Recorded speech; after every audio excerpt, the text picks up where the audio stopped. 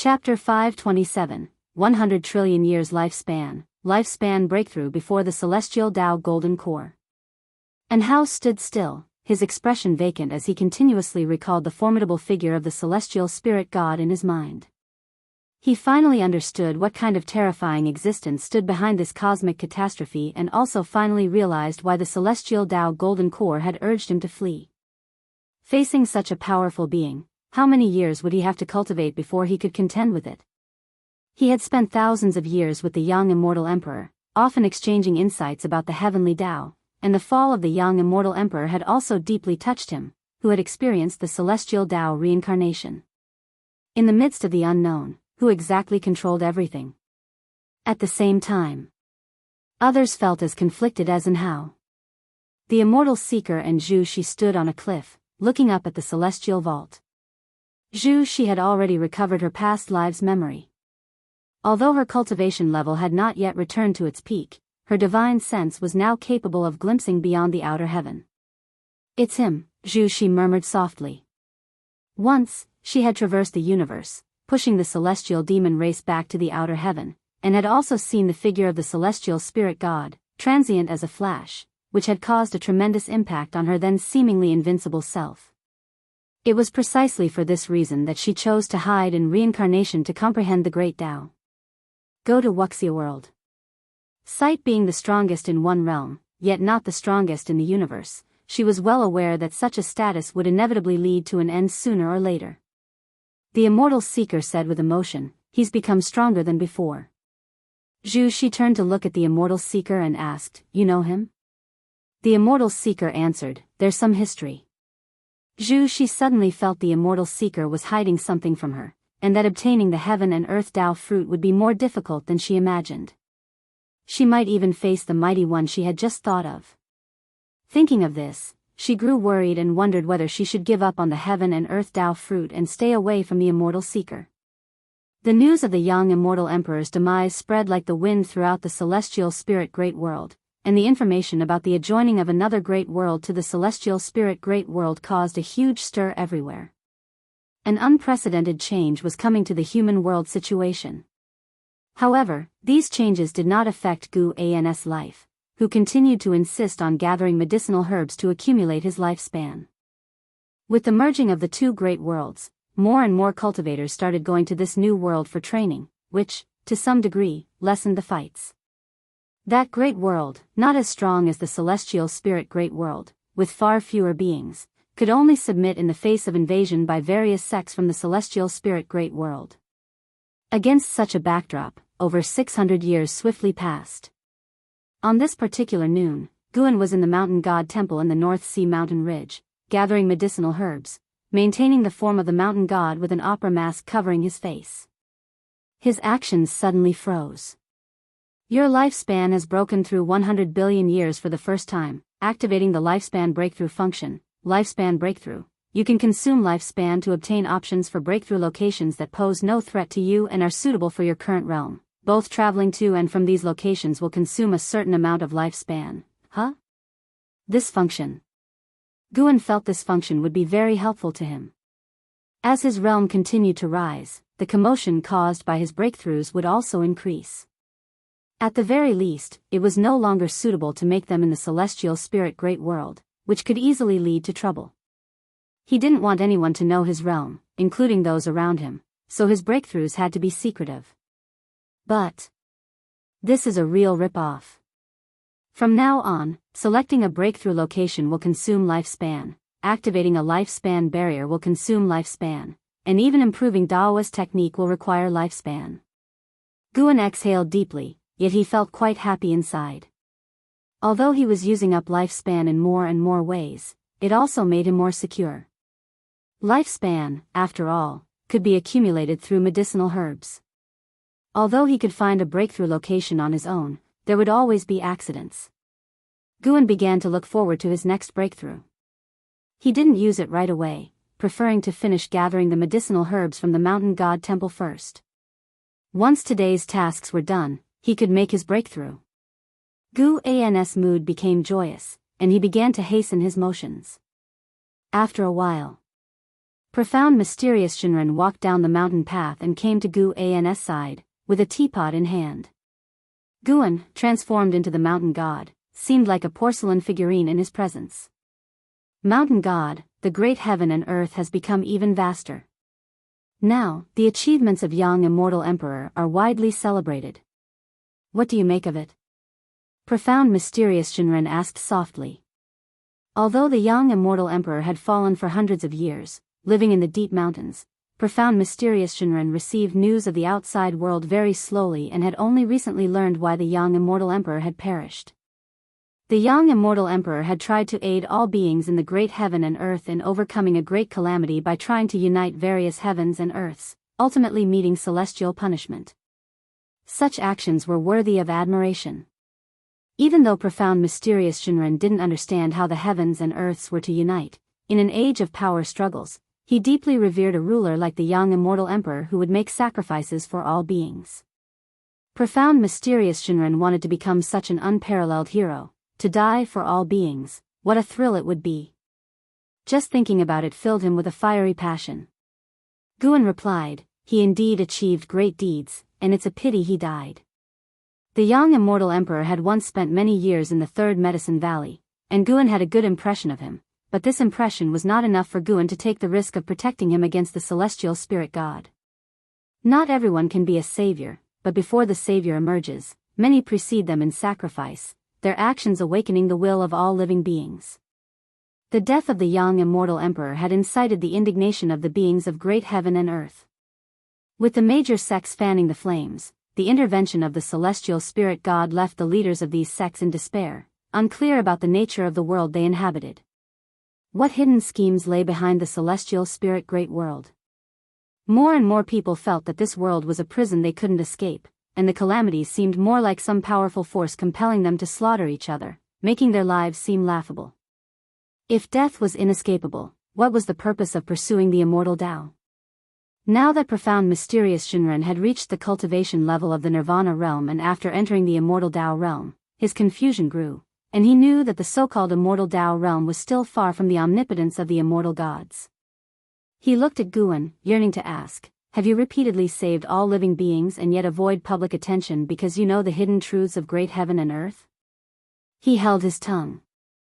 He was afraid of courting misfortune through careless speech. Guan walked forward and said, nothing in this world is ever permanent, not even the power that seems supreme at the moment. Profound mysterious Zenran's eyes shifted upon hearing this. He sensed another meaning. The mountain god was also dissatisfied with the forces behind great heaven and earth, even possibly wanting to overthrow them. Profound mysterious Shinran felt a fire ignite within himself, deciding that he would practice harder from now on, to one day stand shoulder to shoulder in battle with the mountain god. Guan heard his heart's voice, feeling helpless and amused. I was just trying to comfort you. An hour later. Guan left the mountain god temple but didn't head straight back to the North Sea mountain ridge.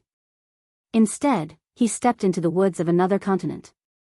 Standing under the shade of the trees, he began to use the lifespan breakthrough function. You have activated the lifespan breakthrough function. Based on your current realm, we have selected the following breakthrough locations for you. 1. War Spirit Holy Mansion, 2. Netherworld Deep Sea, 3. Celestial Extreme 9 Heavens, 4. Path of the Great Tao, 5. Tao Source Ancestor Tree. Guan initially thought there would only be 3 options since lifespan reincarnation had only 3, but he didn't expect the lifespan breakthrough to present 9 choices. The names of these places alone felt significant. Had it not been for the hints that these places held no danger for him, he wouldn't dare to venture there. Of course, there was no danger for him now, but that might change once he started the breakthrough, which meant that he would have to activate the lifespan barrier. Chapter 528, Breakthrough to Balancing Heaven Golden Immortal Realm Perfection. Guan looked at the 9 options before him, sinking into contemplation. These names all seemed good, but some places were forbidden. The War Spirit Holy Mansion wouldn't have anything to do with the battle court, right? Netherworld Deep Sea is out of the question. The land of reincarnation is also very dangerous. The ghost immortals of the 9 Divine Mansion are terrifying. It would be troublesome if encountered. The Path of the Great Tao. that's the cosmic space beyond the world gate, linking the different great thousand worlds. Who knows what one might run into? Guan began to weigh his options. Judging by the names was indeed difficult. His current cultivation level was not enough to deduce the origins of these place names. Clearly, these places were not part of the celestial spirit great world, they were located beyond the world gate. He pondered and pondered. Guan decided to break through in the celestial extreme 9 heavens. With a thought, he immediately made his decision. Transferring to celestial extreme 9 heavens will cost 10 billion years of lifespan. Continue? 10 billion years? Wouldn't that be 20 billion years of lifespan back and forth? Guan's brows furrowed. He had guessed that the lifespan breakthrough would be costly. After all, it was a lifespan function that was enabled by 100 billion years of lifespan. The consumption of lifespan would definitely be huge. Go to Wuxia world. Sight, but he had to break through. The remaining 80 billion years of lifespan should be enough for his breakthrough. Now he could only hope that this place of breakthrough was worthy of the lifespan he was about to spend. After a moment's hesitation, Guan chose to continue the transfer. As soon as the thought settled, he felt an irresistible force envelop him. He didn't feel uncomfortable but rather felt an indescribable sense of profound mystery. His eyes involuntarily closed, and his senses went numb. After a while, Guan felt his feet touch the ground, his senses returned to normal in an instant, and he opened his eyes, his pupils dilating. What entered his sight was a boundless sea of clouds, the sky a deep blue, so high it made one feel the vastness of the great heaven and earth, and one could only feel an infinite awe standing in it. Guan opened his mouth, filled with shock. Such dense Dao spiritual qi. The Dao spiritual qi here was denser than that in the universe outside the celestial spirit great heaven and earth, and purer too, without a hint of impurity. Guan felt that the 10 billion years of lifespan were well spent. He immediately activated the lifespan barrier to prevent the passing of other powerful beings. The lifespan breakthrough would take him to a safe place, but it didn't mean this place would always be safe. After the lifespan barrier was activated, Guan's heart finally settled. One must be cautious in an unknown land. Instead of breaking through immediately, he decided to meditate on the spot, soaking in the majestic sea of clouds. Celestial extreme 9 heavens, could it be there were 9 layers of the sky? Guan thought as he spread his divine sense, rapidly expanding it. However, he found that the sea of clouds was much larger than he imagined. Most importantly, his divine sense could not penetrate downward because the cloud sea beneath his feet was bottomless, with some sort of great Dao power isolating all divine sense. He seemed to be in the sky, yet he was at the very bottom. After a good while, Guan's divine sense still could not probe the end of the sea of clouds. Could this sea of clouds be more vast than the universe he came from? The thought was so preposterous that Guan felt it was absurd, creating even more wariness towards the celestial extreme 9 heavens. Dao spiritual qi that was more dense and pure than in the universe, the space that was vaster than the universe. What kind of terrifying existence could such a place give birth to? Guan took a deep breath and tried not to think about it. He called up his attribute panel. Name, Guan lifespan, 6/815/90/000/000/075 physique, primordial infinite body, cultivation level, innate golden immortal realm perfection, 900 billion years of lifespan, leave 100 billion for transmission, leave 50 billion for the lifespan barrier. That amounts to using 750 billion years of lifespan for the breakthrough. Should be doable, right? The last time Guan tried to cross the tribulation, each failure cost him 50 million years of lifespan to attempt again. This time it won't take 100 million years, will it? If it really does take 100 million years of lifespan for one tribulation attempt, then Guan has 750 chances. No big deal. It's just not good to go for an all-round improvement first. Well, let's widen the gap in realms first. There's plenty of time to improve Daoist techniques later. No matter what Guan chooses, there are pros and cons, but overall, he has been on a steady path to becoming stronger, and that's the right direction. Guan looks at his cultivation level and directly invests 100 billion years of lifespan. A series of prompts quickly pop up before his eyes. You have practiced qi absorption cultivation for 100 billion years. you forcefully attempt to break through to the heaven-balancing golden immortal realm using the great achievement of the Great Tao Great Freedom as you wish Bible. You begin to cross the tribulation. You do not survive the celestial Tao 3 flowers void Great Tribulation. The tribulation has failed. You have practiced chi absorption cultivation for 200 billion years. You forcefully attempt to break through to the heaven-balancing golden immortal realm using the great achievement of the Great Tao Great Freedom as you wish Bible. You begin to cross the tribulation. You do not survive the celestial Tao 3 flowers void Great Tribulation. The tribulation has failed. Heaven-balancing golden immortal. As expected, it takes 100 million years for one tribulation attempt. Guan adjusts his mentality and starts to anticipate how strong the heaven-balancing golden immortal will be. Finally, all the prompts drop, and there's still no success in crossing the tribulation. Invest another 100 billion years. Guan stares expressionlessly at the prompts. After failure, continue. 100 billion years of lifespan. Another 100 billion years of lifespan. Finally, the prompts before Guan start to change.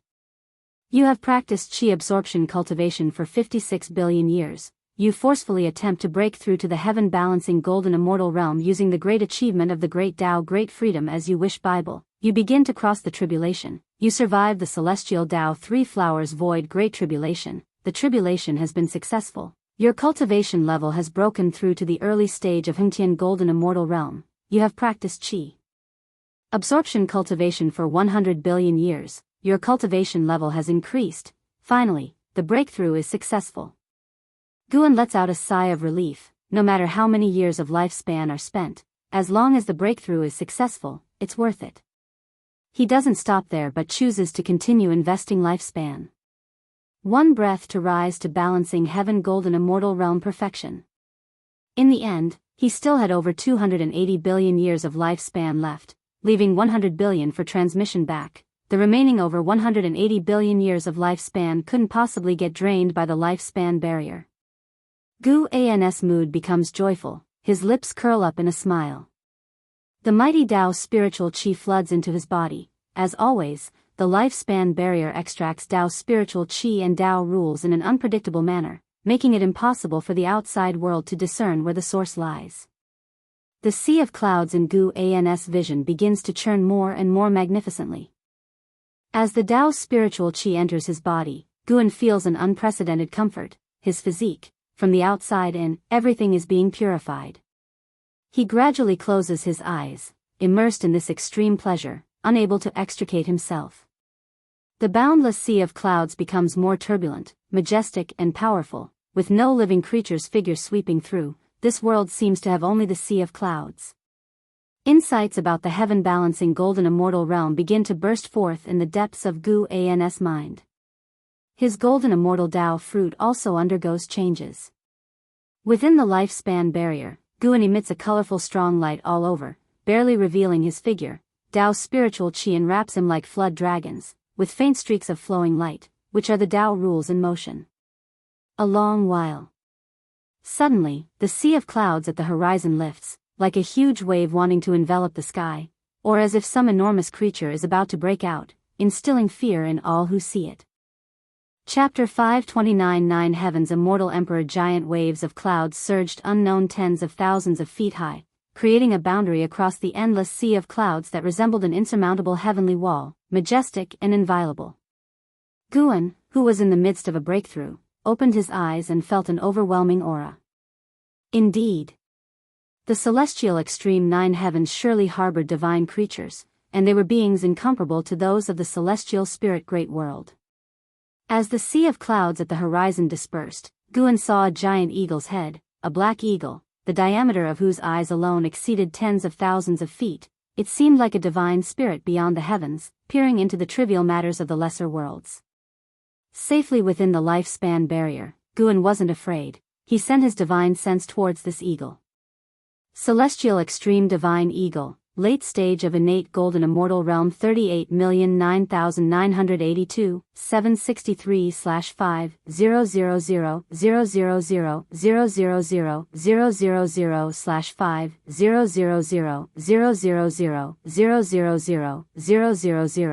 000/5 trillion years of lifespan? An existence that had lived for 38 billion years. Late stage of innate golden immortal realm.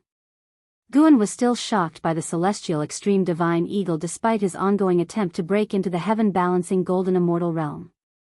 The first being he encountered in the celestial extreme 9 heavens was an innate golden immortal. This sparked a ludicrous conjecture in his mind. Could it be that the lowest realm of beings residing here is also at least an innate golden immortal? Go to Wuxia world. Sight he thought this to be quite likely since he could sense the eagle's terror.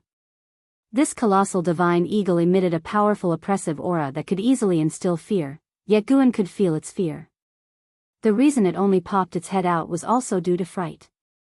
Sure enough, after probing its head, the celestial extreme divine eagle retreated back into the sea of clouds, causing a tumult of fog and waves, magnificent and tempestuous. After the eagle disappeared, Guan closed his eyes and continued to perceive the realm of heaven-balancing golden immortal. As the Tao fruit began its transformation, his divine sense also improved. Even without extending his divine sense outwards, the scope of his heart-eye's vision expanded. The so-called heart eye was the vision Guan saw without deliberately thinking about the exterior when his eyes were closed. This heart eye was miraculous, not consuming his energy or attention, as if it were an innate talent. His vision within the heart eye was rapidly expanding, even surpassing the previous range of his divine sense. With the passage of time, Guan finally stepped into the realm of heaven-balancing golden immortal. His Tao fruit became stronger, manifested not only in increased mana and senses but predominantly in the Tao fruit world. Now, if he were to establish a Tao fruit world, it would be more stable and refined, even enabling him to harness the power of the Tao fruit world for combat. At will, he could create a world larger than the celestial spirit great world. The spiritual energy of this world derived from his mana. He was essentially the Tao fruit world itself. This further confirmed to him that the celestial spirit great thousand world was indeed the Tao fruit world of some supremely powerful entity. If all the great heaven and earth from the universe were to be gathered, it was unknown how vast they would be, but the potential size of Guan's Tao fruit world was also unknown. He hadn't established it yet, and his cultivation level was still increasing, making the Tao fruit world he could establish ever larger. After reaching the early stage of heaven-balancing golden immortal realm, the speed at which he devoured Tao's spiritual qi increased, and he continued to push towards a higher realm. As Guan reached the middle stage of the heaven-balancing golden immortal realm, the boundless sea of clouds churned tumultuously. He seemed to sense something and opened his eyes again.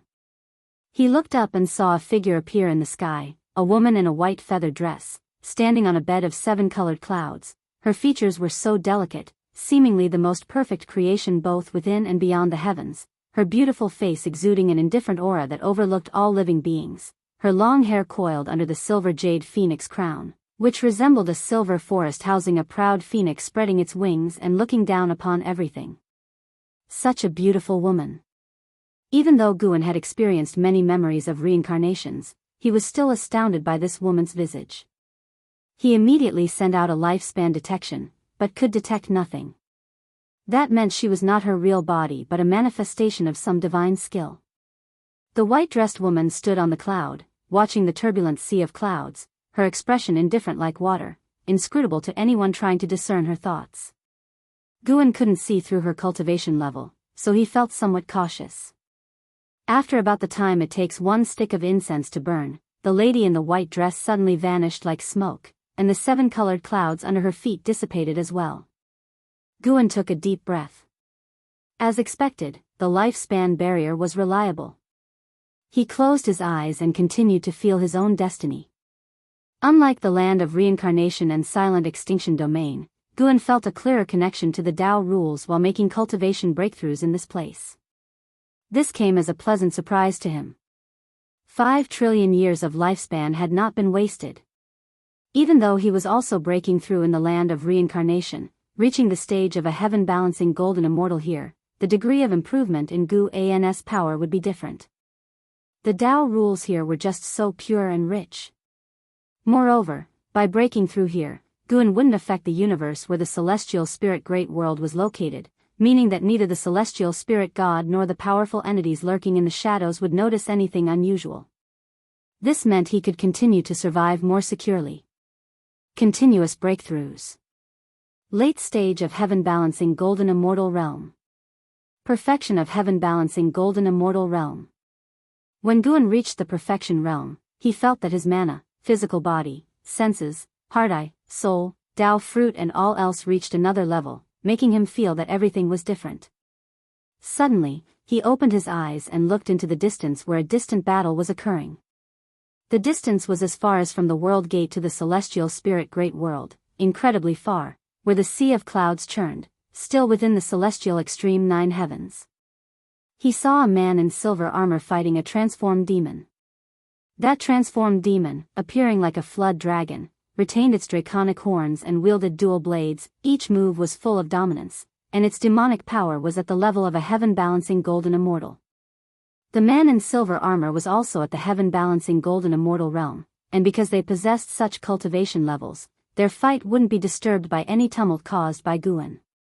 The two seemed to have a deadly feud, fighting fiercely. The man in silver armor exuded an aura that reminded Guan of the celestial spirit god as well as celestial Tao immortal gods. Could this person also be a celestial Tao immortal god? The man in silver armor wielded a long spear, each thrust containing the mystery of divine skills. If they were to battle within the celestial spirit great world, any side's great heaven and earth wouldn't withstand his divine power. With Gu An's current cultivation level, he couldn't determine who would win or lose. Because the distance was too great for the naked eye to reach, Guan could only perceive using his heart eye or divine sense, unable to use lifespan detection. As Guan focused his heart eye on the divine figure and the demon, he could hear their conversation. Celestial Extreme God, do you truly wish to have a fight to the death with this emperor? Eliminating demons and slaughtering devils is my duty. The phenomena in the 9 heavens have nothing to do with this emperor. Then why are you here? This emperor simply wished to visit the 9 heavens immortal emperor. She isn't someone you can meet. Enough talk, prepare to die. The man in silver armor's attitude hardened, determined to slay the great demon. 9 heavens immortal emperor? Guan instinctively thought of the lady in the white dress he had encountered earlier, his intuition telling him that this was the title of the lady in the white dress. At his level, any intuition was not random guesswork. It must be due to a tight causality linking the name of the 9 heavens immortal emperor to the image of the lady in the white dress that he could make such a judgment. Chapter 530, Laws of the World. Guan watched the battle unfold while he waited for his cultivation level to become completely stable. During this process, the battle between the man in silver armor and the mysterious great demon in his eyes gradually slowed down. The Tao rules of the celestial extreme 9 heavens were indeed rich, providing great benefits for Guan, and his aptitude in the way of cause and effect also greatly improved. At that moment, he even considered relocating the Daoist field of the beginningless to the celestial extreme 9 heavens. Of course, he merely thought about it. While the celestial extreme 9 heavens were appealing, they were even more dangerous. So far, he hadn't seen any beings in the celestial extreme 9 heavens with a cultivation realm lower than that of an innate golden immortal. The beings here could easily extinguish the inhabitants of the Daoist field of the beginningless with a single breath, and he suspected that those of lower realms could not survive in this world. They could easily be crushed by the power of the great Tao unless they stayed inside the dojo. After a long time, Gu An's cultivation level finally stabilized. He looked at his remaining lifespan. He still had over 190 billion years left. It was not perilous, a steady breakthrough. Would you like to expend 10 billion years of lifespan to teleport back to the previous location? Guan stood up, his gaze stretched far into the distance, where the distant battle seemed not to have yielded a winner. Looking in other directions, he saw no traces of other beings. He silently chose yes, and then his figure vanished from the spot. Go to Wuxia world. Sight once again, a familiar, peculiar sensation assailed him, and his senses plunged into darkness. After a while, his feet touched the ground again. He opened his eyes and found himself back in that forest, now under the veil of night. His heart eye instantly captured the entire world, spreading quickly, and his heart followed, settling down. He did not leave but continued to observe the universe, aiming to capture all the great heaven and earth within it and imagining the combined size of them. In the universe, there were more than 1,000 great heaven and earth and many little worlds, but even so, all combined seemed quite small in Guan's eyes. He felt that now he could create a Dao fruit world that was larger than the celestial spirit great world before it fractured, indicating that his cultivation level had already surpassed that of the former master of the great world. This was to be expected. After the fragmentation of the celestial spirit great world, free immortals roamed the universe freely, making Daoist Zhangzizai immortal exceptionally rare, indicating that the celestial spirit great world wasn't as exaggerated as Guan had thought before it broke apart. Guan then looked towards the celestial spirit god under the world gate, similar to the celestial extreme god he met at the celestial extreme 9 heavens, with the cultivation of a heaven-balancing golden immortal, yet far from reaching the perfection realm. Finally, Guan no longer felt pressure when facing the celestial spirit god. A smile appeared on his face, his mood becoming even more cheerful. Even though his cultivation level surpassed the celestial spirit god, Guan did not immediately plan to act against the celestial spirit god since there wasn't deep enmity between them, and there was clearly a much larger force behind the celestial spirit god. He would deal with the silent destruction god emperor first. That individual schemed against the Long clan and him, creating an irreconcilable deadly feud. The celestial spirit god, at most, differed in stance, acting out of their duty, not because of Guan, whereas the silent destruction god emperor acted out of self-interest. Guan stepped forward, enjoying the night scenery of the forest. The tiny insects in the dark appeared so vivid, their world was also vivid, bearing similarities to the world humans lived in. Busy with survival, entwined with cause and effect. Great thousand world, great heaven and earth, little world, and the world of insects, all these worlds had their strengths and weaknesses, but all followed a set of rules. In the darkness, a mantis slowly emerged from beneath a leaf, creeping closer to a cicada. At dawn, the sunlight broke through heaven and earth. Between the mountains lay a lake, enshrouded in fog, resembling a paradise from the human world. Leah stood by the lake, holding the 9 extreme sacred heart sword, his gaze fixed on a man in black robes in the distance, his hair disheveled, resembling an evil demon. The man in black robes was actually the transformation of the silent destruction god emperor, who was pondering the ways of the sacred heart sword Dao.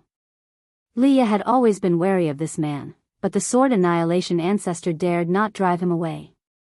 This man even taught him divine skills, so he could only endure in silence. Watching the man in the black robe enthralled, Leah was very curious. What was this man's background? What was he scheming? Why did he want to study the sacred heart sword Dao but not go to the river of sword Dao?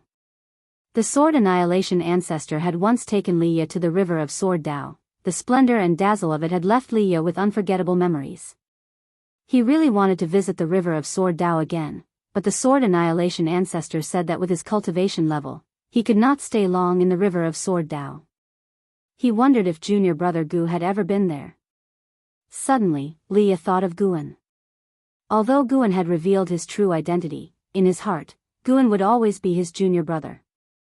It wasn't that he wanted to take advantage, but he felt that the title of junior brother Gu made him feel closer. The supporting Dao sword venerable seemed too distant, and he only felt respect towards him. As soon as he thought of Guan, Li Ya's lips involuntarily lifted in a smile. He and Guan had grown up together. Feeling that Guan was not pretending, perhaps Guan in this life was just an identity of supporting Dao sword venerable's reincarnation.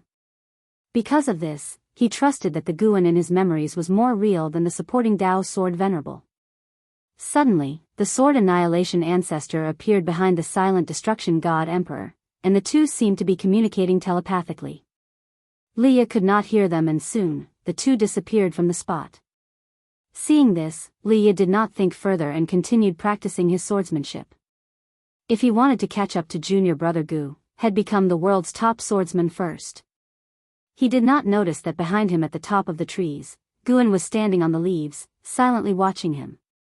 Mountains behind and mist rising from the lake, the scene was so aesthetically peaceful and serene. Guan, having just achieved a breakthrough, thought of Leah, so he came to see him. Looking at Leah, he recalled the feelings and ambitions of their youth. One must not forget one's original aspirations. Reminiscing about the past occasionally could also make his heart more resolute. Guan decided to wait until the Silent Destruction God Emperor had completely passed down the divine skills to Leah, then he would take action against him. As for whether killing the Silent Destruction God Emperor would provoke a stronger existence, he did not care, since the world gates separated them from other great thousand worlds. His intuition told him that the strongest in the battle court would not be much stronger than the Silent Destruction God Emperor, otherwise, the pursuit of Long Qing would not have been delayed until today. A breeze lifted Guan's garments, a leaf fluttered up from beside him, spiraling toward the celestial vault. Seasons came and went. 30 years passed swiftly. Inside the Daoist field of the beginningless, Guan watched Lv practice martial arts, with an Xian by his side, discussing the recent troubles faced by the Qinkuan sect. The Qinkuan sect was already the overlord of the Nine-Spirit continent, but its development always met with troubles. Over the years, an Xian frequently aided people like Yi Qingshan. Now, with an overseas sect targeting the Nine-Spirit continent and supposedly an old monster from the celestial and earthly immortals sitting within that sect. Celestial and earthly immortals were considered legendary to the Qinkuan sect, and even an Xian could not handle them. They could only rely on Guan. Guan, staring at Lv, spoke softly, "You can help the Qinkuan sect, but don't help them expand their territory. If a great cultivator breaks into the continent, then you can make your move." An Xian pouted, helplessly saying, "Master, is whether I intervene the point? I can't beat them." Chapter 531, Legend, extinguished by one hand upon hearing Nzin's words. Guan pulled the fate pen that was tucked at his waist and handed it to an Xian. An Xian was stunned, holding the fate pen and looking at Guan with confusion. She'd seen Guan carry this pen often and was accustomed to its presence, yet since she had not felt any fluctuations of spiritual power from the fate pen, she never thought of it as a magical treasure. "You can use it for now, and I will refine a magical treasure for you later," Guan said, his gaze fixed on Lv, his tone casual. Having been with Guan for a long time, an Xian wouldn't hold back her questions, and she quickly asked, "But how do I use this?" As she spoke, she lifted the fate pen in her hand and waved it through the air, but there wasn't even ink. "When you encounter someone who must be killed, it will show its power," Guan answered, which made an Xian look forward to using the fate pen. She knew that Guan wouldn't play tricks on her. This pen was surely powerful. She immediately bowed in respect and then left with the fate pen. Guan turned his head to watch an Xian, his eyes filled with profound meaning. Having helped people like Yi Qingshan and others for so long, she had gradually become accustomed to it. Although it had not affected her own cultivation, in her heart, Yi Qingshan and the others were like her disciples. Not all relationships in the world were perfect. Should there come a day when Yi Qingshan and the rest pass away, she hoped she wouldn't take it too hard. However, this was also an inevitable experience for those on the path of immortal cultivation. It couldn't be said to be good or bad, but experiencing all human emotions could shape one's Dao heart. Go to Wuxia world. Sight after an Xian had left, Lv opened his eyes and asked, "Master, what exactly is this divine skill?" "It doesn't seem like a divine skill, it's very mysterious, and even though I am cultivating, I can't clearly describe its profound mysteries." After entering the Daoist field of the beginningless, Lv started to address Guan as master, and Guan did not refuse since their relationship hadn't reached the level of brotherhood before. Guan looked up at the celestial vault and said, "Indeed, it's not a divine skill. Once you master it, you will understand what it is. It will help you dominate this part of the human world." Upon hearing this, Lv instinctively asked, "Just this part of the human world?"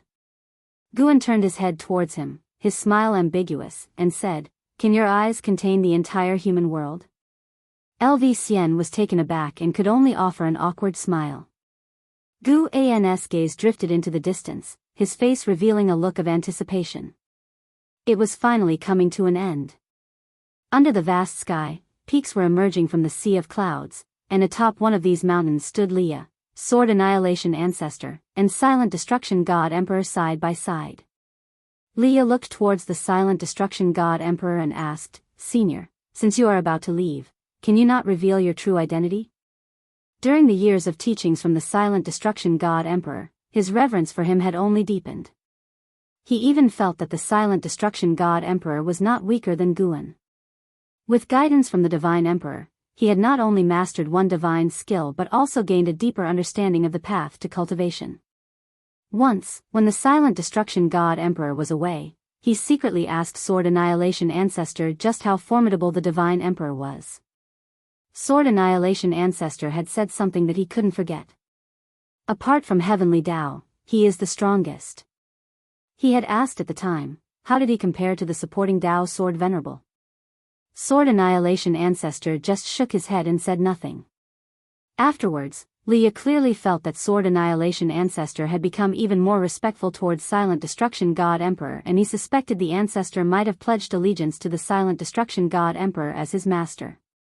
He dared not ask too much. After all, before he became a disciple, Sword Annihilation Ancestor had mentioned that he bore a great cause and effect, and he didn't want to bear this burden prematurely.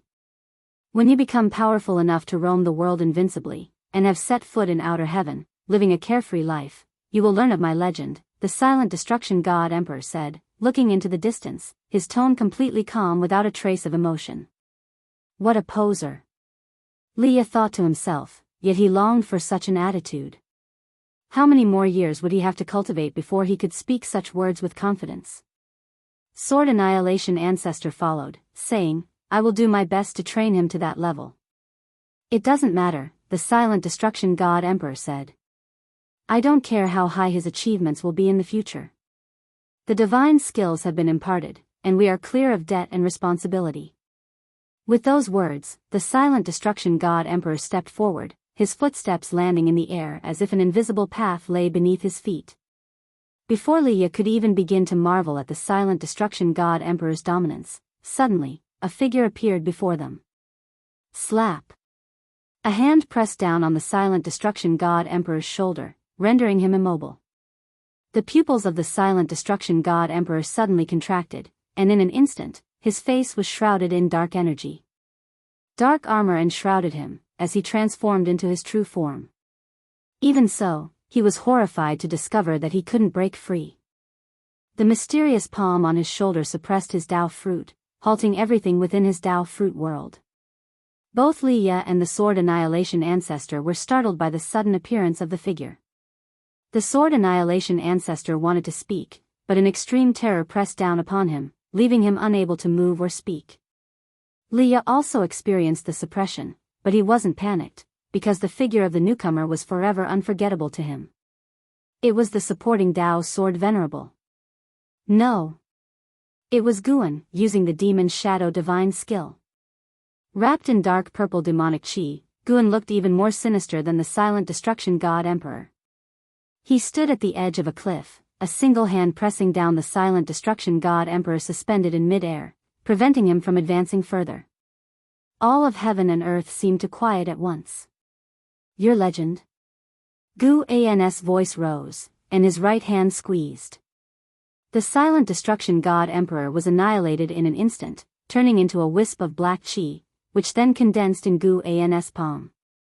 The powerful Silent Destruction God Emperor was completely defenseless in Guan's grasp.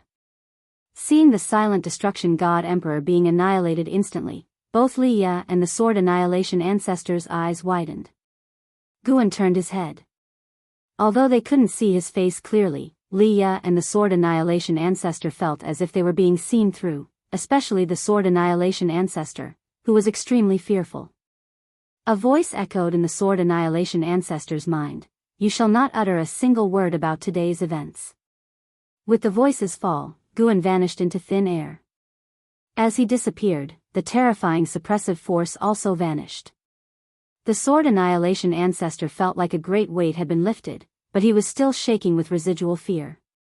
Leah stood still on the spot. The words of the Silent Destruction God Emperor still echoed in his ears. Go to outer heaven to hear his legend. The legend, could it be extinguished by Guan? With a mere hand? Leah was caught in a shock. Only a moment ago, he had been inwardly convinced that the Silent Destruction God Emperor was the only one who could possibly be stronger than Guan. And yet Guan had appeared and extinguished the Silent Destruction God Emperor. At this moment, he even harbored a ridiculous suspicion. Could it be that Guan had heard his inner thoughts, and that's why he appeared? Then, he dismissed this suspicion, thinking himself foolish to come up with such an absurd reason. He began to feel confused. What enmity did Guan have with the silent destruction god emperor? He turned his head to look at the sword annihilation ancestor, and his expression changed accordingly. After so many years together, he had never seen the sword annihilation ancestor show such a look. Fear, despair, relief, nervousness, and more. Seeing the sword annihilation ancestor with such a complex and troubled expression, Leah felt as if something inside him had shattered. How could the master he revered be less formidable than junior brother Gu? He suddenly felt lost. Chapter 532, Ascending to Yellow Heaven, Emperor of Absolute Thought. Leah struggled to adjust his emotions. He looked at sword annihilation ancestor, cautiously asking, "Master, are you all right?" Although the image of his master had collapsed in his heart, the many years of guidance were a kindness he could not forget.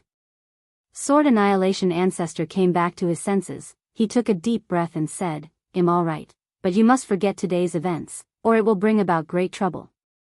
He knew very well how terrifying the silent destruction god emperor was, and this one was the original entity. Having the capability to suppress the silent destruction god emperor so easily, the Tao practice of that being just now. Sword annihilation ancestor couldn't help but tremble. He even dared not think deeper. The pressure Leah felt was far less than that of sword annihilation ancestor. He didn't feel that sword annihilation ancestor was too cowardly. After all, considering his relationship with Guan would definitely take care of him. TSK, junior brother Gu sure knows how to scare my master, truly not giving any face. Leah felt emotional. He also couldn't help but wonder, just how high was junior brother Gus's cultivation level? How could such an unrivaled powerful existence be so easily defeated by junior brother Gu? Leah couldn't figure it out, he just couldn't understand. How many years had Guan cultivated, and how many hardships had he endured to become so powerful? Leah couldn't imagine. Go to Wuxia world. Sight sword annihilation ancestor also couldn't imagine, even as a profound yuan-free immortal, in his knowledge, apart from the celestial spirit god guarding the world gate, the silent destruction god emperor was the most powerful being. Previously, supporting Dao's sword venerable had exterminated the incarnation of the silent destruction god emperor, and when the silent destruction god emperor himself arrived, it frightened supporting Dao's sword venerable to leave the celestial spirit great world, undeniably proving the power of supporting Dao's sword venerable. But now, sword annihilation ancestor could accept the defeat of the silent destruction god emperor, but could not accept that the silent destruction god emperor had no power to fight back. The celestial spirit great world became a frightening place in the eyes of sword annihilation ancestor. The one center of the great thousand world indeed hid unfathomable and terrifying cause and effect. He dared not be curious about who that being was, only hoping he could forget. Having lived for so many years, he knew very well that even without speaking, remembering certain things could also bring boundless trouble. On the other side, Guan had already returned to the Daoist field of the beginningless. The reason he spared sword annihilation ancestor was firstly due to Li Ya's face, and secondly because he had ways to eliminate the cause and effect, ensuring the incident wouldn't be spread. He arrived in his courtyard, lying on a chair. He raised his right hand and flipped it open, revealing a black pearl, which was transformed from the silent destruction god emperor. The black pearl was not the true body of the silent destruction god emperor, but was suppressed by Guan's power of cause and effect. Within the black pearl, the silent destruction god emperor was helpless, unable to escape, only to be handled by Guan. The silent destruction god emperor had possessed so many of the Long clan's juniors. Guan couldn't just kill him, he needed to understand the reasons. He began to soul search the silent destruction god emperor. The flowers and grass in the courtyard slightly swayed, and sparrows chirped on the old trees, enhancing the liveliness of the courtyard. Shenzhen came back carrying a bamboo basket. She was in a good mood, humming a little tune she had heard from the folk. When she saw Guan admiring a black pearl, she couldn't help but ask, "What is the origin of the pearl in your hand?" She was just curious and didn't think much about it. Usually, Guan liked to fiddle with little gadgets, making others feel cultivation was easy for the highly skilled, with no need for daily practice. "I picked it up in the river." Guan casually replied. His heart, however, was filled with murderous intent. Through soul searching, he saw the tragic conditions of generations of the Long clan's talented members. The lighter cases were possession, the severe ones endured endless torment, being tortured to death alive. The silent destruction god emperor was not reincarnated into the Long clan, but targeted the exceptionally talented disciples of the Long clan for possession, thus seizing their lives. If the possession failed, he would find ways to take their bloodline, making the victims endure unimaginable pain. As Guan had guessed, the silent destruction god emperor had indeed targeted the Long clan's bloodline because of Long Zhan. The divine emperor had noticed Long Zhan when he roamed the universe. He found Long Zhan's growth rate astounding, hence always kept him under covert observation. When Long Zhan crossed the 9 heavens of the immortal path, he felt threatened, thus making his move to execute him. Afterward, he took Long Xian as his disciple and assisted Long Xian in rebuilding the battle court, having a genuine mentor-disciple bond with Long Xian, without ever attempting possession. Later, Long Xian was killed by a supreme being, and the silent destruction god emperor could not avenge him, which deeply provoked the silent destruction god emperor. Afterwards, Long Xin's grandson exhibited a talent no less impressive than Long Zhan's. He then became greedy, continuously searching and continually failing, making him more obstinate, eventually leading to a great disaster. The one who killed Long Xian came from ascending to Yellow Heaven, known as Emperor of Absolute Thought. In the memory of the silent destruction god emperor, at that time, he had yet to reach the middle stage of the innate golden immortal realm. Facing the Emperor of Absolute Thought, he was completely powerless and only managed to escape by using a secret technique. After that, he never encountered the Emperor of Absolute Thought again, and he dared not venture to ascending to Yellow Heaven, which seemed to be a forbidden place to him. Besides, Guan also learned about another existence. Immortal Emperor. This person was the Lord of the War Court, initiating the war that overthrew the power of the Long clan. He was also the longest ruling entity of the battle court, claiming he could be eternally immortal as long as a living being could chant his title, allowing him to resurrect. The silent destruction god emperor was also wary of the immortal emperor. The two never clashed. It's worth mentioning that the immortal emperor was not interested in the Long clan, spending years in seclusion. It was his offspring who, fearing the Long clan's resurgence, began the extermination. As Guan continuously extracted memories, Shenzhen sat on a nearby stool, quietly watching him. For some reason, she felt the black pearl in Gu An's hands had a not-so-simple origin. Moreover, Gu An's current state gave her an indescribable feeling of profound mystery. She felt like painting. Hence, she took out a palette and set it up in front of her, then hung up a sheet of paper and took out her ink and brush. Guan noticed her actions but said nothing. Time quickly passed. After a long while. After Guan finished plundering the memories of the silent destruction god emperor, he clenched his right hand, shattering the black pearl. You have successfully seized the lifespan of the silent destruction god emperor, middle stage of innate golden immortal realm, for 15,098,273,628 years, 15 billion years of lifespan. Upon seeing this prompt, dark thoughts of slaying innate golden immortals arose in Gu An's heart. But he quickly suppressed them. To live to the innate golden immortal realm, one must surely not be ordinary. Like the silent destruction god emperor, his master, close friends, and disciples were all extraordinary. Just killing him was manageable, as Guan could erase the cause and effect, but if he killed too many, it would always lead to major trouble.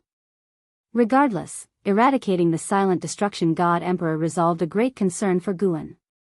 After that, he could fully enjoy life and watch his disciples grow. Guan turned his head to look at Shenzhen nearby, curious about the kind of painting she had created. He saw Shenzhen holding the brush, her expression slightly blank, completely fixed in front of the palette, motionless. Guan immediately stood up and walked over to her, making his way to her side, looking at the drawing paper with squinting eyes.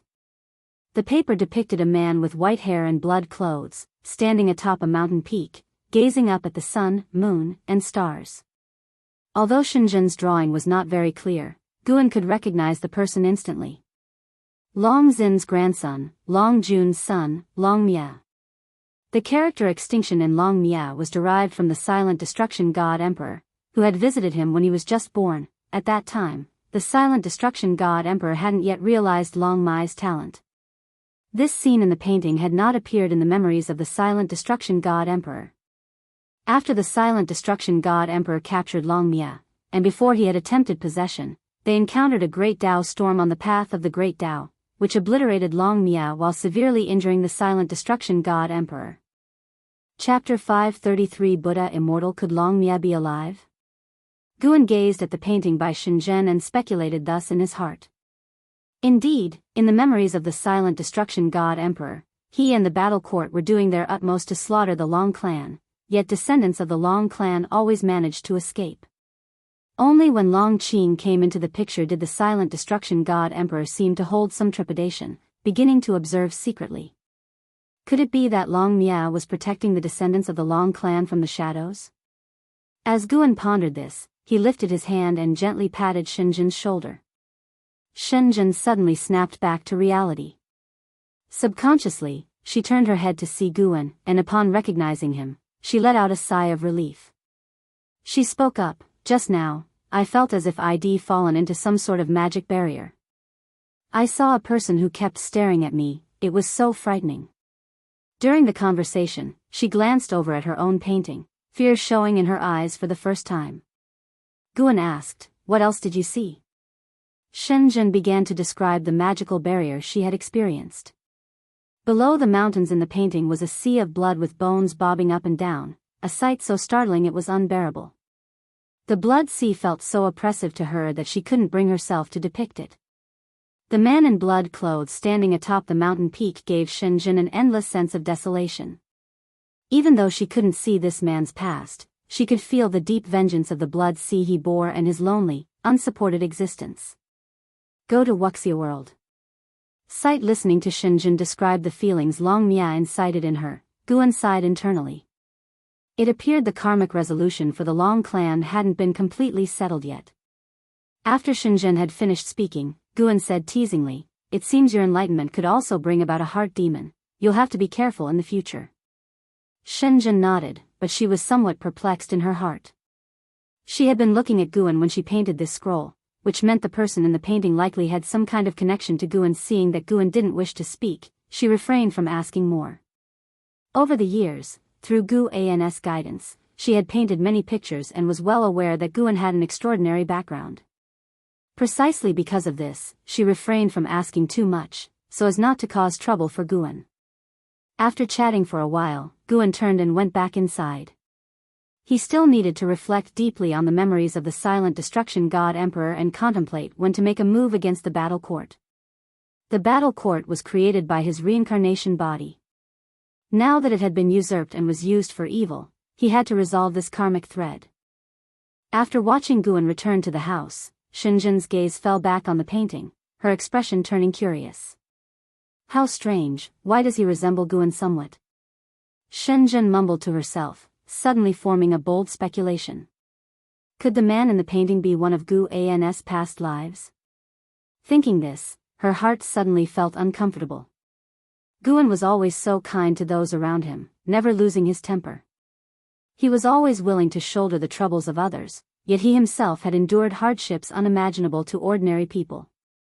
Shenzhen had always found Guan to be great, able to treat people well, and even rescue all living beings. But as her realm grew higher, her admiration for Guan only increased. Guan always managed to refresh her view of him. Shenzhen looked at the person in the painting, her gaze once again becoming unfocused. The yellow sand filled the sky, and the windstorm raged like raging floodwaters and ferocious beasts. An ancient temple lay amidst the sandstorm. Jianghu, his white hair tied behind his head, pushed open the main gate, entered the Buddha hall, and then proceeded to close the door. The divine exotic realm master and divine exotic ghost kings were meditating around the room, each one pale and weak, with the divine exotic realm master's face covered in bloodstains, looking very frightening. The divine exotic ghost king known as Zhen Ludao opened his eyes to look at Zhang Buku and asked feebly, "Have you found anything?" Zhang Buku shook his head and said, "It's endless and desolate, without a living soul. The sun overhead grows ever hotter, and at this rate, we will surely be refined away." As these words were spoken, the divine exotic ghost kings all opened their eyes. Damn it, now we're really screwed. I have been saying, we shouldn't chase after that immortal fate. It's unreliable, and given our unique powers, we can't act together. What's the use of saying this now? Master, at least say something, we can't just sit here and accept our fate. That bastard is definitely hiding in the shadows, waiting for us to be powerless to resist. If we fall into his hands, it will be worse than dying under the blazing sun. The Buddha hall fell into noisy chaos, but Zhang Buku had grown accustomed to it. He looked up at the large Buddha statue behind him, which was covered in dust and appeared so ancient. Ever since he had entered this temple, Zhang Buku had felt there was something off with this Buddha statue. Although the Divine Exotic Realm Master and the Divine Exotic Ghost Kings had all checked it, he still felt uncomfortable. He had the feeling of being watched by a malicious gaze. The Divine Exotic Realm Master noticed something wrong with Zhang Buku's expression and asked, "Are you okay?" Zhang Buku looked at him and shook his head. "I'm fine, but I feel there must be a deeper intention for that person leading us into this realm. It's probably not just to wait for us to die because we're no match for him now." As these words came out, the Divine Exotic Ghost Kings stopped their bickering and all turned to look at him. Zhang Buku took a deep breath and said, "My friends, on the way here, you all saw those Buddha heads in the desert, as if left there on purpose by some being, guiding us to this temple. Maybe our chance of survival lies within this temple." Hearing this, the Divine Exotic Ghost Kings all stood up, looking around. The Divine Exotic Realm Master thought it made sense and turned his head to observe the surroundings. Slowly, a heavy silence fell upon the Buddha hall. After a while, everyone's gaze was drawn to the large Buddha statue. Defying the 9 netherworlds, Anxious asked, "Do any of you feel something is off?" His words broke the silence, prompting the other Divine Exotic Ghost Kings to speak up, sharing their feelings as if the liveliness could drive away the unease in their hearts. Zhang Buku's pupils suddenly dilated, his eyes fixed on the large Buddha statue's eyes. Nearly touching the ceiling, the statue's face was shrouded in darkness, making its features blurry. Zhang Buku saw that its eyes were smiling. This sent a chill through his body, a fear arising instinctively in his heart. Soon, the Divine Exotic Ghost Kings quieted down too, as they also noticed the statue smiling a cold, evil grin, sensing a greed that seemed to emanate from it. They slowly gathered together, shoulder to shoulder. The Divine Exotic Realm Master stared at the large Buddha statue, took a deep breath, and asked aloud, "May I ask which senior rests here? If we have disturbed you, please show us a way out." As his words trailed off, the eyes of the Buddha statue twisted into 2 sly slits, all the more eerie. "Do you want the immortal fate? It lies right here." An eerily cold laughter rang out, making Zhang Buku and the others grow even more wary, pressing even closer together. Despite his fear, the Divine Exotic Realm Master asked in a steady voice, "We are willing to forsake the immortal fate.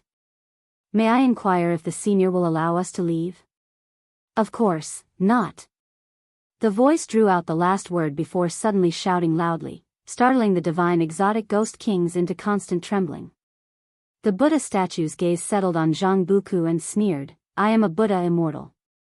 I need much flesh and blood to revive, though I have no wish to resurrect. One of you will be chosen to inherit my legacy." One of the Divine Exotic Ghost Kings asked bravely, "And what of the others?" The Buddha immortal turned to him and replied with a hideous laugh, "Naturally, they will be devoured by my inheritor." The hall fell into silence again. Zhang Buku felt uneasy under the Buddha immortal's gaze from before, intuitively sensing that they were being toyed with.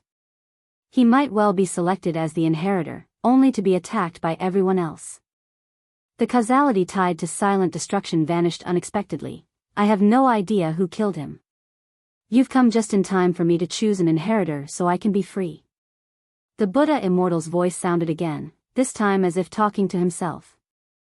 Chapter 534, The Realm of Eternal Indestructibility. The Buddha immortal's muttering made Zhang Buku and the others even more nervous, for they could feel the Buddha immortal's urgency. The more so, the more dangerous it was for them. The Buddha statue that the Buddha immortal had transformed into was slightly trembling, as if it were about to crack. "Escape!"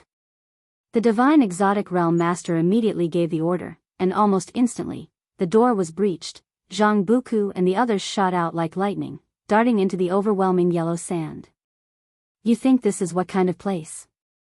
Escape? You will soon find that killing each other is easier than escaping, for I have already dissolved the causal bonds between you. From this moment onwards, you are all independent beings. The voice of the Buddha immortal resounded, and Zhang Buku as well as the divine exotic ghost kings could feel the restraints on themselves disappear. They had obtained the freedom they had longed for. However, they were not relieved. Instead, they were more afraid. How terrifying must be the cultivation level of a Buddha immortal who could easily dissolve divine exotic causality. Even Zhang Buku, who was afraid of neither heaven nor earth, felt despair. Having left the celestial spirit great world for thousands of years, having endured so many hardships and dangers, is it really going to end today? In Zhang Buku's mind emerged the faces of Guan and Leah, not knowing how those two were getting by now. Such thoughts came quickly and left quickly in his mind. He did not have the luxury to think about so much. Go to Wuxia world. Sight after killing the silent destruction god emperor, Gu An's life resumed its tranquility. The celestial spirit god also made no move, still sitting under the world gate. The 7 subordinates of the silent destruction god emperor had not noticed anything amiss. In their view, it was impossible for anything to happen to the silent destruction god emperor, and since their cultivation level was far below that of the silent destruction god emperor, they could not deduce the silent destruction god emperor's causality. The fall of the silent destruction god emperor, capable of overturning the celestial spirit great world, did not cause any impact on this world. The world's currents surge and ebb. There are always those who call the wind and summon the rain falling from power, and there are always new figures emerging, dominating the scene. Time flew by swiftly. 2,000 years passed in a blink of an eye. The human world has entered a new chapter. This year, just after the new year. Immortals Seeking Island. Guan was strolling on the street, an Xian and blood prison great saint following behind, with Hu Xiaojian walking in front, bending over, continuously introducing the situation along the way for the 3 of them. Hu Xiaojian, who was over 8,000 years old, had also reached nirvana, and now held a very high status on Immortals Seeking Island. Many people seeing him so respectfully guiding others, could not help casting curious glances at Guan. However, as soon as they turned their heads, the image of Guan was gone from their minds, leaving them puzzled, but it wasn't long before even that puzzlement disappeared. Guan, looking at the bustling Immortals Seeking Island, had a smile on his face. After leaving the Supreme Sect, Guan still maintained his relationship with Human World Peak and Immortals Seeking Island. Both powers considered him a reclusive great cultivator, and no one associated him with supporting Dao's sword venerable. The great heaven and earth is too vast. How many great cultivators were there under the heavens? Like carps crossing the river, the supporting Dao's sword venerable had already been forgotten by the world. Hu Xiaojian kept talking, all the while observing Gu An's expression. Seeing that Guan was satisfied, he felt very excited. Although he often saw Guan, today was different. Immortals Seeking Island was hosting its 1-century grand event. He was personally in charge of handling it. The street was full of trading stalls, with cultivation treasures as far as the eye could see. Everything that met the eye was his accomplishment, so naturally, he hoped Guan would praise him.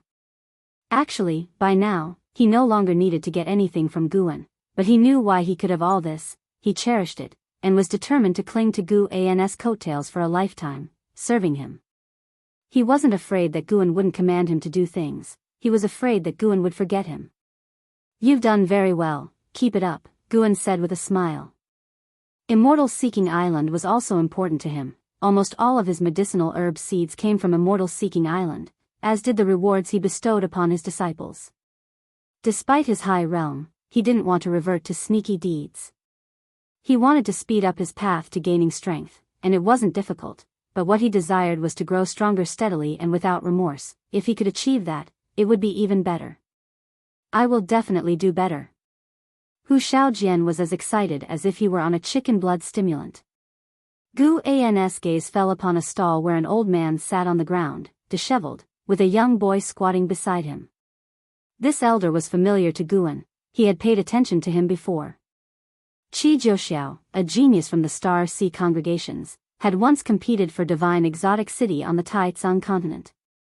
Guan had saved Anhao at the time, and also incidentally rescued Qi Jiuxiao and Qi Bei who were accompanying Anhao. This Qi Jiuxiao was no ordinary figure, stepping into the Nirvana realm at the age of 500, what an exaggeration. In terms of the speed of his early cultivation, he was even faster than Anhao, mainly due to the resources of the Star Sea congregations at his disposal. If reaching the Nirvana realm first were to determine talent, then the offspring of the immortal dynasty born in the Nirvana realm could not all be said to possess more talent than Anhao, could they? Guan could sense that Qi Jiuxiao was injured. While his realm remained, he was unable to gather mana within his body. The boy beside him was his progeny left in the human world, now by his side. Thousands of years had passed, and the situation in the human world had continually changed. The Star Sea congregations had encountered upheaval, with many internal families being purged, including the Qi family. The Star Sea congregations were of no concern to Guan, and he had no intention of caring. Had it not been for people like Anhao, Profound Celestial Intent, Leah, and Zhang Buku who had gone to the Star Sea congregations to cultivate, he wouldn't even bother paying attention to the organization. Guan simply glanced and then withdrew his gaze, continuing forward. Qi Jiuxiao didn't notice Guan's attention, his mind preoccupied with concerns that the bustling streets could not dispel. "Master, how long will we stay here?" The boy next to him asked, his eyes falling on Guan and others, feeling that these people had an extraordinary status, their aura completely different from the passers-by. Qi Jiuxiao, with his head lowered, softly said, "Until the Immortal Seeking Conference ends." Upon hearing this, the boy sighed, looking at the lively and bustling street, full of longing in his eyes. Since his birth, he had been alone, and it was only last year that he became Qi Jiuxiao's disciple. He cherished his current life, but also longed for a better path in immortal cultivation. After spending half a day at Immortal Seeking Island, Guan took an Xian and Blood Prison Great Saint away. The two had purchased many items on the island, planning to bring them back for the others in the dojo. Back at the dojo, Guan stood before the mountain of 10,000 swords and retrieved the treasured swords that he had selected at Immortal Seeking Island, embedding them into the mountain. The mountain of 10,000 swords now bristled with treasured swords, each containing its own unique sword intent. After placing the swords, Guan began to admire his creation. Over the years, aside from comprehending the Great Tao, he had not neglected the Sword Tao. He could now connect with the Sacred Heart Sword Tao created by Yang Xian. After all, Yang Xian was him, so controlling the Sacred Heart Sword Tao was not difficult for him. The Sacred Heart Sword Tao, everlasting within the river of Sword Tao, sparked Guan's interest in the river of Sword Tao. If the Tao could become a river, then it could be everlasting. This mystery fascinated him. He hoped that his mountain of 10,000 swords could reach the state of being eternal too. After watching for a while, Guan suddenly felt something, his pupils reflecting a scene. There was a great battle upon the river of Sword Tao. Both combatants possessed the cultivation level of Profound Yuan Free Immortal. Their Sword Tao prowess was incomparable, not even weaker than the Sword Annihilation ancestor. Guan observed their Sword Tao clash and understood their complex causality. Both hailed from different great thousand worlds, both believers of the Sword Tao, and both looking up to the Sacred Heart Sword Tao. As the long years passed by, Yang Xian was no more, but his Sword Tao had become an eternal existence. Chapter 535, The Calamity of a Strange God in the Void of Endless Darkness. A sparkling river flowed quietly, with neither its source nor its end in sight. This was the river of Sword Tao, situated within the space of the Great Tao. There were no stars here, no worlds, only endless darkness, and it was the only light in that darkness. The river of Sword Tao was vast and boundless, radiating an ancient and eternal aura. Somewhere along the river of Sword Tao, two figures were engaging in battle, their forms weaving and sword chi crisscrossing. Their sword chi was incredibly powerful, but when it fell into the vast river of Sword Tao, not even a splash was raised. As the scene zoomed in, looking from behind the two men, the river of Sword Tao seemed like an immense ocean, endless from any direction one looked. The collision of two strands of sword chi, carrying the dominant might that could shatter heavens and earth, forced both figures to retreat in unison, creating a distance of 10,000 miles between them. One of them, dressed in a blue robe and holding a wooden sword, directed his gaze toward his distant opponent, squinting as he spoke. "Such a nimble sword, do you hail from the Kanglan sword domain? The other sword cultivator, dressed in white robes, held a long, slender black sword in his hand, the blade glinting with flowing light as if water slid across it. In response to the inquiry, the white-robed sword cultivator snorted coldly, "Your sword carries a fighting spirit. I didn't expect Battle Court to have people dedicated to the sword Dao. I had thought Battle Court was all full of obsessive lunatics." The blue-robed sword cultivator answered, "Continuing our fight won't decide a victor." The white-robed sword cultivator remained silent, his eyes filled with dissatisfaction. In the Kanglan sword domain, his sword Dao might not be the strongest, but he was invincible amongst his peers in the same realm, capable of sweeping through opposition even when entering a new great realm. But today, he had met his match, and to make matters feel worse, his opponent came from the very battle court he disdained. Go for a force like the battle court to produce a swordsmanship genius he could not defeat was incredibly frustrating for him. The blue-robed sword cultivator was about to speak again when he suddenly turned his head, and not just him, the white-robed sword cultivator also glanced in the same direction. They both looked towards the same direction, only to see sword chi surging out from within the river of sword Dao, amassing into a figure on the surface of the river. CTH Nell Fire. And a website on Google to access chapters of novels early and in the highest quality. Seeing this figure, both sword cultivators frowned simultaneously, a sense of unease filling their hearts. Far in front of Mountain of 10,000 Swords, Guan also saw this figure. He was unable to deduce the figure's causality, signifying the person's high level of cultivation. Under Guan's gaze, the mysterious figure slew two profound yuan-free immortals with a single slash, then turned and walked into the river of sword Dao, disappearing from sight. Although he couldn't see through the figure's causal origins, he felt the use of the Sacred Heart sword Dao. Speaking of which, even the silent destruction god emperor could not progress in his path upon seeing the Sacred Heart sword Dao. Just how alluring was the draw of the Sacred Heart sword Dao? Although Guan could control the Sacred Heart sword Dao, he merely borrowed its power and was unable to extract the Sacred Heart sword Dao from the river of sword Dao. He could allow others to cultivate the Sacred Heart sword Dao or forbid it. However, before he integrated the memories of Yang Xian, someone had already begun cultivating the Sacred Heart sword Dao, and he had no desire to cut off their progress. Guan retracted his gaze and continued to stand still in place. After a long time, Chen Chuan arrived beside Guan and said, "Master, I have encountered a bottleneck." Guan spoke softly, "The time has not come." Chen Chuan was taken aback. He scratched his head and said awkwardly, "Master, I haven't even said anything yet. The hardest part of immortal cultivation is enduring the years. To resist loneliness and inner restlessness is even more difficult than breaking through realms," Guan said casually. After speaking, he turned and walked away. Chen Chuan followed his steps and said, "I heard disciples from Jianghu's sect discussing someone named Liya, who wields the 9 Extreme Sacred Heart sword. Is the 9 Extreme Sacred Heart sword the one I wanted to obtain thousands of years ago?" With his current Dao practice, he didn't need to leave the Daoist field of the beginningless to peek into Jianghu's sect. Unable to leave the dojo, Jianghu's sect thus became his channel to understand the outside world, and not just for him, it was the same for others within the dojo. Apart from Shenzhen, an Exian, the blood prison great saint, the white spirit rat, the others dared not leave the dojo, nor did they challenge Guan's different treatment of certain individuals, because they knew these people would follow Guan eternally, while they themselves did not have such firm resolve. Guan's decision to keep them was also out of the hope that they would accumulate strength. Guan responded, and after thousands of years had passed, Chen Chuan finally wanted to go out into the world, both to investigate the cause of his parents' deaths and to satisfy his curiosity about the world. He felt his sword should unsheath, to let the world witness his strength.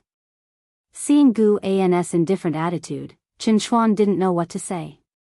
Guan stopped in his tracks and pointed a finger at Chen Chuan's forehead. Chen Chuan couldn't react in time and was instantly immobilized, completely frozen. Guan then continued on his way. After a while, Chen Chuan awoke with a start, his back drenched in sweat, and he couldn't help but gasp for air. He genuinely felt the sword aura of 2 sword cultivators on the river of sword Dao and saw how they died. At first, he had admired the figures of the two sword cultivators, but then a mysterious entity appeared and extinguished them with a single sword strike. Qin Chuan's pride was dampened, and he could appreciate the painstaking care of his master. "I'm not strong enough yet, the time hasn't come," Qin Chuan muttered to himself, his eyes gradually becoming resolute. Night fell, and Guan was reading in the study, the candlelight illuminating his face. At the table, there was another person reading. It was Shenzhen. Shenzhen had idle time, disliking qi absorption cultivation. Whatever book Guan was reading, she would also read, and the two would often discuss. Guan also enjoyed discussing with her. The two were initially connected by their love for books. The books that Guan enjoyed reading, she would also read, and they would even write books for each other. Guan was engrossed in his book when he suddenly heard the divine exotic immortal spirit speak. At that moment, Shenzhen looked up, her voice excited. "This plot twist is great." In a rainy night, they start fighting over a blood feud, and when the male lead is gravely injured, they share an intimate moment to settle regrets, then kill him amid complex emotions. Guan gave her a look and said, "Can you not read these chaotic books?" He put down the book in his hand and took the book Shenzhen was holding, then studied it carefully.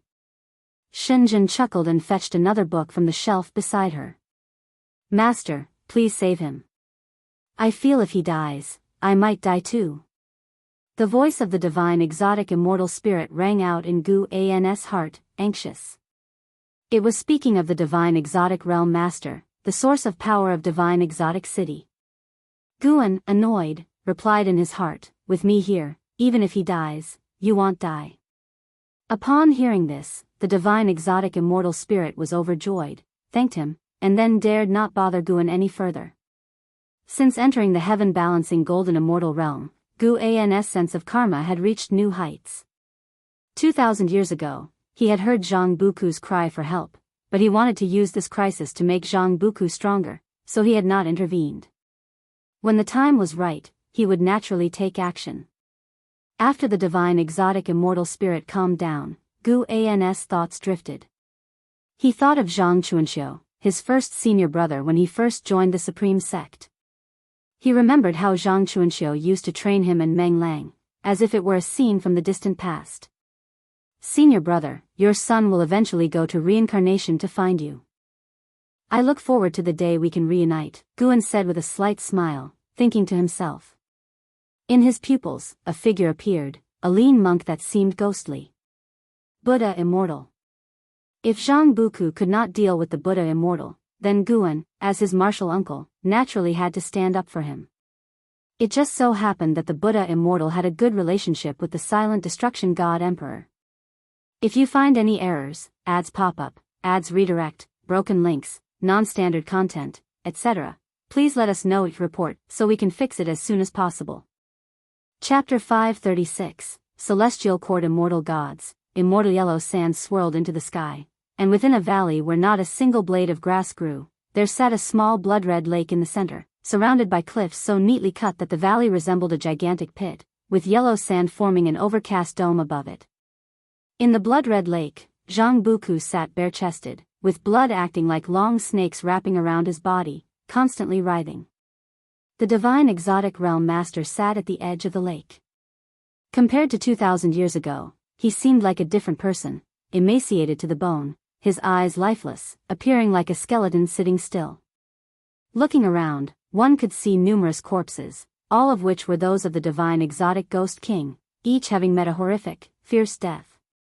Suddenly, a yellow wind descended from the sky, forming a skull above the blood lake. It was the head of a Buddha statue, ancient and time-worn. It was indeed the head of a Buddha immortal.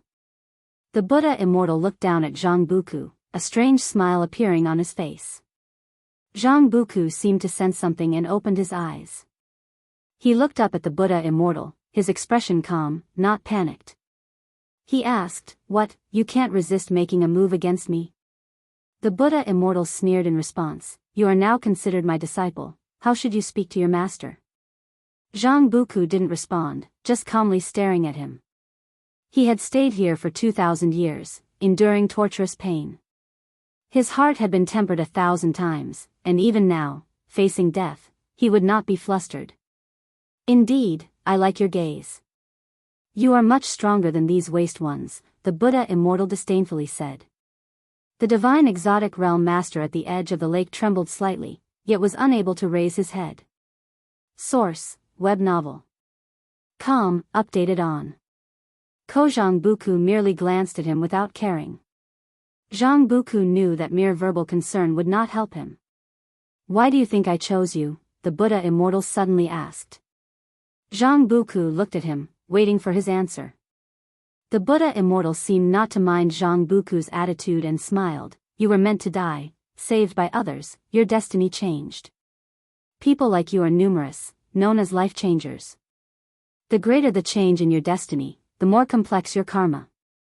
That means, the higher your cultivation level, you will gradually become an anomaly of the heavenly Tao and even the great Tao. Life changers are destined for a life of hardships. Cultivation is more challenging for you than for others, but you're also more likely to encounter fortuitous opportunities. Meant to die? Zhang Buku immediately thought of Master Gu. Without Master Gu's rescue, he would have already died. So, I bear such karma, and you choose me, aren't you afraid of the trouble? Zhang Buku asked, staring at the Buddha Immortal. The Buddha Immortal showed a sly smirk. Kid, do you aspire to be an immortal god? Your destiny pattern suits well to ascend to the celestial court. The celestial court? Indeed, that is the domain of the immortal gods. They are the true immortal gods, protected by the celestial Tao destiny. As long as the heavenly Tao remains unaltered, they do not perish. They wield the supreme power, ruling over all the great thousand world. The reason the human world has immortal gods is also because of them. However, mortal spirits cannot see them, and they disdain letting mortal spirits behold their true forms. The Buddha Immortal spoke in a beguiling tone, the appeal of immortality immense. Even the transformed Zhang Buku felt emotional turbulence within. Sir, the novel Fire. Net website on Google to access chapters of novels early and in the highest quality. Cultivating for immortality, isn't it all for longevity? Power does not always come from cultivation level, family background, or a sect, but longevity can only be achieved on one's own. Even though Zhang Buku had traversed many realms, he had never heard of anyone achieving eternal life. I too once belonged to the celestial court, but immortality for me turned into a shackle. Thus, I wish to leave. However, the celestial Tao immortal position cannot be left vacant, otherwise the celestial court will not spare me. You are meant to replace me. The Buddha Immortal looked at Zhang Buku seriously, his voice now devoid of mirth. Zhang Buku asked, is it that easy to replace? The Buddha Immortal replied, the celestial court isn't the sect you imagine it to be. Immortal gods do not often meet one another. Many immortal gods spend their lives confined to one place, never entering the celestial court, not meeting other immortal gods. To even glimpse the celestial precepts is already a great fortune in life. Zhang Buku understood upon hearing this. The Buddha Immortal's status in the celestial court must be very low, so low that hardly anyone pays attention. This realization bittered his heart. Even the lowest existence in the celestial court could bring him endless despair. Such a terrifying place it was, and he felt that stepping into it would lead to endless troubles. According to the Buddha Immortal, although the celestial Tao immortal position grants immortality, it also strips one of their freedom. Perhaps the Buddha Immortal could only guard this realm. If he had to stay in this sandy world forever, he could not accept it. Seeing Zhang Buku fall into despair, the Buddha Immortal continued, only by accepting the celestial Tao immortal position will I give that fellow a chance to live. He can't hold on much longer. Upon hearing this, Zhang Buku turned to look at the divine exotic realm master, his eyebrows slightly furrowed. The Buddha Immortal flew upwards, his voice following him down, becoming an immortal god. Although you lose your freedom, you still have hope. If you die, there is no hope at all. His voice gradually faded, and his figure soon disappeared into the sands. Zhang Buku stared at the divine exotic realm master, his heart tormented. He owed a debt of gratitude to the divine exotic realm master and could not ignore it. But if he lost his freedom, he could never see Master Gu, Liya again. How long could the non-immortal Master Gu, Liya live? Zhang Buku felt anguished, struggling to make a decision. Meanwhile, in the sands, the Buddha immortal was still observing Zhang Buku's reaction. He showed a sinister and cold smile, murmuring softly, "Want to become an immortal? Are you worthy? If I don't break your Tao heart, how can I take possession of you?" Suddenly, he felt his head pressed by a palm, making his eyes widen in horror as he discovered he couldn't move, nor could he even project his divine sense. In that moment, his senses failed him. He couldn't see what was above him, nor could he mobilize the mana within his body. "Who is it?" The Buddha immortal bit back his fear and asked through gritted teeth. He felt an extremely powerful force of karma around him, isolating him. Now, even if he roared exhaustingly, Zhang Buku wouldn't hear or even see him. Many speculations fluttered through the Buddha immortal's mind. Whoever was suppressing him was definitely above an innate golden immortal. An existence above an innate golden immortal was not someone he could afford to provoke. Since you know he is a life-changer, why didn't you think more about who changed his destiny for him? A raspy voice reached the Buddha immortal's ears, making his head tremble. It was for Zhang Buku. How could this child have such a significant backing? The Buddha immortal immediately said, "Senior, it is my mistake. I am blind to the truth and could not calculate this karma. I am willing to let him go." "Just let him go?" Pass all your abilities to him, and do not let him know of my existence." "All right. No problem." The Buddha immortal agreed without hesitation, feeling that if he said no, he would be obliterated instantly. "Ming soon, if you find any errors, ads pop up, ads redirect, broken links, non-standard content, etc., please let us know and report, so we can fix it as soon as possible." Chapter 537, Heavenly Tao Inheritor. After the Buddha immortal left, Zhang Buku couldn't calm his heart any longer. He continued to cultivate in the blood lake, but his mind was constantly making a choice. 3 days later, Zhang Buku made a decision. He could only apologize to Master Gu in his heart, unable to repay his kindness. "Buddha immortal, come out, I agree to your terms. Release him now." Zhang Buku gritted his teeth as he spoke, feeling that repaying Master Gu's kindness was an eternity away, yet the chance to save the divine exotic realm master was right before his eyes. As his words fell, a gust of wind descended from the sky, and the Buddha immortal immediately appeared before Zhang Buku. He hovered not as high as before, but Zhang Buku didn't notice that. The Buddha immortal looked at Zhang Buku with a smile and said, "Don't rush. I've changed my mind. I won't kill him, nor will I force you to inherit the celestial Tao immortal position. Truth be told, I don't have the celestial Tao immortal position at all. The reason I'm hiding here is that I abandoned the celestial Tao immortal position. Heaven does not tolerate me. I intended to possess you and live on through your identity." Upon hearing this, Zhang Buku's face turned furious.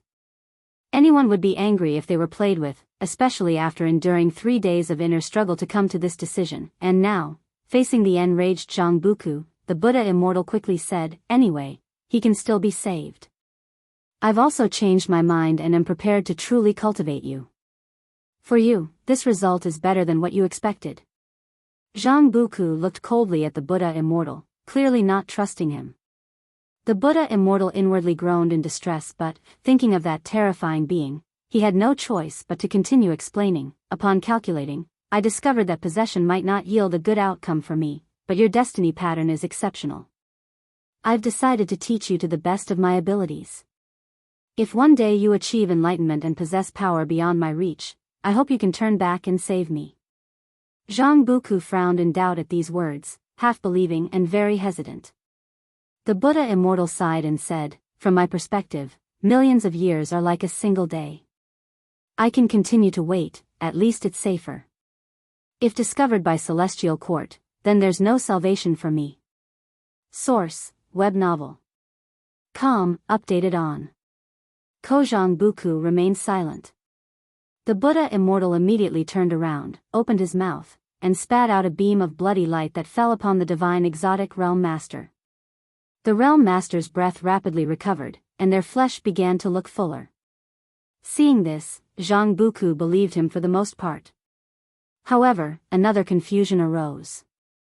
Did the Buddha immortal really come to this realization on his own? Why did the whole situation seem so perplexing? Daoist field of the beginningless, inside a room. Nighttime still filled the view outside the window. Shenzhen was still reading. Gu An's spirit retracted without drawing her attention. To warn the Buddha immortal, it wasn't Guan himself who went, but a manifestation created by the power of karma. With Zhang Buku and the divine exotic realm master there, Guan could quickly locate them. Their world's rules of heaven and earth couldn't restrict Guan. To Zhang Buku, the celestial spirit great world was very, very far away, so distant he didn't know if he could ever return in this lifetime. But in Gu An's eyes, Zhang Buku wasn't too far, even if he was in another great thousand world. Going there wouldn't be too difficult. The hardest part of crossing the great thousand worlds is passing through the world gate, guarded by the celestial spirit god. Guan was different. He could traverse different great thousand worlds using the river of Sword Tao. The river of the great Tao exists outside the universe, an unfathomable concept. The enlightened can use the river of the great Tao to travel to different places. However, most who enter find themselves perplexed and unable to find an exit. Only the desperate enlightened would flee into the river of the great Tao. Contemplating different great Taos allows entering the respective rivers. Those musing on the path of destiny may enter the river of destiny, and those on the sword Tao may enter the river of sword Tao. To glimpse the rivers of the great Tao is incredibly challenging. Not every profound yuan-free immortal can do it. It purely depends on one's comprehension.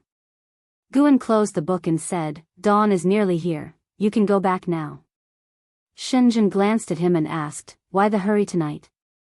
"The last time we discussed Green Hero Travelogue, we talked for a whole day and night.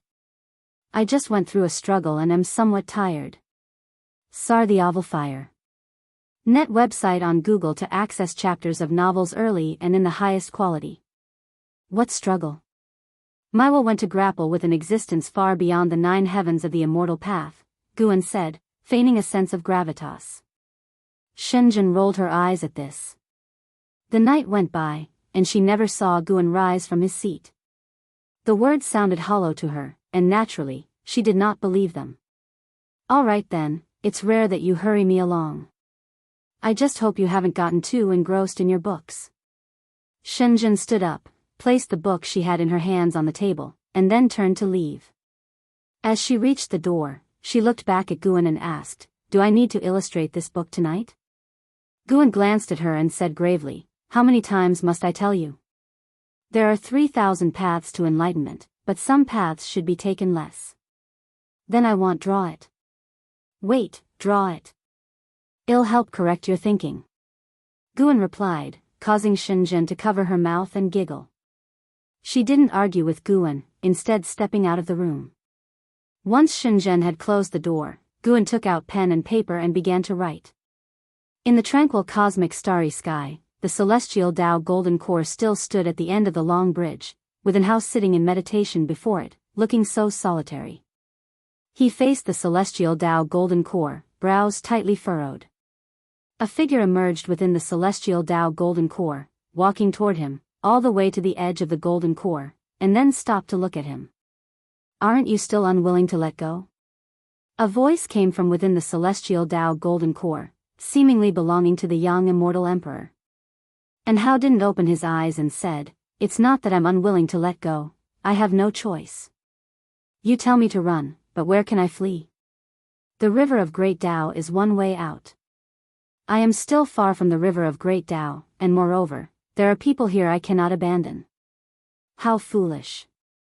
The destruction of heaven and earth is destined. It was long decided that the celestial spirit great world should be destroyed. The only reason why these fragments remain is that the celestial spirit God is waiting for the return of the master of the great world. If you do not flee, you will surely perish along with the fragments of the world. You possess a destiny pattern that should not exist in the great thousand world.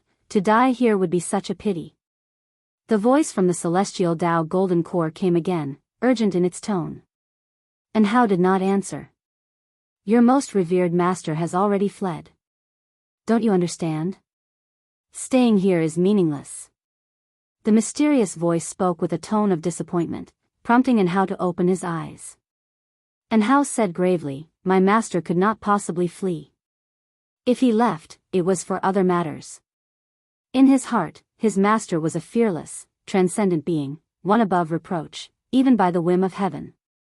He now realized that the celestial Tao golden core before him was of heavenly Tao, but had betrayed it. The true aim of the celestial spirit god was the master of the golden core. The thought of all the great heaven and earth perishing ignited a fighting spirit within him. He wasn't afraid, nor uneasy, nor even angry. What he had was anticipation. He wanted to make a move amid the destruction, to save the situation from disaster. He sought to be the savior, just like the supporting Tao sword venerable of old, who always managed to turn the tide at the critical moment and save all living beings. He, too, yearned for such a moment, even if it meant death. He felt it would be worth it. "Enough, since that is the case, I shall give you a chance." Other figures began to appear inside the celestial Tao golden core, walking from the depths, more and more of them. As An Hao saw this scene unfold, his brows furrowed deeply. He did not rise but waited instead. They are all the heavenly Tao inheritors of past generations. Though they have died, their power can be bestowed upon you. You shall be our last chance. Hearing these words, An Hao's pupils gradually turned gold, just like the celestial Tao golden core, exuding the majesty of heavenly Tao. If you find any errors, ads pop up, ads redirect, broken links, non-standard content, etc., please let us know it report so we can fix it as soon as possible. Chapter 538 Imperial Dynasty and Sect. Ever since the Buddha Immortal began teaching Jianghu cultivation, 200 years had passed. With the new spring just over, the nine-spirit continent was bathed in sunlight, its vast mountains and rivers brimming with life, while flocks of birds darted out of the forests. Atop a large tree, Guan leaned against the trunk as he opened his attribute panel to check. Name, Guan, lifespan, 9045/77, 189, 605, 409, physique, primordial infinite body, cultivation level, balancing heaven golden immortal realm perfection. Unconsciously, I had reached the age of 9,000. Guan felt emotional in his heart, remembering how in ancient Wuxia, those who were second in power often claimed to be 9,000 years old, a far and immortal age for ordinary people. When he reached the age of 9,000, he still felt very young. Compared to those old monsters, he was still a youngster. Ah, youth is wonderful. Guan's gaze shifted below, where a small stream lay across the forest. On the other side of the stream, an Xian was instructing 3 young disciples of the Tranquil sect, 2 males and 1 female, all appearing to be 17 or 18. They faced an Xian with great respect, afraid of missing any of her words. Guan could hear the thoughts of one young man who marveled at how beautiful an Xian was, his face even blushing slightly. This amused Guan. Anzin's appearance was naturally striking, and coupled with her cultivation at the loose immortal realm, her demeanor was extraordinary, almost like a celestial maiden descending to earth, something these young, newly love-struck juveniles could hardly resist. But with regulations and status differences in place, all they could do was think. After a while, an Xian stood up and said, "All right, you can return now." The 3 Tranquil sect disciples promptly got up and paid their respects. The young man, filled with admiration for an Xian, asked, "Immortal Master, when can we see you again?" The other 2 also looked at an Xian expectantly. An Xian smiled softly, "If fate allows, we will meet again. I only guide each disciple of the Tranquil sect once, it's only fair to the others." Upon hearing this, the 3 felt disappointed yet dared not plead, as before coming their masters and the sect's elders had strictly warned them never to offend the immortal master. An Xian waved her sleeve, sending them 100 miles away, not wanting to waste more words. She turned around and looked from side to side, and only after Guan appeared on a branch did she reveal a smile that would have stunned the 3 disciples had they seen it. During the previous instruction, an Xian had not shown a smile, leading the 3 to believe she didn't smile. "Master, I Ching Shan still claims these 3 have exceptional talent, yet I felt they were quite mediocre," an Xian spoke up. Guan replied, perhaps you haven't discovered their unique strengths yet, everyone has virtues. Sar the Nell Fire. Enter website on Google to access chapters of novels early and in the highest quality. Reflecting on his words, an Xian thought about herself and found her master's words to be reasonable. After all, her Dao practice wasn't sufficient. If she were as powerful as her master, even a common white spirit rat could be trained into a demon king. Guan flipped down from the branch, leading an Xian towards the dojo. An Xian began to recount the major recent events within the Jianghu sect. It was said that a genius had emerged within the Jianghu sect. This disciple originally possessed mediocre talent, and his fiancée had been snatched away by a prodigy of the sect, while his family members were killed. Although many suspected the prodigy was responsible, there was no evidence. Many pitied this disciple, but that was all they could do. After several hundred years of obscurity, this disciple surprisingly demonstrated extraordinary cultivation talent and formidable combat abilities. He challenged the prodigy to a life-and-death combat, and the prodigy had agreed. Life-and-death combat was a rule within the Jianghu sect, necessitating both parties to verbally agree at the law enforcement hall and sign a contract before the combat could proceed. Additionally, harming one's fellow sect members was considered a severe crime.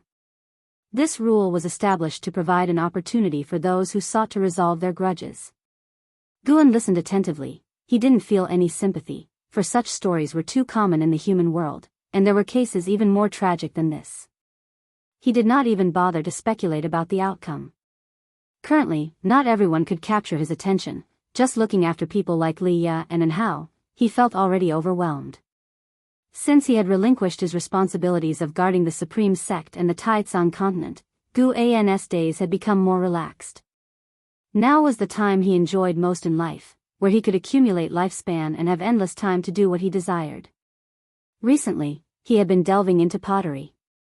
He planned to build a small town at the edge of the dojo for fun, not for any profit. As Guan and an Xian were casually discussing the events within the Jianghu sect, far away at the Supreme Sect, Long Qing was also troubled by matters within the sect. Now, Long Qing had become a candidate for sect leader, managing all affairs of the sect, while LV Badian had long retreated to pursue Daoist techniques. In the Elder Hall, Long Qing sat at the primary seat with Long Jun and Candle Star standing on his sides. Dozens of elders gathered in front, incessantly debating. The Taizong imperial dynasty has always followed orders from the Supreme Sect. Li Xiandao actually allowed his generals to compete with our direct disciples for precious treasures. Clearly, he's testing us. That's right, Li Xiandao has really gone too far in recent years. The imperial power should not be controlled by one person. I think Li Xiandao wants to become a ruler like those of the Immortal Dynasty. Don't forget, the Immortal Dynasty was the one who started the war against the Holy Court. With the Saint King of the Holy Court supporting Li Xiandao, he indeed has the capacity to be arrogant.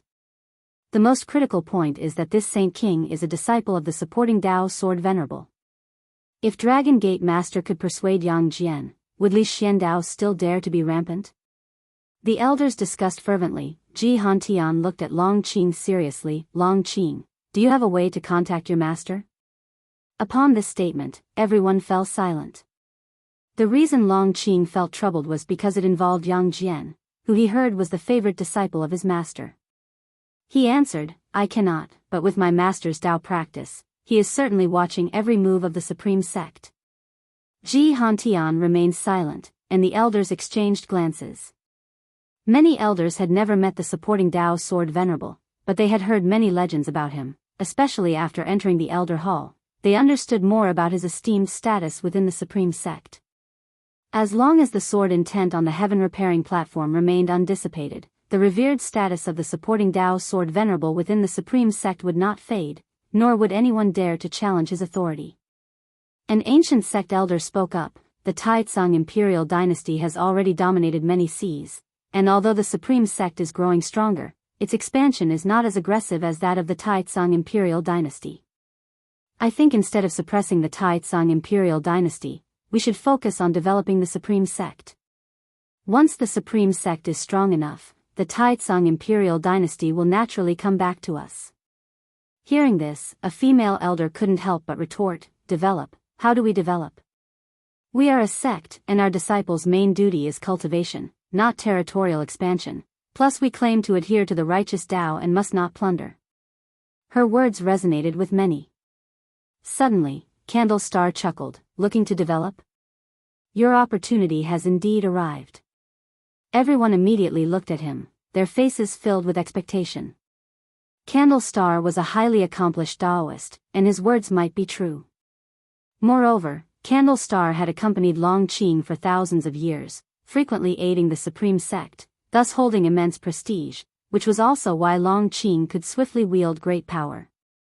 If you find any errors, ads pop up, ads redirect, broken links, non-standard content, etc., please let us know each report so we can fix it as soon as possible. Chapter 539, Celestial Spirits End, Invincible Power. Ji Hantian looked at Candle Star and asked respectfully, I hope the senior can enlighten us. What exactly is the opportunity? Candle Star smiled and said, the Immortal Dynasty will soon disperse, that is the opportunity. The Immortal Dynasty will disperse? Wish. The elders were shocked. To them, the Immortal Dynasty and Holy Court were colossal entities within great heaven and earth, overlord-level forces. The chaos in the world was due to the struggle between these two powers. How could the Immortal Dynasty, which had stood through countless calamities, now fall? Long Qing also felt surprised and looked at Candle Star in astonishment. Candle Star smiled and said, ever since the young Immortal Emperor perished, although the Immortal Dynasty has introduced a new Immortal Emperor, he simply cannot quell the internal turmoil.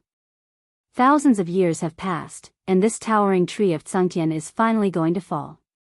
But with its fall comes vigorous life for all beings on the earth, be it Daoist techniques, magical treasures, or fortunes of the land. The supreme sect could gain much, much more from the fall of the Immortal Dynasty. These words made the elders' hearts surge with excitement. They began to inquire when the Immortal Dynasty would fall, to which Candle Star smiled mysteriously and said, soon. The news of the Immortal Dynasty's impending fall spread throughout the world like a whirlwind, causing great alarm. Without the Immortal Dynasty, wouldn't the Holy Court dominate the world, and wouldn't the world welcome an era of peace?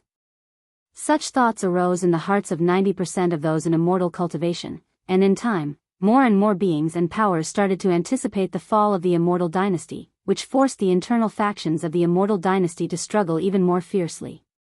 It seemed as if the dissolution of the Immortal Dynasty was the direction of the celestial mandate, and under such a major trend, the Holy Court, on the contrary, appeared very silent. Because the young Immortal Emperor had moved another great world next to the celestial spirit great world, powerful forces began to rise there as well. Hearing that the Immortal Dynasty would fall, the powers on the other side developed even more rapidly, as if afraid of missing their chance. Against this backdrop, another 10 years passed. Deep in the universe, within the silent extinction domain, fog from the great Tao surged, making the universe seem so quiet. The World Gate, symbolizing the end of the universe, remained steadfast. The celestial spirit god, sitting in meditation beneath the World Gate, radiated strong heavenly Tao light, dazzling and splendid. Beneath the strong light, the figure of the celestial spirit god seemed to have even more presence than the World Gate. Suddenly, the World Gate burst forth with a red light, flickering slightly, and in nearly an instant, the celestial spirit god opened his eyes, and two cold rays burst forth, scattering the great Tao fog as if it had met its natural predator. The celestial spirit god stood up, and the space of the universe twisted around him. He raised his right hand and reached out across the distance. As he clenched his fist, the red light on the surface of the World Gate vanished abruptly, and all seemed to return to calm. At the Daoist field of the beginningless, by the lakeside, Guan, who was fashioning clay pottery, looked up and saw the mighty destiny that had enveloped the continent of the Immortal Dynasty dissipate in an instant. Without destiny, the rules binding the immortal spirits suddenly vanished, as did the transcendent force uniting the immortal spirits. Next, the Immortal Dynasty would face unprecedented chaos. Slaughter, plunder, revenge, and so on. Even immortal spirits born into the Nirvana realm revealed the dark side of human nature. The continent of the Immortal Dynasty turned into the human world's hell in a very short span of time. Those who wielded great power began to seek their own interests, tearing apart their usual facades to become entities that the common people of the immortal dynasty feared. Guan continued to shape his pottery while watching this unfold. Having experienced so many lives through reincarnation, Guan's Tao heart had entered a higher level. In the worlds created by the great Tao, tragic scenes were everywhere. If one could not overcome the psychological impact and emotional pull of witnessing the tragedies of the human world, how was one to achieve enlightenment? Sir the Oval Fire. Et website on Google to access chapters of novels early and in the highest quality. With the celestial spirit god personally dissolving the destiny of the immortal dynasty, Guan saw the endpoint of the celestial spirit great world. The heaven and earth Tao fruit, symbolizing the heart of heaven and earth, would emerge in the future, and the world's powerful would flock to it. When someone obtained the power of that Tao fruit, the celestial spirit god would appear, and this time, he would destroy everything. Pieces of the great world within the universe would cease to exist, one after another. In that vast and spectacular scene of destruction, the celestial spirit god turned and stepped toward the world gate. As he entered the world gate, it too turned into ash, indicating that this universe, this shattered great thousand world, would disappear. Watching this future, Guan couldn't help thinking about Anhao, Leah, and others. With the lifespan dojo and his own cultivation level present, even if the universe perished, he was able to keep the people he cared about alive. But Anhao, Leah, Longqing, and profound celestial intent were not the kind to quietly stay in the dojo, and they also had their own loved ones to think about. Human world was like a net, with each person intertwined in countless relationships that connected the whole of great heaven and earth. A person could be insignificant, trivial, but a person could also be crucial, indispensable. Guan was faced with only two choices. The first was to annihilate the celestial spirit god, offend the celestial court. The second was to play dead, give up the world he had lived in for a lifetime. He wasn't in a hurry to decide. Even if he chose to annihilate the celestial spirit god, he would still strive to delay as long as possible. The longer he could stall, the more lifespan he would accumulate, and the more confident he would be in dealing with the trouble from the celestial court that would follow. When faced with trouble, don't rush, don't panic, just one word, delay. Guan said leisurely, the pottery in his hands now taking the shape of a cauldron, its surface seemingly adorned with a dragon.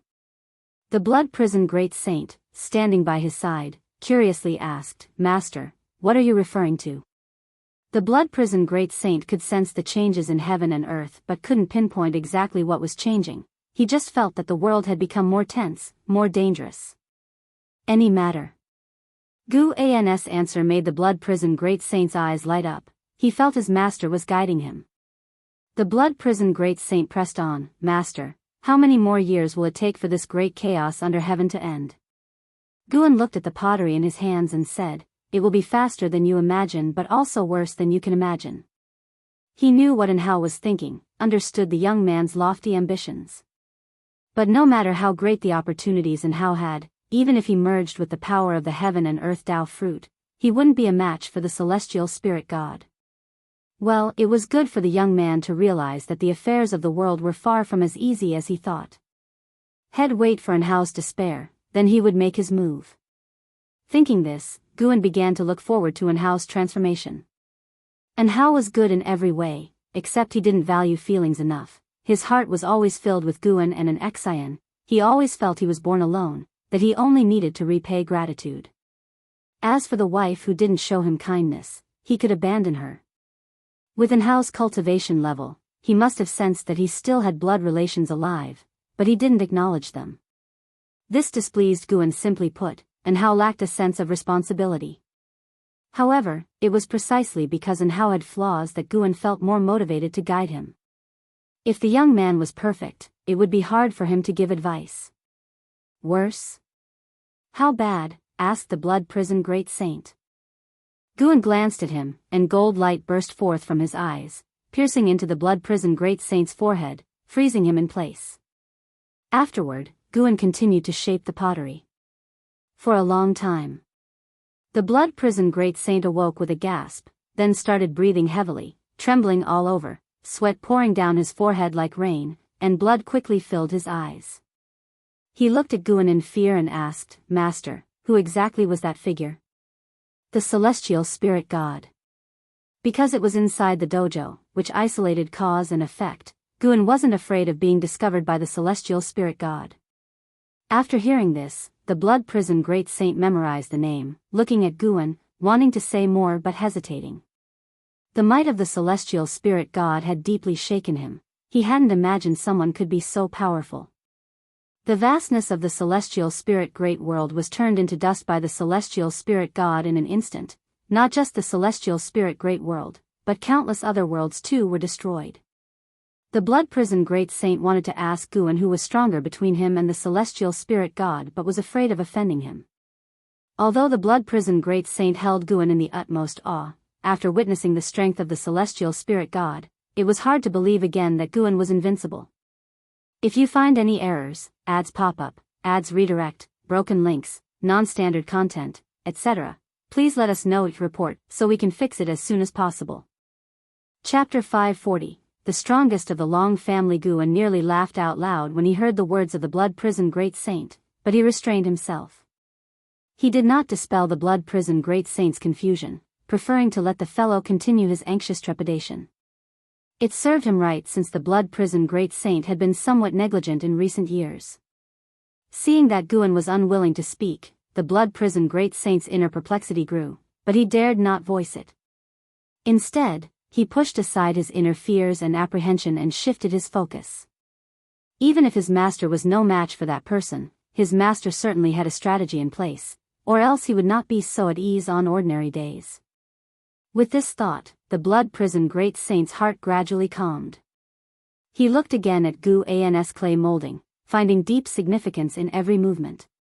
Today, his master had shown him the fate of the world, surely not acting on a whim. Perhaps it was a warning to him. Under the serene and tranquil years, a catastrophe was always brewing. The blood prison great saint felt sorrow for this world. Major sects and imperial dynasties were ceaselessly vying, chasing after the celestial mandate and heavenly Tao. Yet, in the end, in the face of absolute power, as heaven and earth perished together, all their scheming would be rendered meaningless. Previously, the blood prison great saint wondered why, with such formidable power, his master chose to cultivate in seclusion. Now, he understood. His master had seen through everything. The blood prison great saint gazed at the clay in Guan's hands and began to reflect, pondering his own past. After dispersing the destiny of the immortal dynasty, the celestial spirit god sat down to meditate once more, and Guan no longer paid attention to external affairs, focusing solely on his current task. What followed would be the most chaotic period for the world. Facing such chaos, the Holy Court, contrary to its normal behavior, did not aggressively annex the territories left by the immortal dynasty but began to withdraw, pulling back to the sacred domain.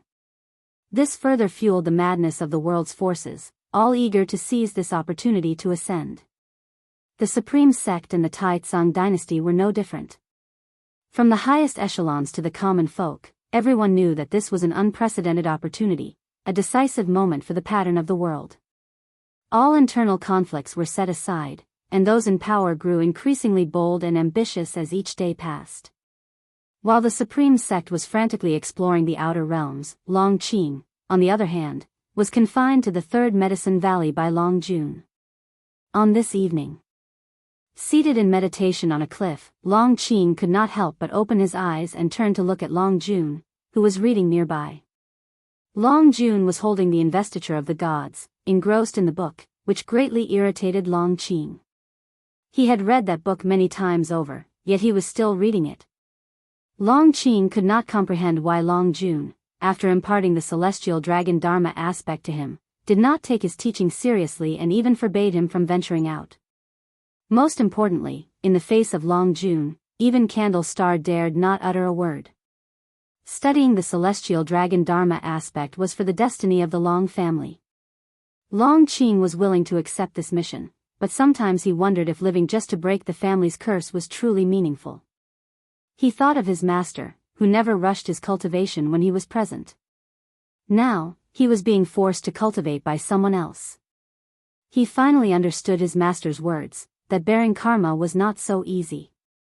The time before recovering his destiny pattern was the happiest of his life. The longer he practiced the celestial dragon technique, the more he yearned for the past. No matter how patient one is, there comes a day of eruption. Long Qing was about to burst, and he couldn't help but say, with the world in such turmoil, do you think the battle court will still come as you said? Long Jun, without even lifting his head, said, it has already arrived. It's in the holy court. Long Qing frowned and asked, then why haven't they made their move? Killing you would be acting on behalf of the battle court, but this world holds opportunities they cannot resist. That's also why I chose to come to this era. Right now, I can do a lot. Long Jun's answer silenced Long Qing. Irresistible opportunities, he wanted them too. He wanted to become stronger, to be renowned across the world, to live a spirited life. Suddenly, Long Jun asked, do you think the Daoist Hong Jun in this book endured countless lonely years to achieve the Tao, or did he struggle through hardships and persevere to attain it? Hearing this, Long Qing couldn't help but roll his eyes. Could it be that Long Jun was so obsessed because he saw himself in Daoist Hong Jun? He had once been obsessed with the investiture of the gods, and naturally knew that Daoist Hong Jun was the strongest and most mystic presence within it. At least Daoist Hong Jun, when facing difficulties, didn't pin his hopes on future generations, quipped Long Qing. Upon hearing this, Long Jun fell silent. Only the sound of the wind remained atop the cliff. The more Long Qing thought about it, the more he became frustrated. Why should he bear the burden of the Long clan's mission? The debt of life was too great. Forcing him to cultivate his ancestors' dharma aspects to fight for him, why was he so rebellious? If the ancestors were so powerful, how could the Long clan end up like this? Sir, the Novel Fire. Net website on Google to access chapters of novels early and in the highest quality. Long Qing truly didn't believe that the Long clan had the strength to defy the battle court. The more he thought, the angrier he became, and with anger came despair in the depths of his heart. Qi blood surged, causing him to feel dizzy. The world in his eyes shook unceasingly, the dusk-lit celestial vault so desolate and beautiful, it gave him a sense of facing the end. At that moment, he felt slightly relieved in his heart. If he were to fall now, it wouldn't be so bad. If life was for death, then why not die earlier? Long Qing gradually lost control of his body, beginning to topple to the side. A hand caught his head, preventing him from falling. In a daze, he saw a figure appear before him, standing on the edge of the cliff, back facing him.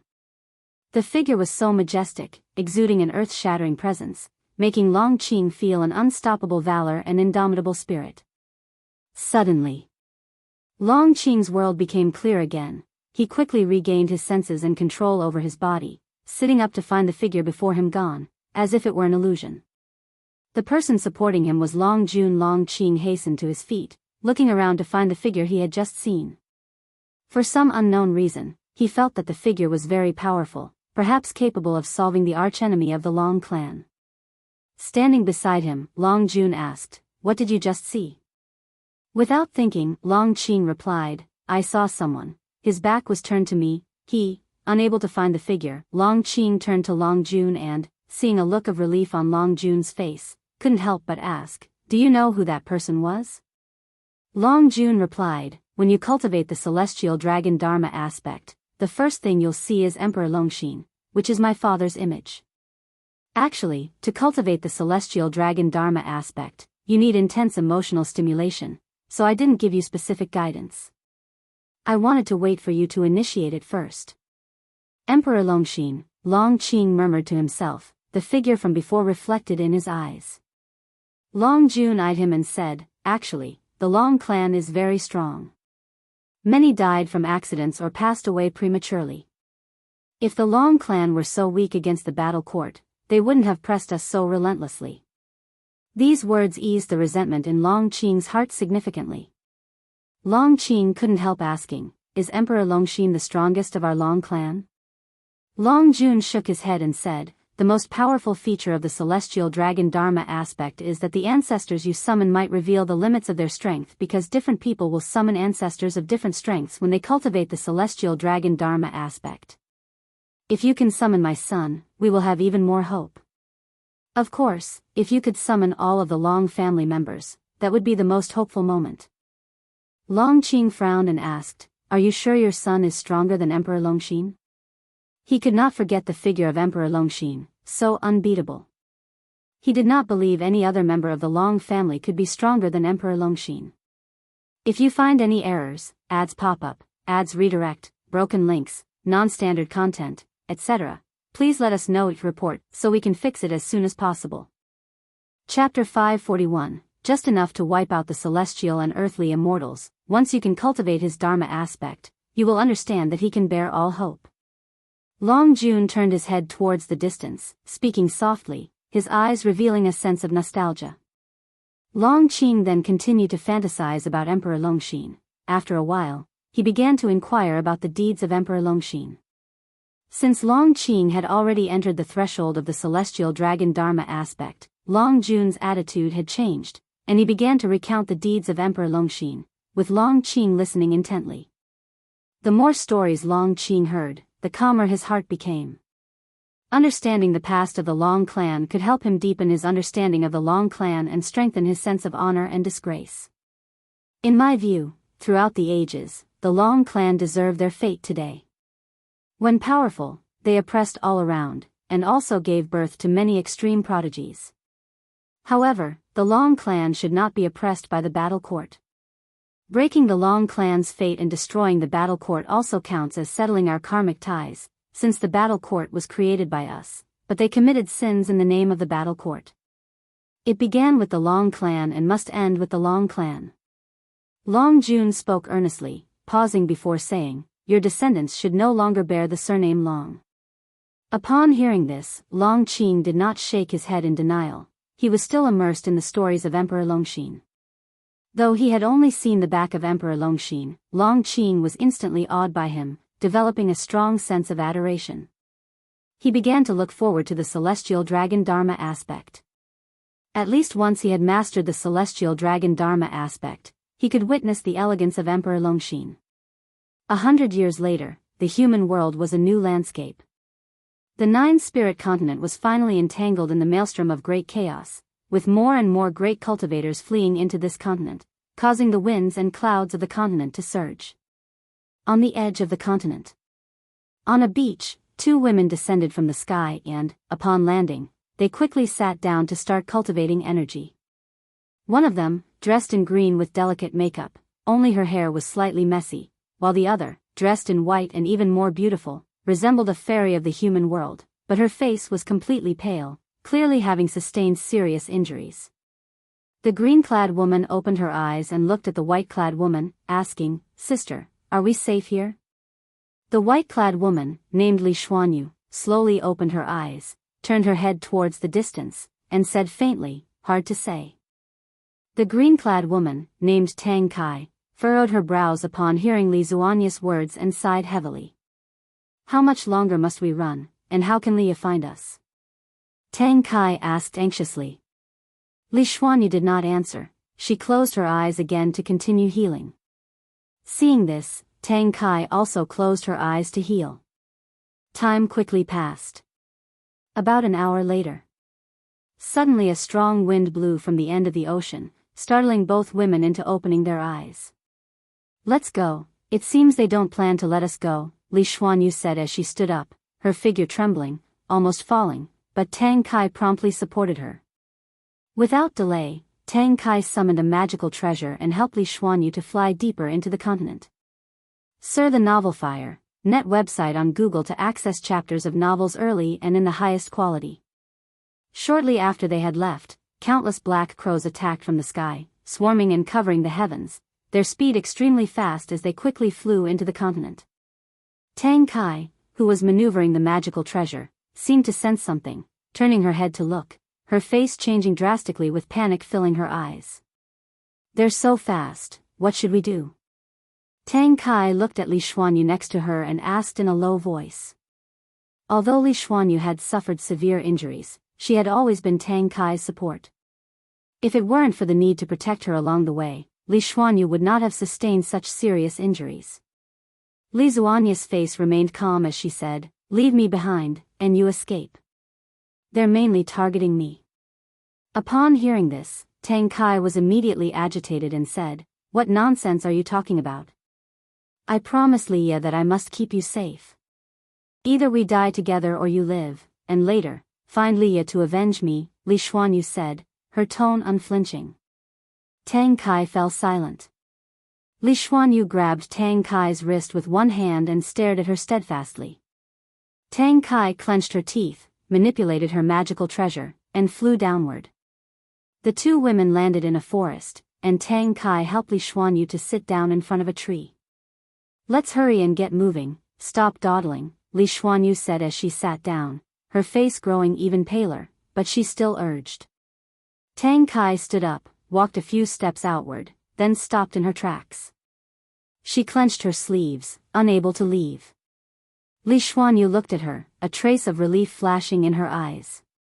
Just as she was about to speak, a voice came from deep within the forest. "Are you outsiders?"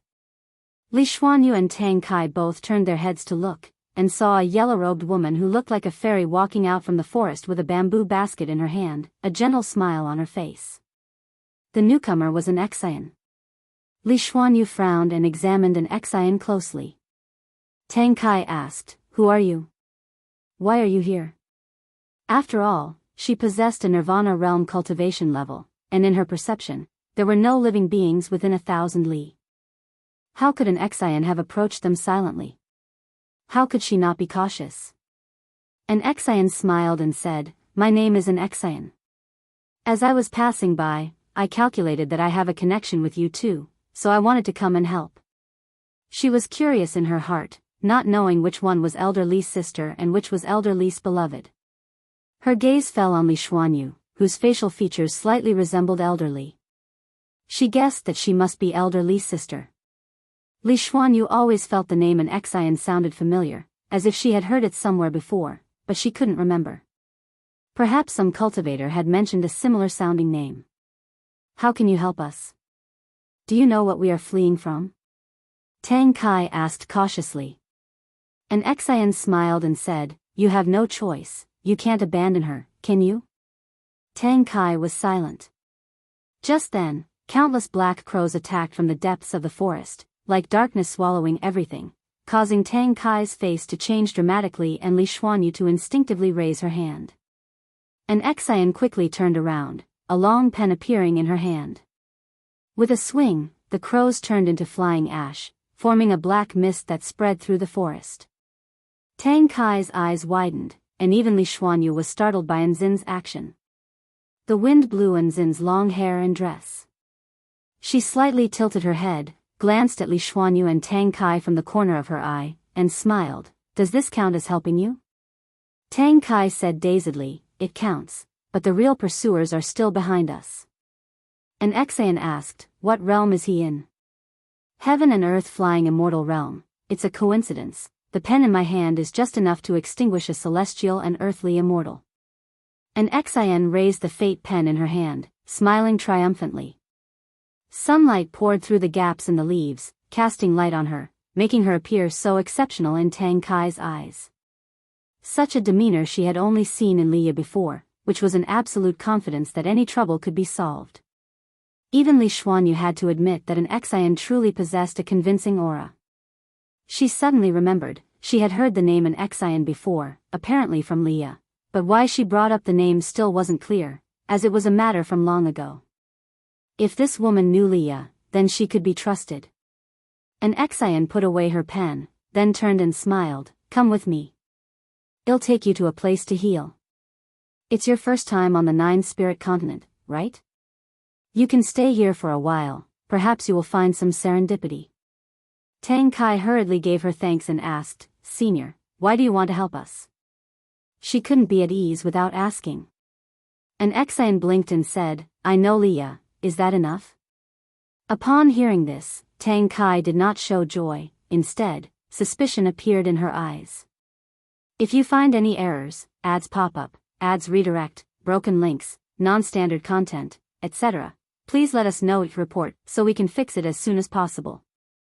Chapter 542, This will be the greatest opportunity of your lives. Night fell. An Exian was temporarily staying in a monastery with Li Xuanyu and Tang Kai, where a fire blazed in the courtyard, its flickering light casting shadows on the walls. Tang Kai watched an Xian intently, her eyes filled with hostility, while an Xian admired the fate pen. Having used the fate pen more than once or twice, an Xian greatly enjoyed the vast power it contained. Unfortunately, after each use, her master would take it back, so she treasured the time she had with it and wanted to investigate why the pen was so formidable. As for Tang Kai's gaze, an Xian had noticed it long ago and could guess Tang Kai's thoughts, but she intentionally offered no explanation. Because it was fun. Tang Kai treasured Elderly like a treasure, but an Xian felt that Elderly was just a so-so, and nowhere near as formidable as her own master. Every time her master mentioned Elderly, he would describe how Elderly got beaten up, using him as a negative example, so how could she possibly like Elderly? Thinking of this, the corners of Nzin's mouth couldn't help but lift. Seeing an Xian smile, Tang Kai grew even angrier, but she couldn't lash out. After all, an Xian had saved their lives. While meditating and healing, Li Xuanyu kept thinking about the name an Xian. Finally, she remembered and opening her eyes, she looked towards an Xian and asked, "Are you Gu An's disciple?" Mentioning Guan, the blurry face in her memory gradually became clear. It had been over 9,000 years since she left the Taicang continent and she had never returned. Her meeting with Liya was purely coincidental on an island, and Liya did not reveal that Guan was the supporting Dao sword venerable. Li Xuanyu could not associate Guan with the supporting Dao sword venerable either, since when she knew Guan, he was just a medicine boy, and she had even helped him manage an introduction to take care of a cave mansion. Back then, Guan had run around for a few spirit stones. Later, however, she had realized that Guan was not simple and hid secrets, but she never thought of him in terms of the supporting Dao sword venerable. An Xian turned her head towards her and smiled brightly. "Yes, Elderly, my master has mentioned you too. He said that when he was young, you helped him a lot." Hearing this, Li Xuanyu was sure she hadn't misheard and a smile appeared on her face as she said reflectively, "I didn't really help him much, just lending a hand." "How has he been doing lately?" An Xian replied, "He's doing well, don't worry." "Could it be that he is also on this continent?" "No, that's not the case, no one knows where he has gone." An Xian shook her head. This wasn't her being secretive, but rather Guan genuinely wanting to hide his whereabouts, not wanting to attract trouble, and she definitely couldn't cause trouble for Guan. She was curious about the image of Guan in Li Xuanyu's mind, so she started to share the stories Guan had told her, and Li Xuanyu also fell into reminiscence. Tang Kai was also captivated by the stories an Xian told and gradually forgot her jealousy. Hearing that Guan was Li Ya's junior brother, Tang Kai grew even more interested, as she was very curious about everything related to Liya, but unfortunately, before she could learn more about Liya, she had parted ways with him. The stories an Xian told were those Guan had shared with her. They might have seemed mundane, but on such a night, they brought Li Xuanyu and Tang Kai a sense of warmth and a touch of happiness. In Li Xuanyu's mind, Guan also gradually became clearer, and the old memories surfaced. Remembering how reserved Guan had been in front of her, a smile also appeared on her face. Over 9,000 years had passed, and many old acquaintances were buried in the earth, but Guan was still alive, and she was genuinely happy, and surprised that Guan could teach such a disciple. A millennium passes just like a flicker in the human world. 9,000 years brought about such great changes. When an Xian finished speaking, Tang Kai curiously asked, "What is Gu An's cultivation level now?" An Xian glanced at her, smiling radiantly. "How would I know? See this pen? This is his magical treasure." While speaking, an Xian raised the fate pen in her hand. Li Xuanyu and Tang Kai both looked towards the fate pen in Nzin's hand, unable to forget the sight of an Xian wielding the pen to eradicate a group of demons. Those black crows were no ordinary creatures, even a loose immortal hit by them would be drained of all their blood essence.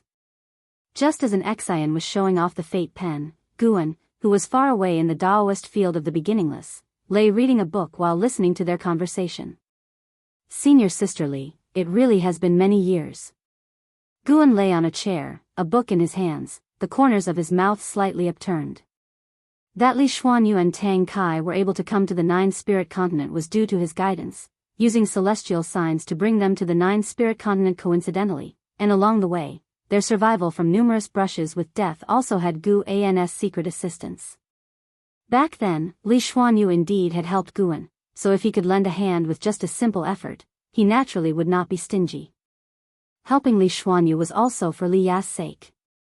With Li Ya's own sister and future wife in danger, how could he not rescue them?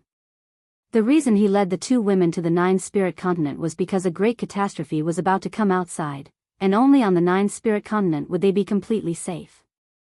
Guan closed his book and shut his eyes, lazily saying, "After you finish your act, I take the stage, and the heroes of the world take turns, but who can really see through how deep the waters of this world are? Celestial Spirit God, I look forward to clashing with you." His voice echoed only within the room, he was speaking to himself.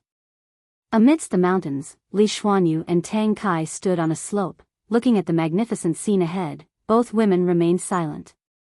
Sir, the novel Fire. And a website on Google to access chapters of novels early and in the highest quality.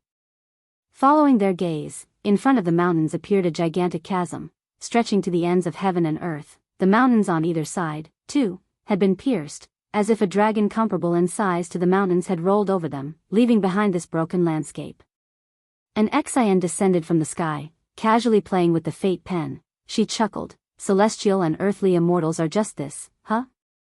Li Xuanyu and Tang Kai had been on the Nine-Spirit Continent for several months, and today, the mastermind who had been pursuing them had finally come to kill them. After a round of negotiations, an Xian, unable to stand the other side's ranting, chose to eradicate them. Tang Kai opened her mouth, but found herself unable to speak. The supreme great power that was the cause of her despair, just like that, was dead? Li Xuanyu looked at the fate pen with a complex expression in her eyes. Is Gu An's cultivation level now at least higher than the heaven and earth flying immortal realm? She couldn't understand. She felt that her own adventures were numerous, and in her view, only Li Ya's growth rate was faster than hers. In fact, she always believed she was second to none. But what she witnessed today overturned her understanding. She felt that her peers couldn't possibly possess such power, let alone slaughtering celestial and earthly immortals. Even killing wandering immortals seemed unbelievable. An Xian looked at them and smiled. "Settle down in the Nine-Spirit Continent, it will change your lives. I want to accompany you further."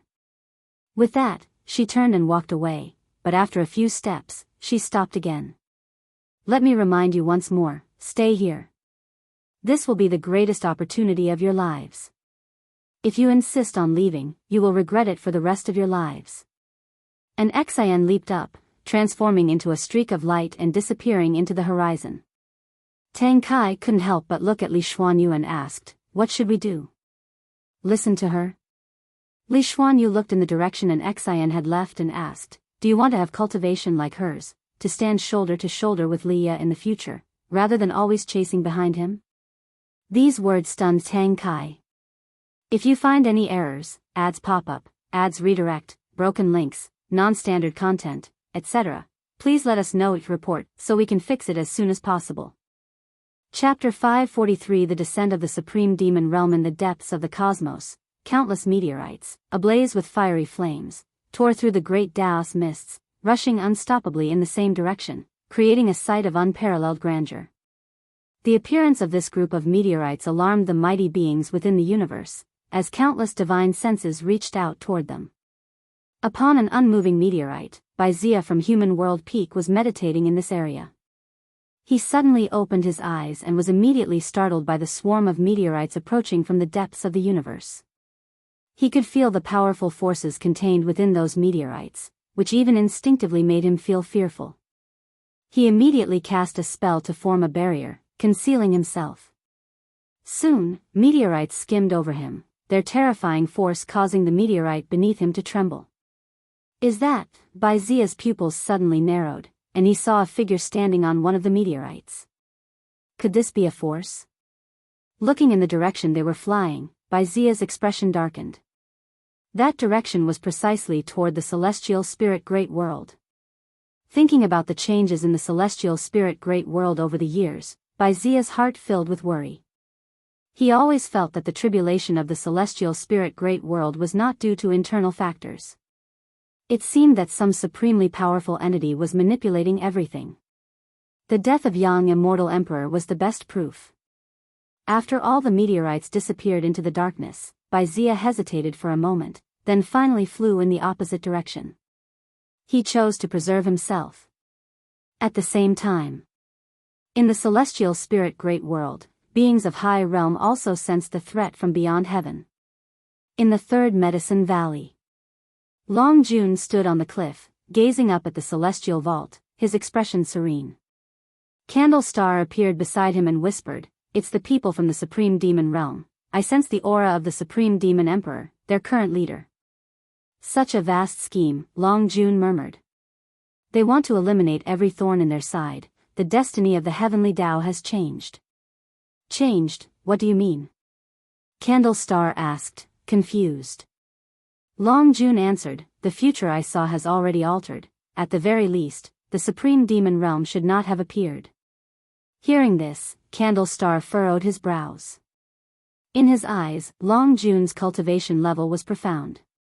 He could traverse from the past to the present, and his Tao practice might not be inferior to the Silent Destruction God Emperor.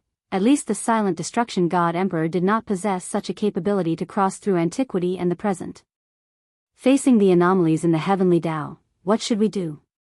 Candlestar asked.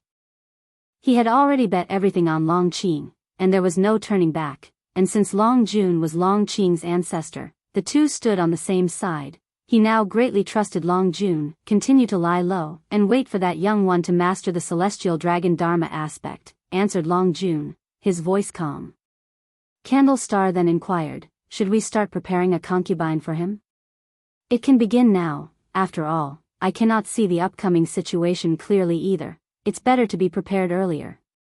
"Good, I will start the selection process."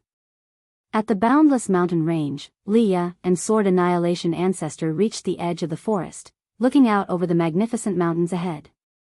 Leah turned and looked at Sword Annihilation Ancestor, asking, "Master, did you feel it?" Sword Annihilation Ancestor furrowed his brows tightly and replied, "It's the aura of the Supreme Demon Realm. Their goal is to devour great heaven and earth, and now they dare set their sights on the celestial spirit great world. There must be something fishy behind this.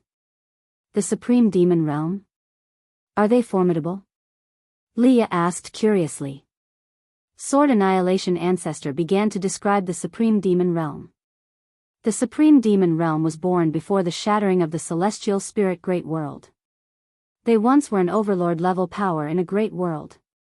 After the shattering of the great world, they founded the Supreme Demon Realm, building various demon cities to invade the great heaven and earth, refining magical treasures with the power of the great world, and transforming the blood sacrifices of all living beings into their own Tao practice. Even the heavenly demon within the silent extinction domain seems negligible compared to the Supreme Demon Realm. Listening to the power and style of the Supreme Demon Realm, Leah also felt worried. Such demon race forces descending upon the celestial spirit great world were definitely not benevolent. Sword Annihilation Ancestor looked at Leah and said, "I will pass on to you one last divine skill. After this, I truly have to leave."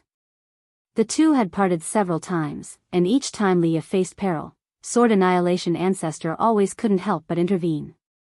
This time, Sword Annihilation Ancestor spoke earnestly, making Leah feel his determination. Leah couldn't help but ask, "Master, where are you going?" "To the place from whence I came," Sword Annihilation Ancestor answered calmly. "What about the cause and effect you spoke of earlier? How should I handle it?" Hearing Leah mention the conditions of their discipleship, Sword Annihilation Ancestor deeply gazed at him and said, "Do not deliberately think about it. As you grow stronger, the cause and effect of your master will naturally involve you. Remember, this divine skill must not be used unless it's a matter of life and death." Seeing his master so serious, Leah could only nod, acknowledging his words. His heart, however, was filled with anticipation. The Supreme Demon Realm, huh? He wanted to see how powerful the Supreme Demon Realm was, what made it capable of frightening his master away. Boom! Heaven and earth trembled, startling everyone within the Daoist field of the beginningless. They gathered in Gu An's courtyard to discuss the unusual disturbances in heaven and earth. They could see many meteors from outer heaven falling on the horizon, a magnificent sight, followed by a nearly world-ending terrifying pressure. Sir, the novel fire. Net website on Google to access chapters of novels early and in the highest quality. Is this demonic chi? Could it be another invasion by the heavenly demon? It feels different from the aura of the heavenly demon, such a heavy scent of blood. I wonder if there are others besides our master and young immortal emperor who can save this world from continuous trials. There are countless strong beings in the world, but few who dare shoulder the safety of all living beings. While they were discussing worldly affairs, the door opened and Guan walked out from inside the house. Everyone immediately turned and greeted him. Guan surveyed them and asked, "How about you all go out and save the world?" As soon as he said this, everyone felt awkward.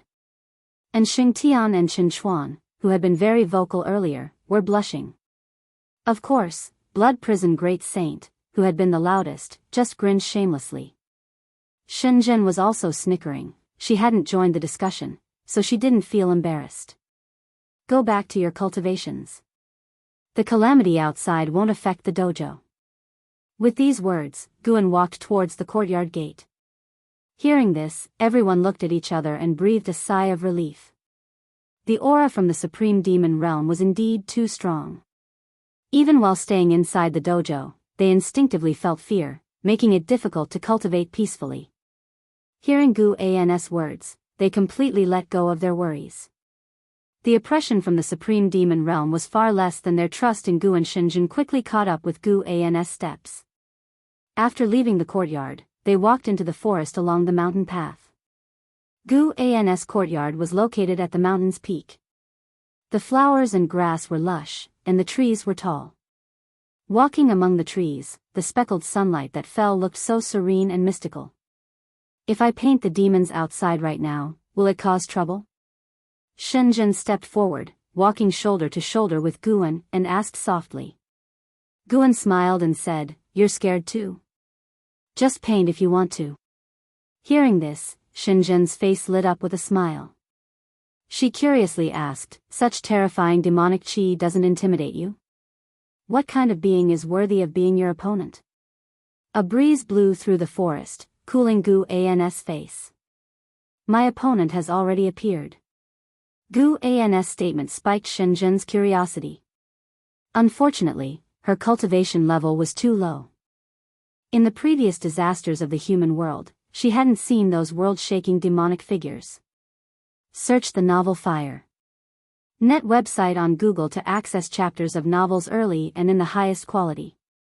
If you find any errors, ads pop up, ads redirect, broken links, non-standard content, etc., please let us know each report so we can fix it as soon as possible. Chapter 544. Neither god nor demon. Dark clouds churned, and thunder rumbled incessantly as the vast ocean rose in angry waves, and heavy rain scattered with the wind. Amid those alarming surges, one could vaguely make out the shocking sight of corpses. Looking into the distance, one could see a fierce battle unfolding between the celestial sea. Countless cultivators besieged a demon tens of thousands of feet tall. The demon, human in form, was covered in black fur, dressed in black armor, and wore a horned iron helmet, resembling a war god from the demon realm. Wielding a terrifying greatsword, it could cleave the sea and slash the heavens with absolute, tyrannical might. Cultivators' bodies continuously fell, crashing into the gloomy sea and quickly being dispersed by the churning water.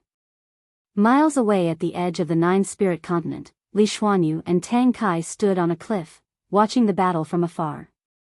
Waves splashed against the shore, wetting their dresses, but they paid it no mind. How terrifying, this demon! Are such demons rampant all over the world? Tang Kai couldn't help but look at Li Xuanyu, exclaiming in awe. Several days ago, numerous meteors from outer heaven had descended, shaking the earth, and not long after, the human world faced a catastrophe. Only a few days had passed, and demons from outer heaven threatened Nine-Spirit Continent. Li Xuanyu replied, "The demonic chi from outside is indeed heavy, no wonder an Xian wanted us to stay." Tang Kai couldn't help but ask, "Sister, you don't think Liu will get into trouble, do you? With his temperament, he's sure to dive right into the thick of it." I'm really afraid he might get seriously injured again. Don't worry, he has his own fortune. His life is much harder than either of ours.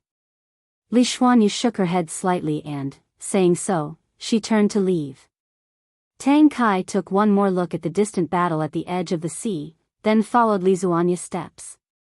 She was curious about the demon's cultivation level, but unfortunately, Li Xuanyu couldn't see through it either. Their experiences were but a microcosm of the world. Every continent and sea was plagued by demons from the supreme demon realm, with countless beings meeting tragic deaths every day. The skies of the human world darkened, signaling a tribulation sweeping across the entire great heaven and earth. The supreme demon realm came only to slaughter. In the sacred domain, within a palace, 7 figures gathered, staring at the throne of the silent destruction god emperor in silence for a long time. One of the women broke the silence. The master hasn't come back yet. Could something have happened? At these words, the faces of the other 6 turned grim. The silent destruction god emperor had been missing for many years. They had not been worried at first, but now with the attack of the supreme demon realm and the god emperor's absence, they couldn't help but be concerned. The supreme demon realm has always hidden in the shadows. Now that they have launched a large-scale invasion of the celestial spirit great world, I fear someone has been guiding them from behind, and that person is likely that one. A middle-aged man inhaled deeply and spoke gravely. He didn't specify who that one was, but everyone understood. The celestial spirit god. The supreme existence of this great thousand world. Once again, the hall fell into silence. Even with the lowest among them being profound yuan-free immortals, the mere thought of the celestial spirit god sent chills down their spines, quelling any thoughts of rebellion or scheming. Just then, the palace began to tremble, and the candles flickered violently, threatening to go out at any moment. All 7 turned to look towards the doorway. Without the holy court, the celestial court appears stronger, yet it seems to have lost its former keen edge. A cold voice came from outside the hall, like a muffled thunder that echoed throughout the sacred domain, audible to all beings within the holy court. The 7 in the hall looked at one another again, none volunteering to speak first. More than the safety of the holy court, they wanted to know where the silent destruction god emperor had gone. They didn't even consider the possibility of the emperor being dead. In their minds, the silent destruction god emperor was an immortal being. If a power such as the holy court could come under attack from the supreme demon realm, what about other sects? The major sects of the Tai Tsang continent also faced tribulations. The supreme sect, having lost the protection of the supporting Dao sword venerable for over 9,000 years, was once again drawn into the defense battle. Spring gave way to autumn, and 300 years passed in the blink of an eye. The human world entered a bizarre state where demons roamed freely, and it was difficult to distinguish between human and ghost. All living beings were living in constant fear. On the Tai Tsang continent, within the North Sea mountain ridge, profound mystery sat in front of the pill furnace in the courtyard, looking up at the overcast clouds, his face full of worry. He turned his head to look at the mountain god on the eaves and asked, "Mountain god, is there no one in this world who can drive out the supreme demon realm?" 300 years had passed, and the name of the supreme demon realm had spread far and wide. Everyone knew that the evil demons ravaging the human world came from the supreme demon realm. The immortal dynasty had fallen, the holy court had been slaughtered by the supreme demon realm, and the entire world was shrouded in their darkness, with clouds so dense that hope was obscured. Although profound mystery lived in seclusion in the North Sea mountain ridge, occasionally cultivators and demons would pass by, which allowed him to stay informed of major events in the world. Now, even the Tai Tsang continent was plagued by minions of the supreme demon realm. The powerful demons of the supreme demon realm, once they descended into the human world, recruited many minions. They were also able to nurture more demons, swiftly expanding the influence of the supreme demon realm to cover the entire world. "Of course there is," Guan casually replied while sitting on the eaves, whittling a bamboo stick. "Otherwise, there would be no living creatures left in the human world by now." With the invasion of the supreme demon realm, although the human world suffered greatly, it also gave birth to numerous heroes. Now, many great cultivators were preparing to besiege the main city established by the supreme demon realm in the human world, forcing the supreme demon realm on the defensive. CTH Novelfire. Net website on Google to access chapters of novels early and in the highest quality. Guan was but a pawn to the supreme demon realm. The celestial spirit god sought to use the power of the supreme demon realm to force out the heaven and earth Tao fruit.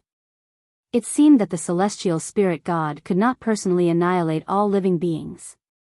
It was as though some force in the unseen depths was restraining the celestial spirit god, which made Guan even more curious about the celestial court that lurked behind the celestial spirit god. What sort of order did the celestial court have, and how were its classes of strength and weakness divided? After hearing this, the worry in Profound Mystery's eyes faded. Having secluded himself in the mountains for over 9,000 years, he too had his own insights. He had felt compassion for the suffering of passers-by, but as time went on, he realized that he couldn't change anything. Moreover, suffering would not vanish, people would always suffer, and the difference lay in whether or not he could see it. A high-pitched dragon's roar echoed between heaven and earth. Profound Mystery looked up and saw a dragon tail appearing in the cloudy sky, twisting like a mountain range, a magnificent sight to behold. This dragon had green scales yet radiated golden light. Filled with curiosity, Profound Mystery asked, "Is this being a god or a demon?" Since the descent of the supreme demon realm, he had occasionally seen celestial beasts appearing, including dragons, but this particular dragon tail gave him a feeling there was an indescribable divinity present. Guan, wearing a mask, looked up and said, "Neither god nor demon, merely a lost soul." That was not a true dragon but someone's Dharma aspect. Guan was somewhat curious as well. Could there truly be such a prodigy within the Long clan? This individual was neither Long Xian nor Long Mia. Guan's gaze stretched out toward the third medicine valley of the supreme sect. In Long Qing's practice of the celestial dragon technique, there had been progress. Within Long Jun's domain, he had condensed 12 Dharma aspects, one of which was wrapped by a golden dragon, its aura towering. A lost soul? Profound Mystery's curiosity grew, and he stared intently at that dragon tail. At that moment, not only he but creatures across the continent were looking up at that dragon tail. Mortal spirits even thought a true dragon had descended to exterminate demons for them. More and more mortal spirits knelt down, kowtowing towards the dragon tail, crying out and praying. Inside Long Jun's domain, it appeared no different from the surrounding cliffs of the third medicine valley, but in reality, they were in an entirely separate space. Long Qing opened his eyes and turned his head to look, and he was suddenly taken aback. If you find any errors, ads pop up, ads redirect, broken links, non-standard content, etc., please let us know it report so we can fix it as soon as possible. Chapter 545, Heavenly Tao Peak, Celestial Emperor, who is he? As he gazed at the Dharma aspect that was enveloping the golden dragon, Long Qing asked Long Jun. Long Jun looked at the golden dragon Dharma aspect, his expression quite complex, and said, "He is the previous you, your ancestor. Like you, he's a remnant of the Long clan. I crossed through the years to assist him. He failed, but not before leaving a lineage for the Long clan, offering a glimmer of hope." Long Qing hadn't expected that Long Jun had sought out other ancestors before. He realized he was not the most unique. "Can you tell me his story?" Long Qing asked, curious to learn about the life of each Dharma aspect he managed to manifest. Long Jun, although he lived in the distant past, had the ability to see the lives of all his descendants. This time, he didn't hold back and began to recount the life story of this member of the Long clan. Long Mang, born without parents or even the protection of servants left by his family, was abandoned in the Great Thousand World and was taken in by a cultivator from a sect. The first half of his life was relatively stable until he awakened the bloodline of the Long clan, which drew the attention of the battle court. His master was turned to ash, his wife and children were slaughtered, and his fellow sect members were almost entirely massacred. Had Long Jun not intervened in time, the lineage of the Long clan would have ended with Long Mang. After rescuing Long Mang, Long Jun began to teach him the secret techniques of the Long clan. During his cultivation, Long Mang developed his own understanding of the celestial dragon Dharma aspect. The golden dragon showcased by the Long Mang Dharma aspect was a manifestation of will, allowing him to be more focused and powerful in battle. Once, Long Mang had brought boundless hope to Long Jun. Unfortunately, Long Mang still met his end at the hands of the silent destruction god Emperor, and his grandson even fell victim to the Emperor's possession. The silent destruction god Emperor, always him. What exactly is his relation to the battle court? Why does he continuously possess us? Long Qing asked indignantly, his eyes brimming with murderous intent. Long Jun replied, he has no direct connection to the battle court, but he covets the bloodline talent of the Long clan. Perhaps he has reached his own limits and can ascend no further. Long Qing took in a deep breath, his fists clenched tightly, and said, I hope I get the chance to kill him with my own hands in this life. Long Jun remained silent, offering no further conversation.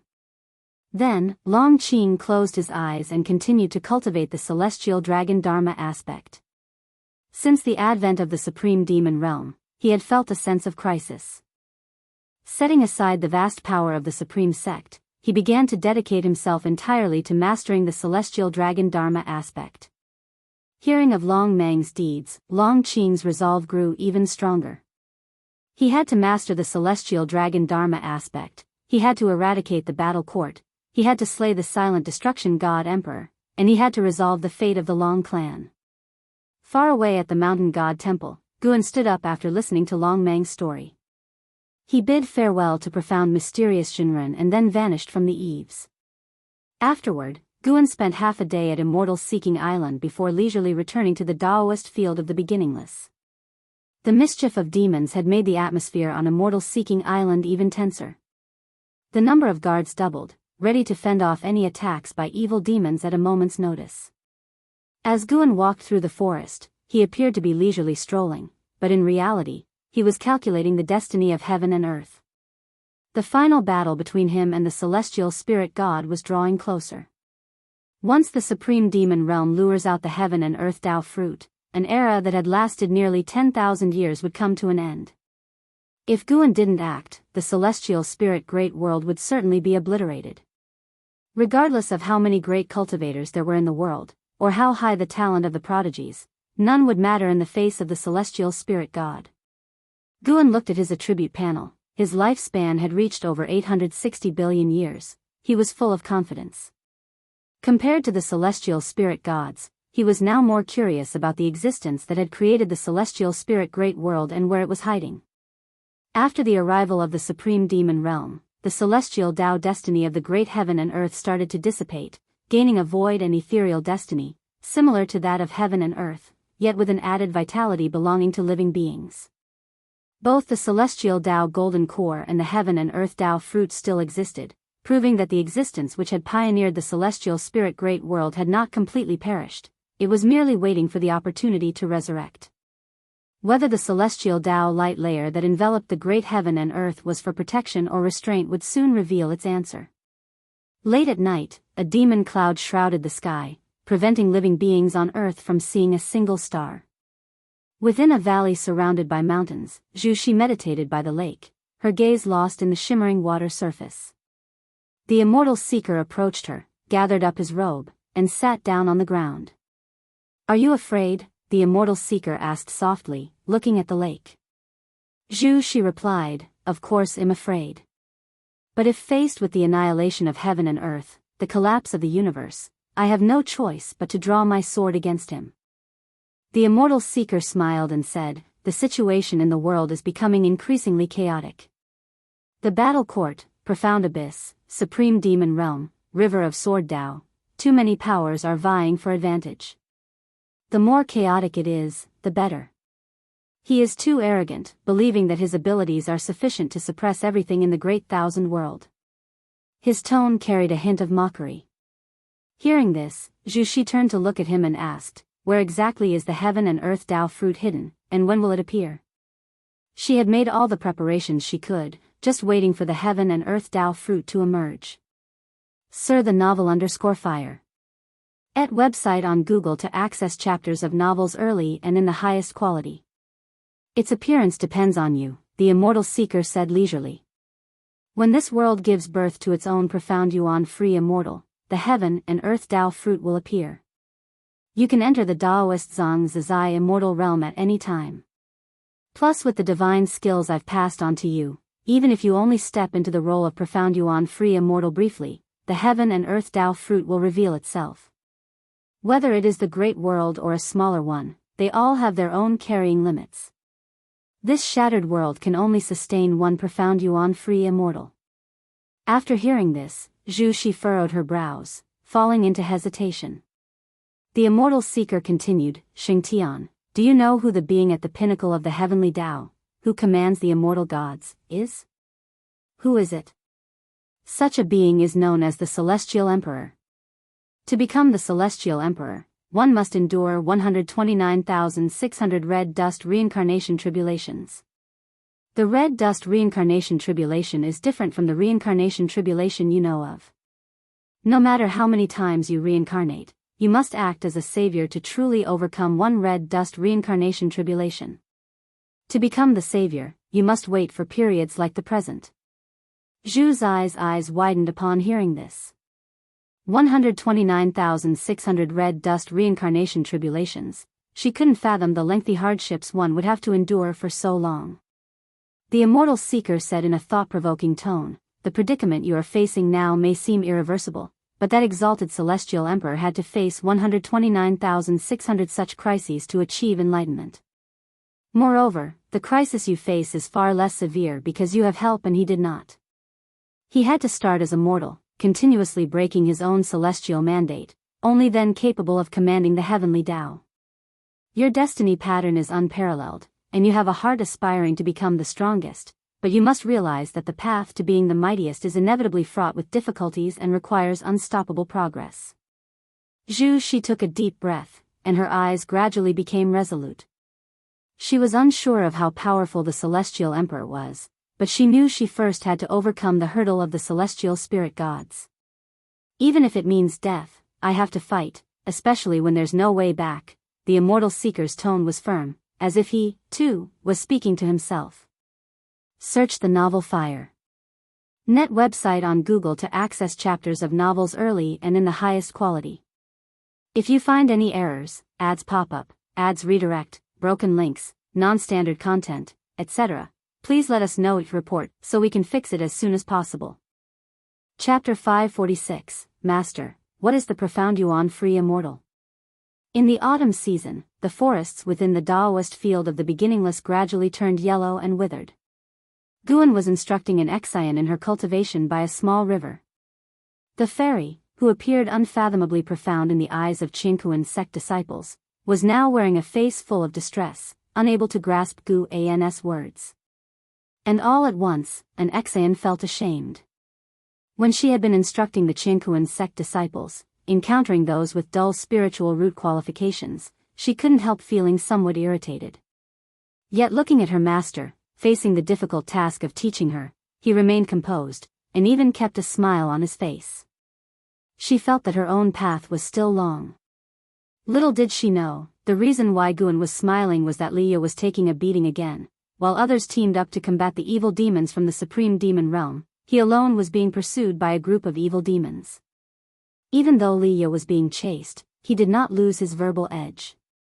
Every time he was about to be caught, he would burst forth with even stronger power to break out of the encirclement.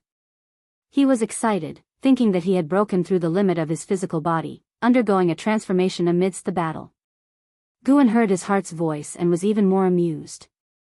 Oh, senior brother, your potential is my doing. As Guan thought this, he turned to an Xian and said, if you can't figure it out, then take your time.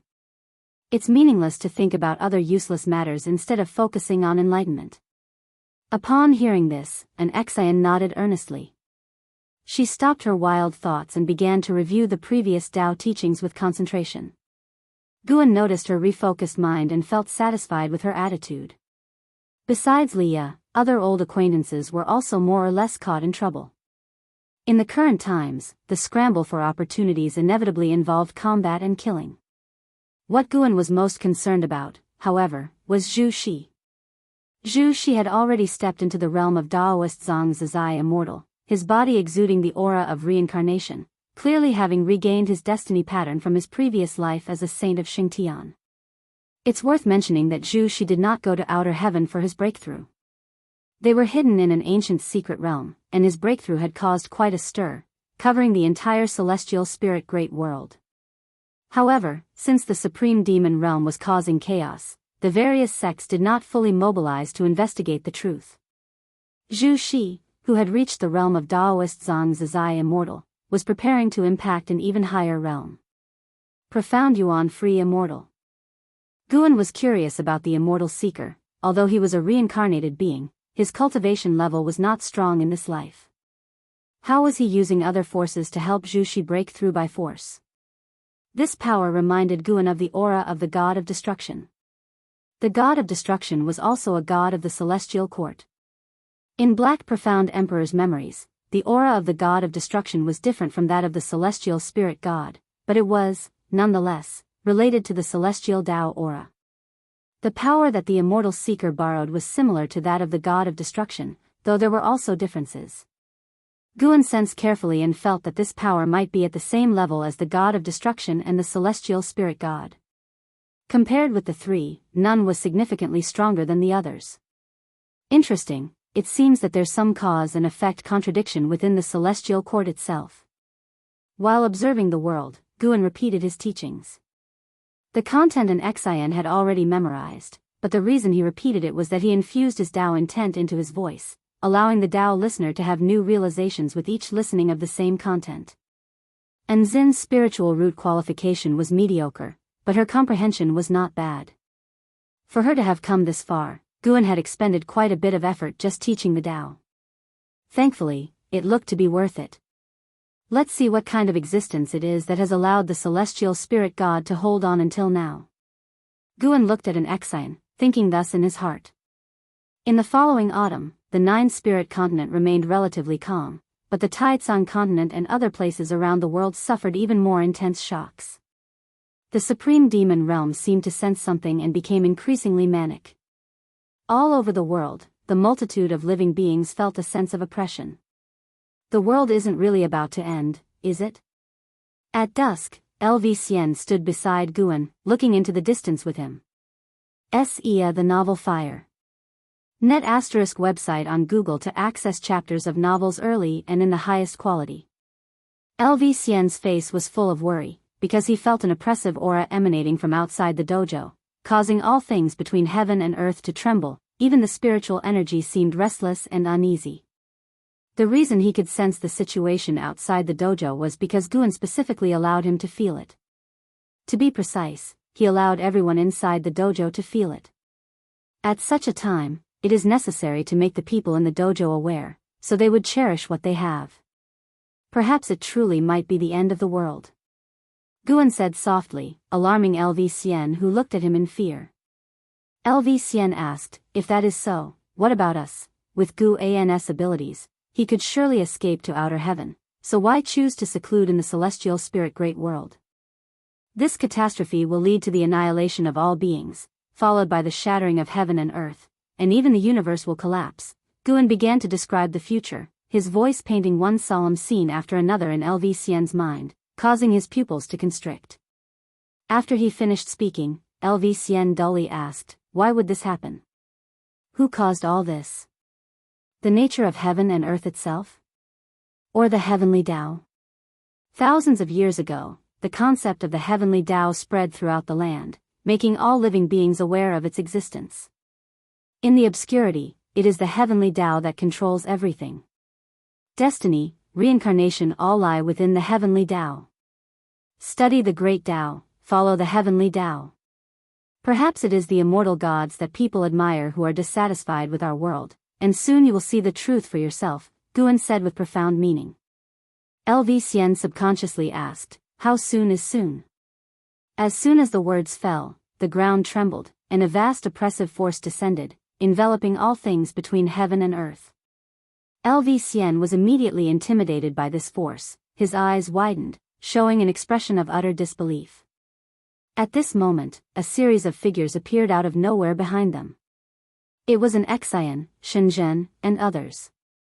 They looked toward Guan nervously. The sudden oppressive force was truly frightening, prompting them to instinctively seek out Guan. Guan did not turn around. He looked into the distance and said, take a good look, recognize the true nature of this world. One day, you will have to face such despair on your own. Hearing this, an Xian was about to speak when a thunderous boom shook heaven and earth. Guan waved his sleeve, and a light screen appeared in front of them, reflecting a vast continent. At this moment, the continent was splitting apart, dust rising, with grand momentum. If one looked closely, amidst the spectacular surging tide, tendrils appeared as if something, a giant demon, was about to break through the soil. What is that? Shenzhen couldn't help but ask. No one answered her, and Guan did not explain, but let them continue to watch. As more and more dust arose on the continent, the view on the light screen zoomed out, showing more of the sea areas, while the continent was submerged by the surging waves. Soon, the expressions of an Xian and others began to change, some even with their mouths wide open in shock as if a mortal had seen a ghost. They saw a huge round fruit rising within the mighty surging tide, its surface covered in golden Dao patterns. It was larger than the continent, rising continuously, growing larger and larger. Qin Xuan turned his head to another direction, his eyes wide as he pointed and said in astonishment, "Look over there, quickly." Everyone turned to look, and saw a gigantic object appearing on the horizon, the same mysterious giant fruit from the light screen. That is the heaven and earth Dao fruit, the essence of heaven and earth itself. Without it, there would be no heaven and earth, nor would there be all things within heaven and earth, Guan introduced. Without waiting for anyone to ask, he continued, someone has reached the level of profound Yuan free immortal, prompting the heaven and earth Dao fruit to appear. Profound Yuan free immortal? Blood Prison Great Saint asked impatiently, Master, what is a profound Yuan free immortal? If you find any errors, ads pop up, ads redirect, broken links, non-standard content, etc., please let us know it report so we can fix it as soon as possible. Chapter 547, The Sky is Falling. After Nirvana, the stages are Loose Immortal, Wandering Immortal, Celestial and Earthly Immortals, Carefree Primordial Immortal, Divine Immortal of Wondrous Dharma, Tao Void Profound Immortal, Divine Thought True Immortal, and Free Immortal. Gu An's voice floated towards everyone, their eyes widened in awe. CTH Novel Fire. Net website on Google to access chapters of novels early and in the highest quality. Guan, fearing they hadn't understood clearly enough, added, although Daoist Zhang Zizai Immortal and Profound Yuan Free Immortal are still considered free immortals, the gap between each level far surpasses the 9 heavens of the immortal path. Once one reaches Daoist Zhang Zizai Immortal, they will cultivate a Dao fruit, the so-called Dao fruit. At this point, he stopped and turned his head to look towards the mysterious giant fruit on the horizon.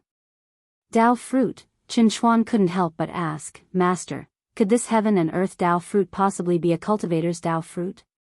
The others all looked at Guan, extremely tense, awaiting his answer. Guan replied, yes, the heaven and earth Dao fruit is indeed a cultivator's Dao fruit, and the catastrophe of heaven and earth is brought by the enemies who slew him. Everyone was shocked upon hearing this, turning to look at the heaven and earth Dao fruit that was still growing, feeling more powerless than ever. How many years of cultivation would it take to reach such heights? Yet such a being could still be killed. They couldn't fathom what the entity capable of slaying the creator of heaven and earth would be like. But they knew one thing. The sky was falling.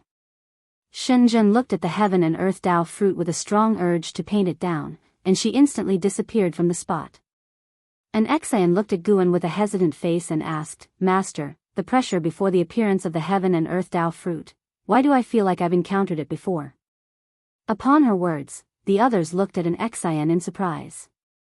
Had she also met a profound Yuan free immortal? Guan glanced at an Xian, his eyes showing a touch of satisfaction. He casually answered, Indeed you have. Her name is Zhu Shi, who is also the Saint Heaven reincarnation. Saint Heaven reincarnation. Celestial demon child's eyes lit up with excitement as she asked, Is it the Lord of the Holy Court? Hearing Guan affirm with a everyone grew even more excited and began to discuss the legend of Saint Heaven. Guan said no more, vanishing into thin air, leaving the rest of the experience for them to feel for themselves. As the heaven and earth Dao fruit emerged, all sects across the world were alarmed, and one great cultivator after another flew towards the heaven and earth Dao fruit. Even Li Ye rode the 9 extreme sacred heart sword there.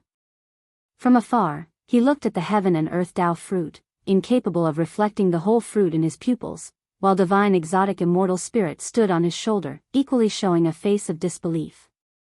"What is that?"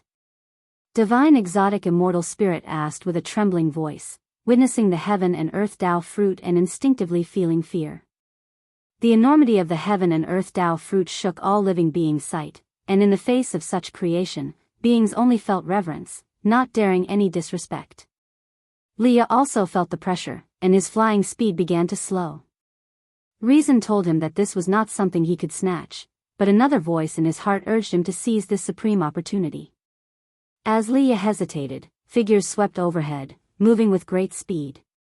Seeing so many fearless individuals, Leah felt greater courage welling up inside him. There's strength in numbers, maybe he would be the one to seize it. Leah gritted his teeth and immediately accelerated forward. The enormous and spectacular heaven and earth Tao fruit hovered above the land and vast sea, with Zhu Shi an immortal seeker standing at the top of the heaven and earth Tao fruit, looking up into the dazzling starry sky. The celestial Tao light layer that enveloped the celestial spirit great world had become thin, as if it would completely disappear at any moment. Zhu Shi changed into a golden robe that clung to her body, her long hair coiled under a phoenix crown, with 2 golden dragons on her shoulders, and a crimson halo floating behind her. At this moment, she exuded an air of supreme dominance, her brows revealing a chilling disdain for all living beings. Lord of the Holy Court, Xingtian. Profound Yuan free immortal. The immortal seeker looked up and sighed, there are just too many fools who can't see. As his voice fell, a huge black hole appeared in the starry sky above, and blood-red waves of air surged out, writhing like tentacles, horrifying and terrible. Who would have thought that the celestial spirit great world could give birth to the profound Yuan free immortal during the shattered era? An authoritative voice echoed between heaven and earth, so that all creatures could hear. Zhu Shi did not look up, but instead gazed down at the heaven and earth Tao fruit below. Each golden rune glowed with a light unique to it, appearing mysterious. The immortal seeker whispered, "The supreme demon emperor from the supreme demon realm has arrived. If you want to merge the heaven and earth Tao fruit, you might have to deal with him first." As his voice fell, black holes of various sizes appeared from all directions, terrible auras spilling out from them. Their converging might made heaven and earth tremble. Zhu Shi did not raise her eyes, she simply uttered one word. "Good." Boom boom, the palace trembled, and Jiang Qiong, sitting at the highest seat, furrowed her brows. Her gaze turned to the palace doors outside, where the sky was dark, lightning flashed, and thunder roared. Fierce winds ravaged the forests, and in the far distance, at the edge of the sky, one could vaguely see a terrifying behemoth. Heaven and earth Tao fruit. Looking at the heaven and earth Tao fruit, Jiang Qiong felt very uneasy. She always had the feeling of facing the apocalypse, as if it was the last day of heaven and earth. At that moment, a female cultivator swiftly flew into the hall, landing before the steps, and saluted Jiang Qiong. "Master, the evil demon has left, it seems to be heading towards the distant mysterious giant fruit." "Should we deactivate the sect protection formation?" the female cultivator asked. The mention of the mysterious giant fruit caused her voice to hesitate for a moment. Jiang Qiong glared at her and said, "You feel the malevolence of this heaven and earth. Do you think it should be deactivated?" The female cultivator replied helplessly, "Master, the resources consumed by this formation are truly immense, and continuing like this could easily drag us down. Over the years, you have not allowed us to go out and compete." Her voice trailed off with a hint of resentment. Jiang Qiong responded, "You must have seen other cultivators from sects that joined the struggle. Haven't you noticed a common trait amongst them?" The female cultivator asked in surprise, "What trait?" "They all become mad, bold, even obsessive. Once they set foot on this path, it seems they can never turn back. I'm not sure if my current decision is right, but if the disciples of Gathering Flowers sect become like that, then sooner or later, the sect will perish." Jiang Qiong's words plunged the female cultivator into silence. She thought carefully about the faces of those people. They did seem off, with a crazed posture. The palace continued to tremble violently, with hot or icy winds blowing in intermittently. Just as the female cultivator was about to leave, a voice full of oppression rang out, "Xianxia. I did indeed underestimate you, but the path you've chosen will surely lead to your doom." The voice of the Supreme Demon Emperor, tinged with fear. Jianghu didn't know who the voice belonged to, but she knew of Xianxia's legend. Demons rampage, and immortal gods fight amongst themselves. Even in the Nirvana realm, facing such a cataclysm, are we any different from mortals? Jianghu's voice was intricate with emotion as she looked at her disciple and said somberly, "In such turbulent times, the best we mortals can do is to hide, not like moths to a flame trying to fight for something. We can't compete for such an opportunity." Search the novel Fire. Net website on Google to access chapters of novels early and in the highest quality.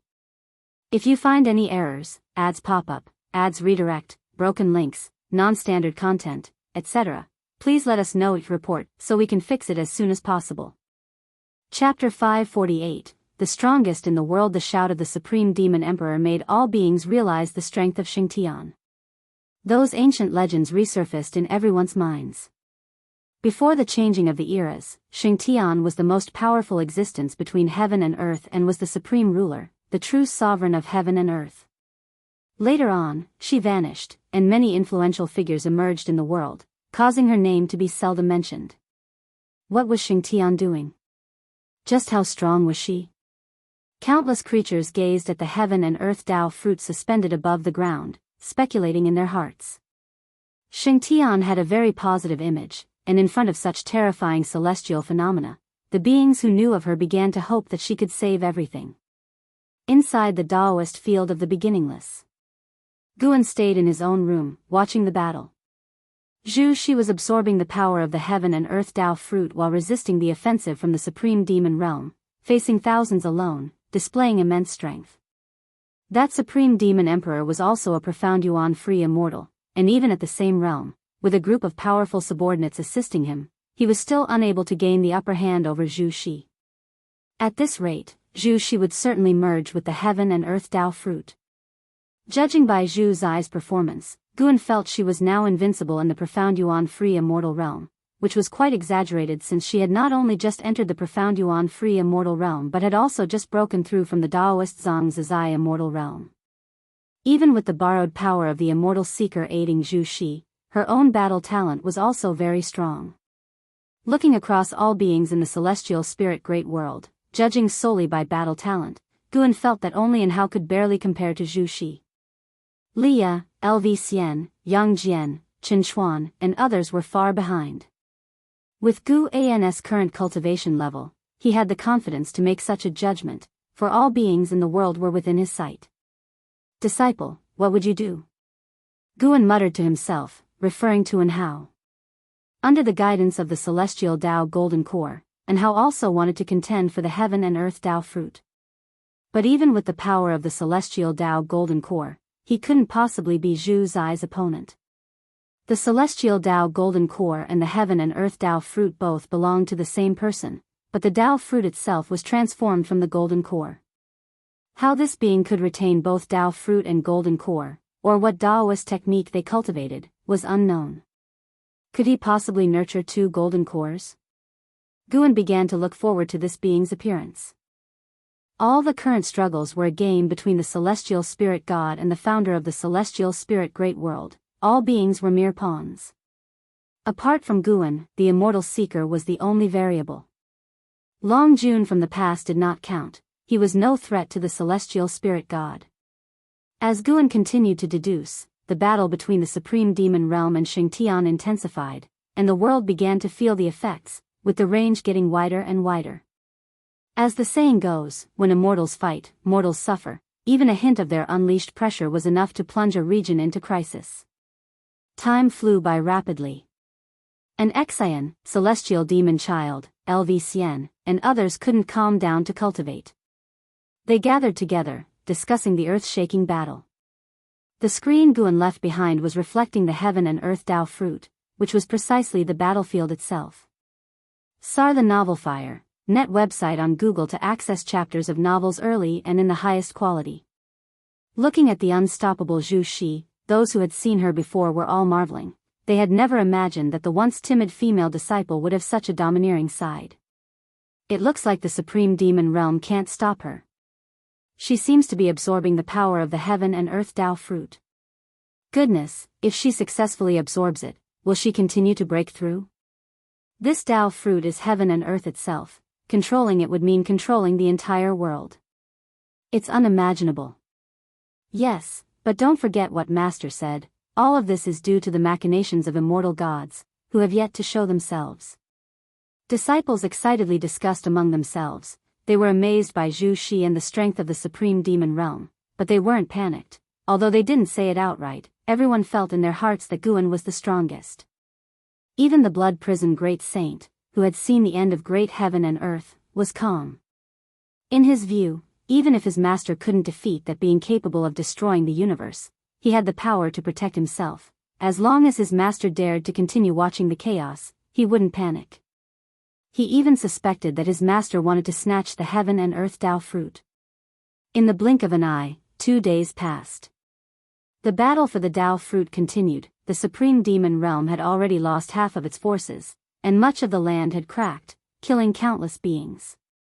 Sea waves rolled endlessly into the distance, with many magical treasures and flying creatures following them.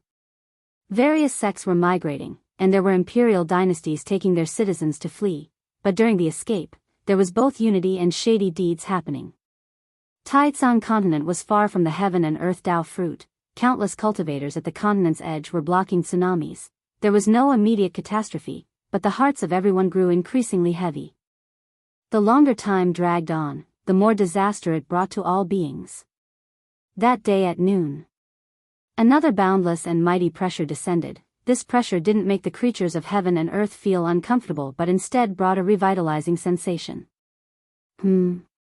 That golden core has actually found an inheritor. Wait, could it be? The immortal seeker, standing on the heaven and earth Tao fruit, frowned and muttered to himself. Not far away, Zhu Shi continued to absorb the power of the heaven and earth Tao fruit. Looking upward, Zhu Shi was condensing a Dharma aspect even larger than the heaven and earth Tao fruit. With 1,000 arms, each holding different magical treasures, the Dharma aspect was ever-changing and dazzling to behold. Zhu Shi turned her head to look at him and asked, could it be what? The immortal seeker had a complex look in his eyes but simply shook his head slightly, saying nothing.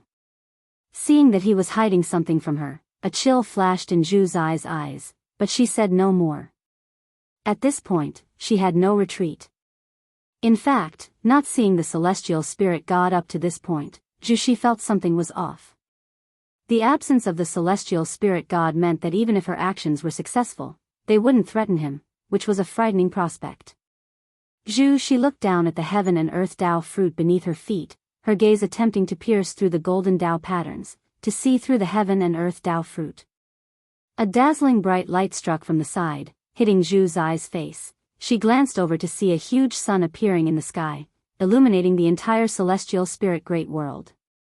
In an instant, the whole world was enveloped in strong light. The nearby continents and oceans were stripped of color. Boom! Boom! Boom! Out of the massive sun surged waves of fire, forming huge golden dragons larger than mountains, breathing scorching heat. The heaven and earth Tao fruit, and how also desire it. A loud voice like thunder rang through heaven and earth, audible to all creatures.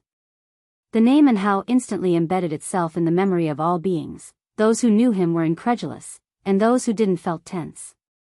Just hearing the voice made one want to submit. Such a powerful being entering the battlefield would surely bring even greater catastrophe to heaven and earth. And how, at Supreme Sect, within the Third Medicine Valley, the aged LV Badian sat by his garden, looking up at the bright sun in the sky, mumbling to himself. His turbid eyes gradually brightened. In a trance, it seemed he saw the spirited youth from 9,000 years ago standing in front of him again. I really am old, LV Badian mumbled to himself. But you certainly aren't old yet. Where are you, watching all this? Search the novel Fire. Net website on Google to access chapters of novels early and in the highest quality. If you find any errors, ads pop up, ads redirect, broken links, non-standard content, etc. Please let us know to report so we can fix it as soon as possible. Chapter 549, Celestial Spirit Immortal Venerable, Supreme Demon Emperor Guan appeared with the Celestial Tao Golden Core, and that magnificent celestial might made the situation in the great heaven and earth even tenser. She did not respond to Guan's forceful shouting. She directly controlled the Dharma aspect to strike at Guan, releasing the profound primordial aura that made the rules of heaven and earth tremble, causing the celestial vault's thunderclouds to churn and change color, with various anomalies emerging one after another. The clash between the Celestial Tao Golden Core and the Heaven and Earth Tao Fruit affected the entire great heaven and earth. This time, there was no retreat for all beings, as the disaster was no longer centered around the Heaven and Earth Tao Fruit spreading outwards, but instead causing the great heaven and earth to crack everywhere, with no pattern to speak of. In front of these two powerful forces, any being wishing to participate in the struggle did not even have the qualification to approach. The 7 subordinates of the silent destruction god emperor were not attracted to the heaven and earth Tao fruit. Instead, they flew towards the outer heaven.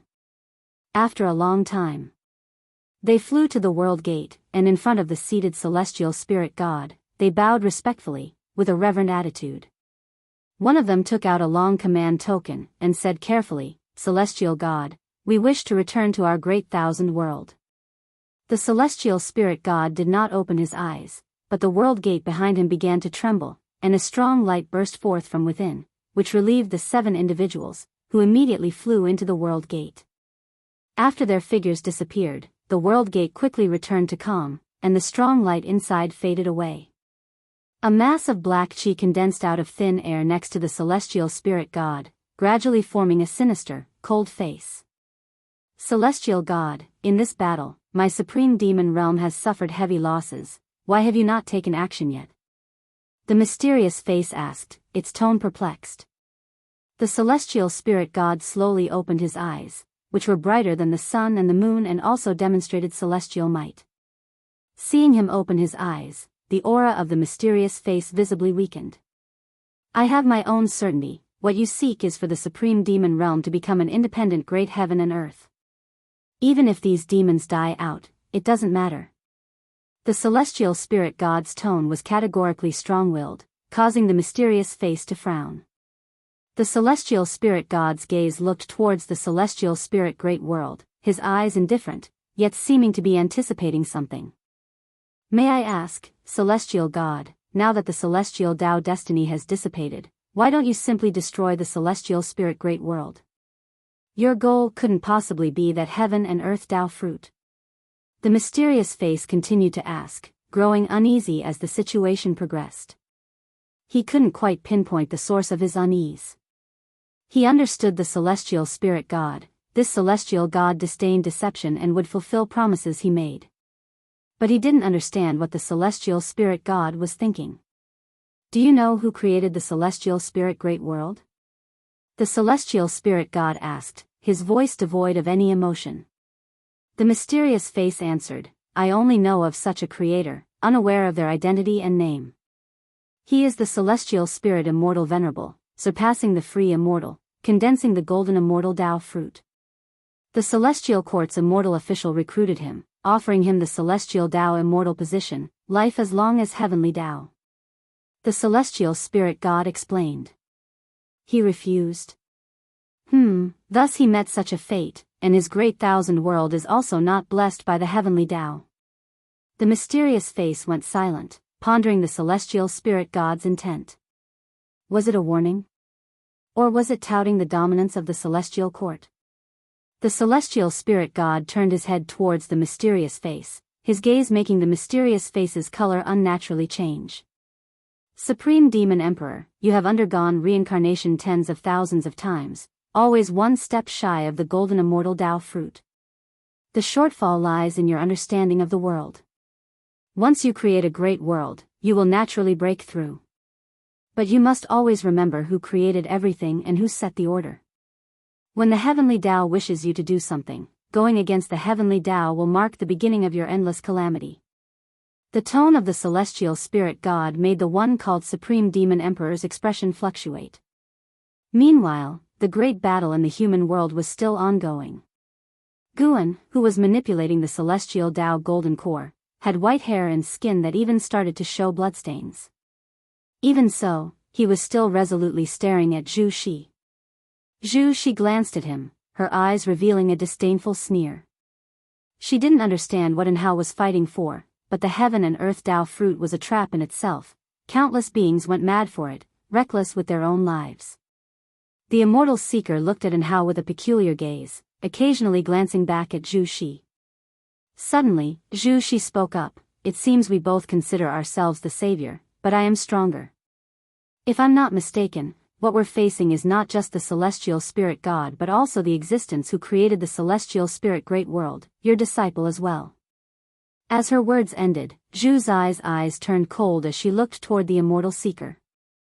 The immortal seeker had sought her out under the pretext of helping his disciple seek revenge. Now that his disciple was not entirely dead, their trust was naturally crumbling. Search * The Nell Fire.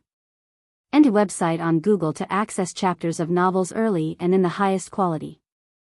The immortal seeker sighed. I failed to see through him. I didn't expect him to hide so deeply.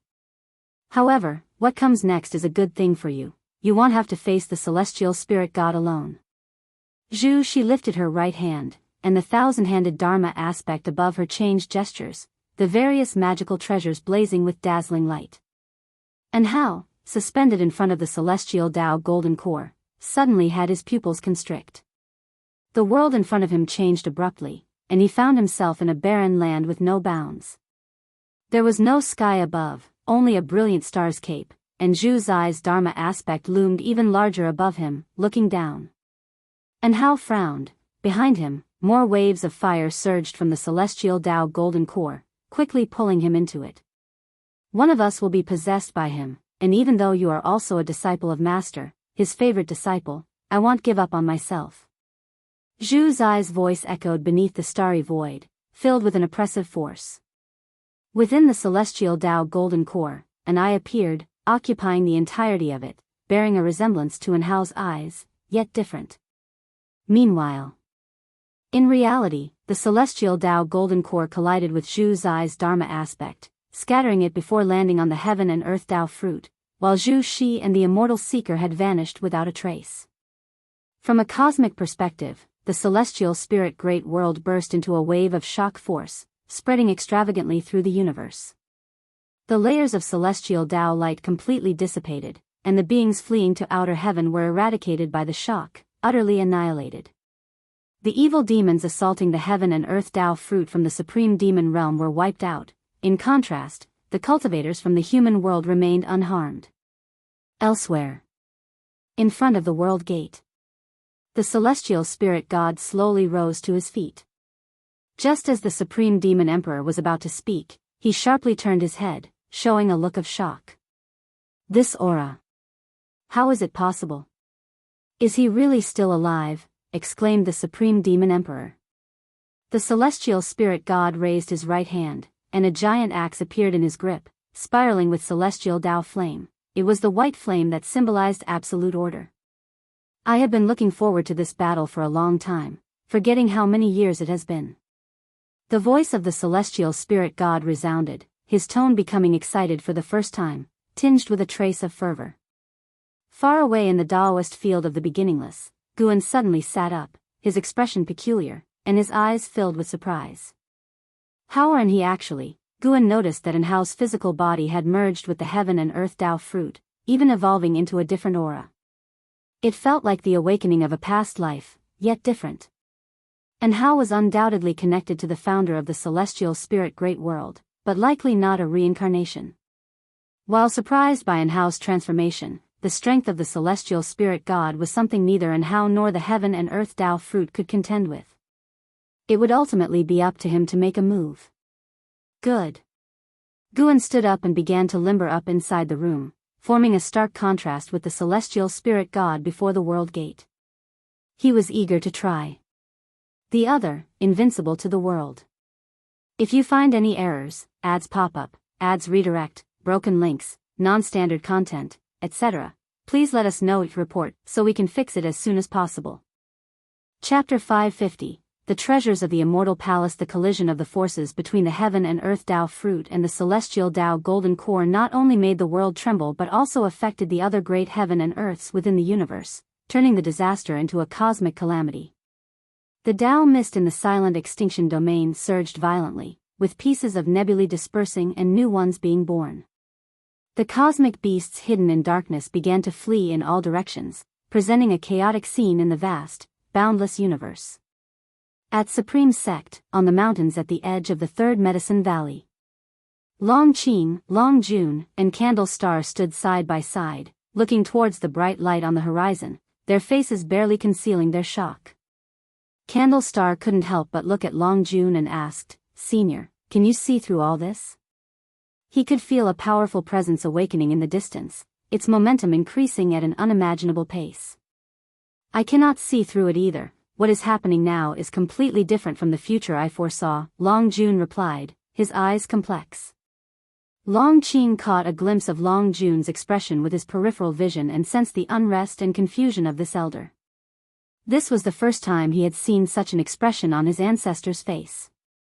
He looked back towards the horizon, his emotions mixed. "Brother and how?" Zhu Shi, Long Qing murmured these two names in his heart. Both were fellow disciples, and although Zhu Shi was Saint Heaven reincarnated, they had this connection. How could he not be affected? Wuxia world. Sight he realized he truly wasn't the master's most favored disciple. And Hao and Zhu Shi had already been able to dominate the trends of heaven and earth, while he could only hide within Medicine Valley to cultivate his divine skills, which were profound and unfathomable, and how much longer it would take to master them was unknown. All living beings were enveloped by the bright light, and everything lost its color. Even mortal spirits could feel the oppressive force swiftly strengthening, but, miraculously, this didn't extinguish the mortal spirits. From the view of the universe, at the center of the celestial spirit great world, there was a mass of strong light, and this light was rising. Within the strong light, two figures were battling, Zhu Shi and Hao. Zhu's eyes Dharma aspect shrank to 10,000 zhang tall, completely suppressing Hao, who had turned into a bloodied figure, his physical body occasionally exploding but quickly coalescing again. Both were utilizing the power of heaven and earth, but Zhu's eyes cultivation level was far superior to Hao's, the gap in strength vast. "You're no match for me, give up." Zhu Shi looked down upon Hao, her cold voice echoing, her Dharma aspect not ceasing its spell casting. Hao didn't utter a word, clenching his teeth and persevering, his blood-streaked white hair whipping about as if he were a mad demon. Patterns of gold slowly appeared on his chest, and soon an eye emerged. It was the mysterious giant eye from within the celestial Tao golden core. Seeing this eye, Zhu Shi frowned. At that moment, countless light stars burst forth from behind Zhu Shi, hurtling towards Hao at high speed, and her expression drastically changed. She felt her own power being siphoned away, headed towards Hao. The divine skills taught by the immortal seeker could prevent her from being devoured by the heaven and earth Tao fruit, but they could not stop the power of the heaven and earth Tao fruit from leaving. "What's going on?" Zhu Shi furrowed her brows tightly, staring intently at Hao. As the power of the heaven and earth Tao fruit surged into Hao's body, he rapidly transformed into a blood silkworm, his curled-up body faintly visible. It wasn't just the power of the heaven and earth Tao fruit but also the power of the celestial Tao golden core no longer lent to Hao, but merging inside him in an inexplicable manner. Hao was transforming into someone else. Meanwhile, Guan exercising his muscles in secret was startled by Hao's fate turning murky, making him hesitant about whether to make a move prematurely. But if he struck prematurely, the master of the great world would still leave behind a hidden danger. If the will of the master of the celestial spirit great world remained and could observe all creatures, that posed a risk for Guan as well. He couldn't let anyone know of his ability to steal lifespans. So, he would wait. It was only fair that Hao should pay a price for his choices, since no one had forced him on this path. Guan saw the celestial spirit god move, holding that familiar massive axe and walking towards the celestial spirit great world. Behind him followed a mass of demonic qi, whose essence was the same as the evil demons of the supreme demon realm, especially similar to that of the supreme demon emperor. With just one glance, Guan saw through its cause and effect. The supreme demon emperor, the ancient being who established the supreme demon realm. The supreme demon emperor was merely his disciple, managing the supreme demon realm on his behalf while he had always hidden in the shadows, unknown to anyone in the Supreme Demon realm except for the Supreme Demon Emperor. Feeling something, the Supreme Demon Emperor suddenly stopped. The celestial spirit god paid no mind and continued forward, his eyes only on the celestial spirit immortal venerable. He didn't walk fast, still waiting for the celestial spirit immortal venerable to revive. Before long, having lost the power of the heaven and earth Dao fruit, Zhu Zai's cultivation level fell sharply, suddenly dropping to the Daoist Zhang Zizai immortal realm. She couldn't help but spit out a mouthful of blood, her complexion instantly turning pallid. She looked ahead, and the blood silkworm transformed by Anhao had grown over 100,000 zhang tall. His figure had also become enormous, still curling up. A deep breathing sound came from inside the blood silkworm, as if the oldest demon god was about to awaken.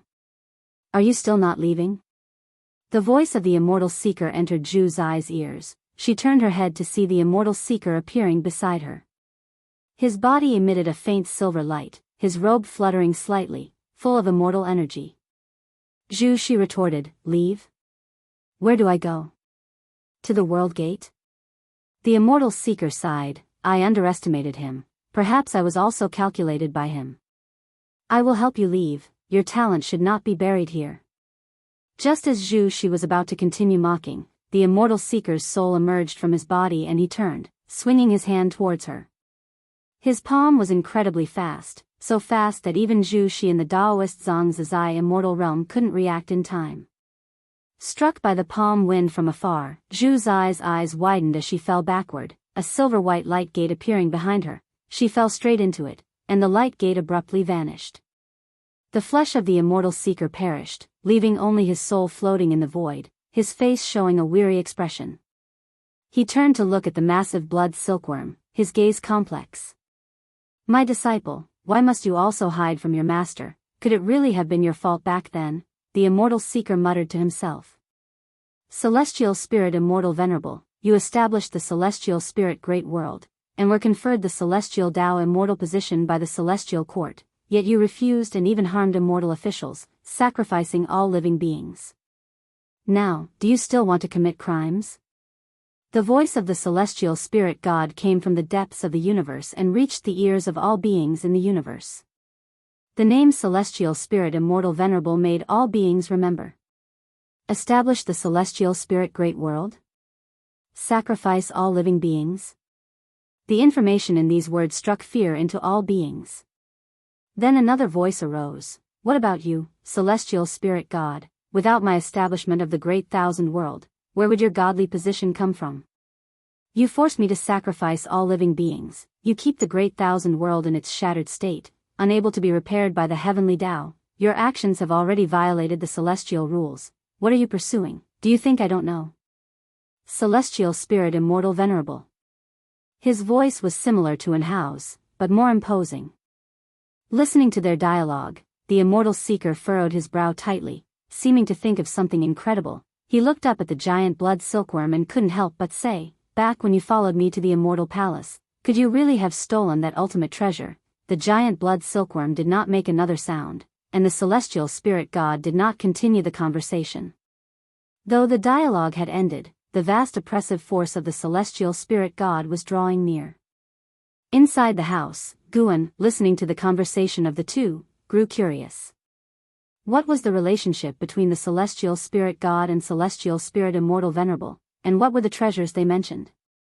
Boom, accompanied by a heaven-shattering loud noise, the universe trembled as the giant blood silkworm exploded. Blood winds raged in various directions of the universe. A towering figure appeared. It was Anhao, but more robust than before.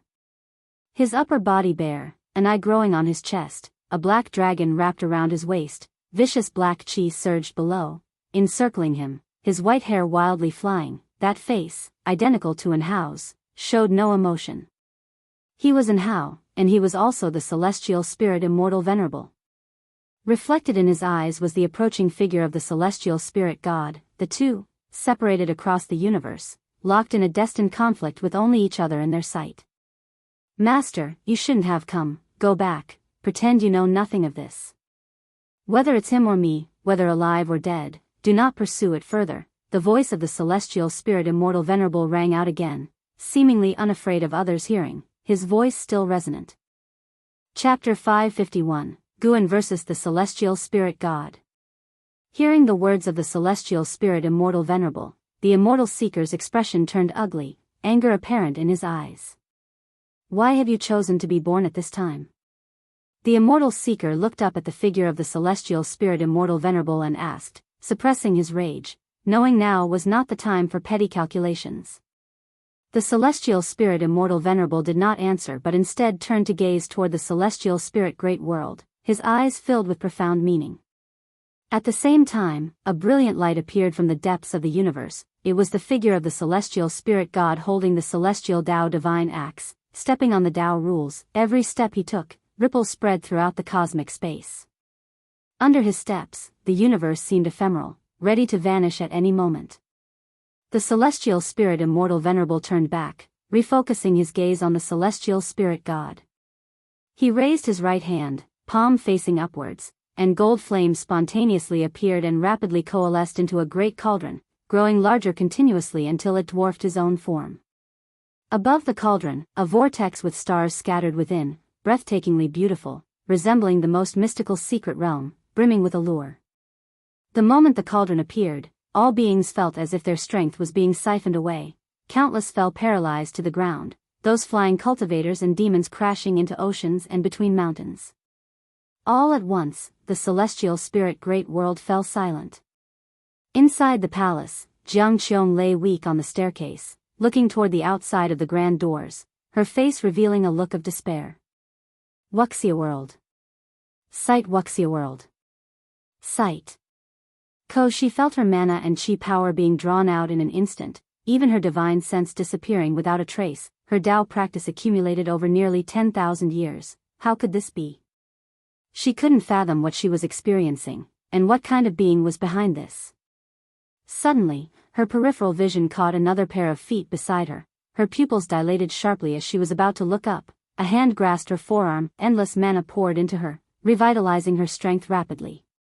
Feeling this mana, Jianghu didn't need to see the person to instantly let her guard down. She looked up with a smile on her face. It really is you, Jianghu said softly, her expression somewhat infatuated.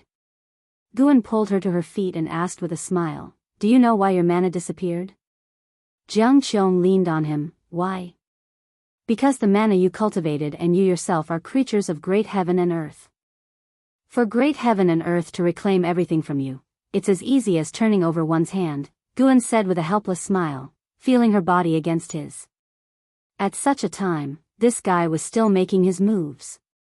Hearing this, Jianghu frowned, straightened up, and asked, Great heaven and earth? Is great heaven and earth punishing us now? What did we do wrong? That's right, you did nothing wrong. But great heaven and earth is not what you think it is, it's actually a person, or rather a cultivator whose emotions cannot be swayed by those he created, like you. Guan's answer shocked Jianghu. Her beautiful eyes widened, speechless. Because the words came from Guan, she believed them. And because she believed, her perception was overthrown. She felt the world was preposterous. While Guan was explaining the truth about great heaven and earth to Jianghu, the Celestial Spirit God had already arrived before the Celestial Spirit Immortal Venerable, no longer smaller in stature than the Celestial Spirit Immortal Venerable. Under the presence of the two mighty beings, the Celestial Spirit Great World seemed nothing more than a stepping stone, no longer holding the grandeur and magnificence of great heaven and earth. The Celestial Spirit God, still holding the Celestial Tao Divine Axe and emitting a strong heavenly light, dazzling to the extreme, looked at the great cauldron in the hands of the Celestial Spirit Immortal Venerable and spoke, Purple Chi Creation Cauldron, being with you has done it a disservice. Today, I hope you will let it show its true strength. The Celestial Spirit Immortal Venerable fixated on the Celestial Spirit God, you have grown stronger. The Celestial Spirit God lifted the Celestial Tao Divine Axe, pointing at him, after I execute you and destroy your great thousand world, I will shed the identity of the Celestial Spirit and ascend to an even higher rank among the immortal gods.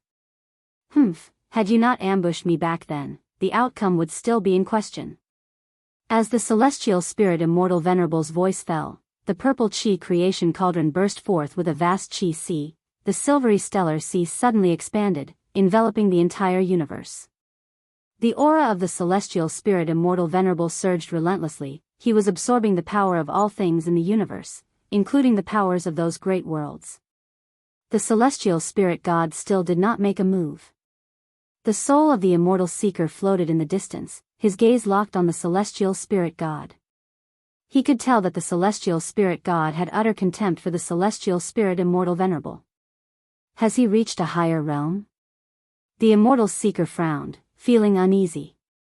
It was not just him, even the celestial spirit immortal venerable could feel the disdain from the celestial spirit god. At that moment, within the celestial spirit immortal venerable, inside a dark space, and Hao stood beside the celestial spirit immortal venerable, both gazing ahead. 100 yards away, a screen of light suspended, showing the figure of the celestial spirit god. Looking at the immovable celestial spirit god, the disheveled and Hao felt uneasy. He turned to the celestial spirit immortal venerable and asked, "Are you confident?" The celestial spirit immortal venerable, dressed in a white robe, looked very similar to An Hao, though with a more weathered face. "I can only do my best, and besides, I have no other choice, do I?" the celestial spirit immortal venerable replied, his answer darkening An Hao's expression. The celestial spirit immortal venerable turned to An Hao with a smile, "Don't worry too much. With my abilities, even if I cannot defeat him, helping you to escape to safety is hardly a difficult task." And Hao was not pleased. He asked, "Why do you treat me this way?" He had a suspicion in his heart but dared not voice it. "You guessed right, but also not quite. You can indeed be considered my child, but not in the way you understand birth. You were conceived from my own Tao, and it was my choice to let you be born where you were. As long as you are within my great thousand world, I could even keep you immortal. I have always been watching over you," the celestial spirit immortal venerable continued. Chapter 551, Guan versus the celestial spirit god. _2 And Hao didn't feel shocked. In the thousands of years he had spent comprehending the celestial Tao golden core, he had long sensed that his destiny pattern was extraordinary, which is why he could feel his own mission. He stared at the celestial spirit immortal venerable and asked, "The change of era, was it your active choice, or was it the choice of the heavenly Tao?" If there were no change of era, the celestial Tao light layer weakening, how would the celestial spirit god dare to make a move?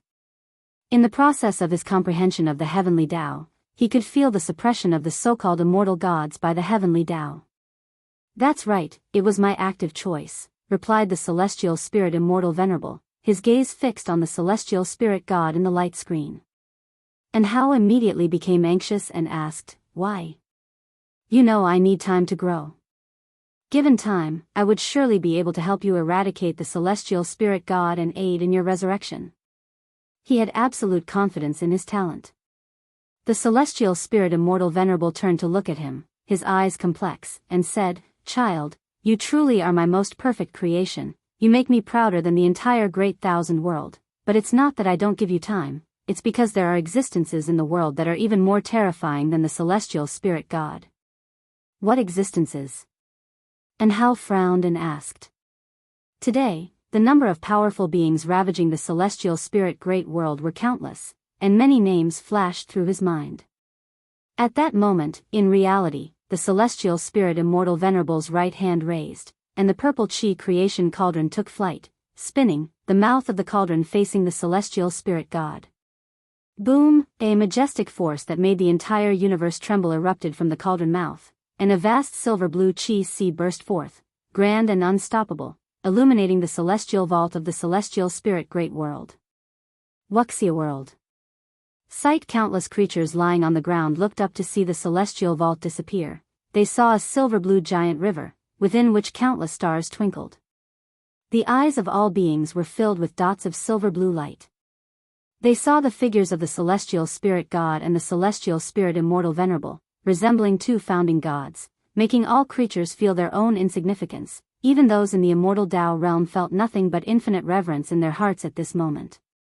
The divine power of the purple chi creation cauldron fell onto the body of the celestial spirit god, blocked by a layer of white light. How domineering was this silver river, capable of destroying everything. The space it passed through was ripped apart into dark regions, yet even such a powerful force could not shake the figure of the celestial spirit god. Is this all you can do?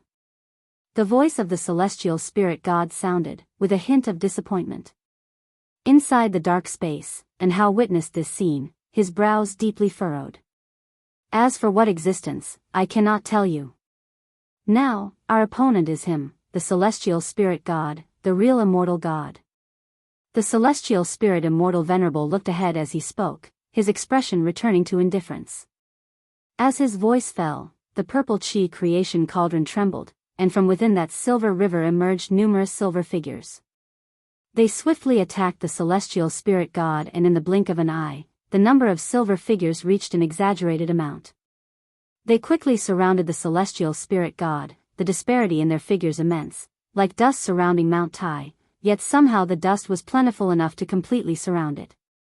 Boom! A terrifying axe chi erupted, dispersing millions of silver figures, chopping through the silver river, striking the purple chi creation cauldron, and the mightily purple chi creation cauldron was directly sent flying.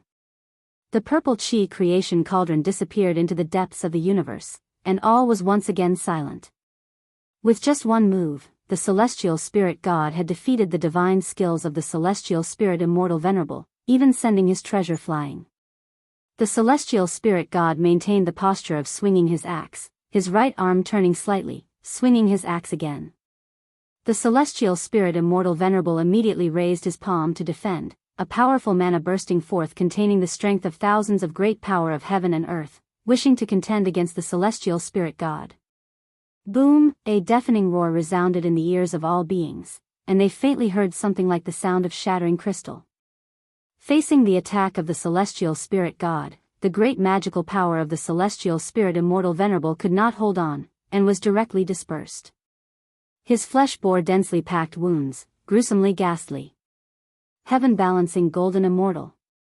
The immortal seeker floating in the void looked extremely ugly as he struggled to utter these 4 words. The heavily injured celestial spirit immortal venerable furrowed his brows, his gaze towards the celestial spirit god complex. Inside the dark space, the celestial spirit immortal venerable took a deep breath. And Hao's spirit was taut. He hadn't anticipated the disparity between the celestial spirit immortal venerable and the celestial spirit god to be so great. You? And Hao asked cautiously. He didn't know how to show his concern, because right then, there was nothing he could do. It seems I cannot stop him. I will send you away. Once the celestial spirit great world is extinguished, you and I will have no more karma. Live well, for me, and witness an even vaster heaven and earth. The celestial spirit immortal venerable took a deep breath and spoke somberly. Upon hearing this, and Hao immediately became anxious. He was about to speak when the voice of the celestial spirit god resonated through the dark space. Humph. Trying to escape. Do you really think it's like the old days? Before the words even fell, the celestial spirit god in the light screen swung his axe again. This axe struck not only the immense body of the celestial spirit immortal venerable but also shattered the light screen and the dark space. Intense light poured in, enveloping Hao and the celestial spirit immortal venerable. And Hao was horrified to find himself suppressed by an incredibly strong force, completely unable to move. He could only glance towards the celestial spirit immortal venerable. However, what made him even more desperate was the look of panic that appeared on the face of the celestial spirit immortal venerable. What realm are you exactly? The celestial spirit immortal venerable bit out, equally unable to move. He knew that the celestial spirit god was strong, but he hadn't expected the gap to be so huge. Faced with the celestial spirit god, he had no power to resist. In the midst of the blinding light, the celestial spirit god, just like before, stepped forward, seemingly symbolizing a divine power of destruction, unstoppable. Heaven balancing golden immortal, mid-stage. The voice of the celestial spirit god echoed through the space that was breaking apart, causing the celestial spirit immortal venerable to lose his composure.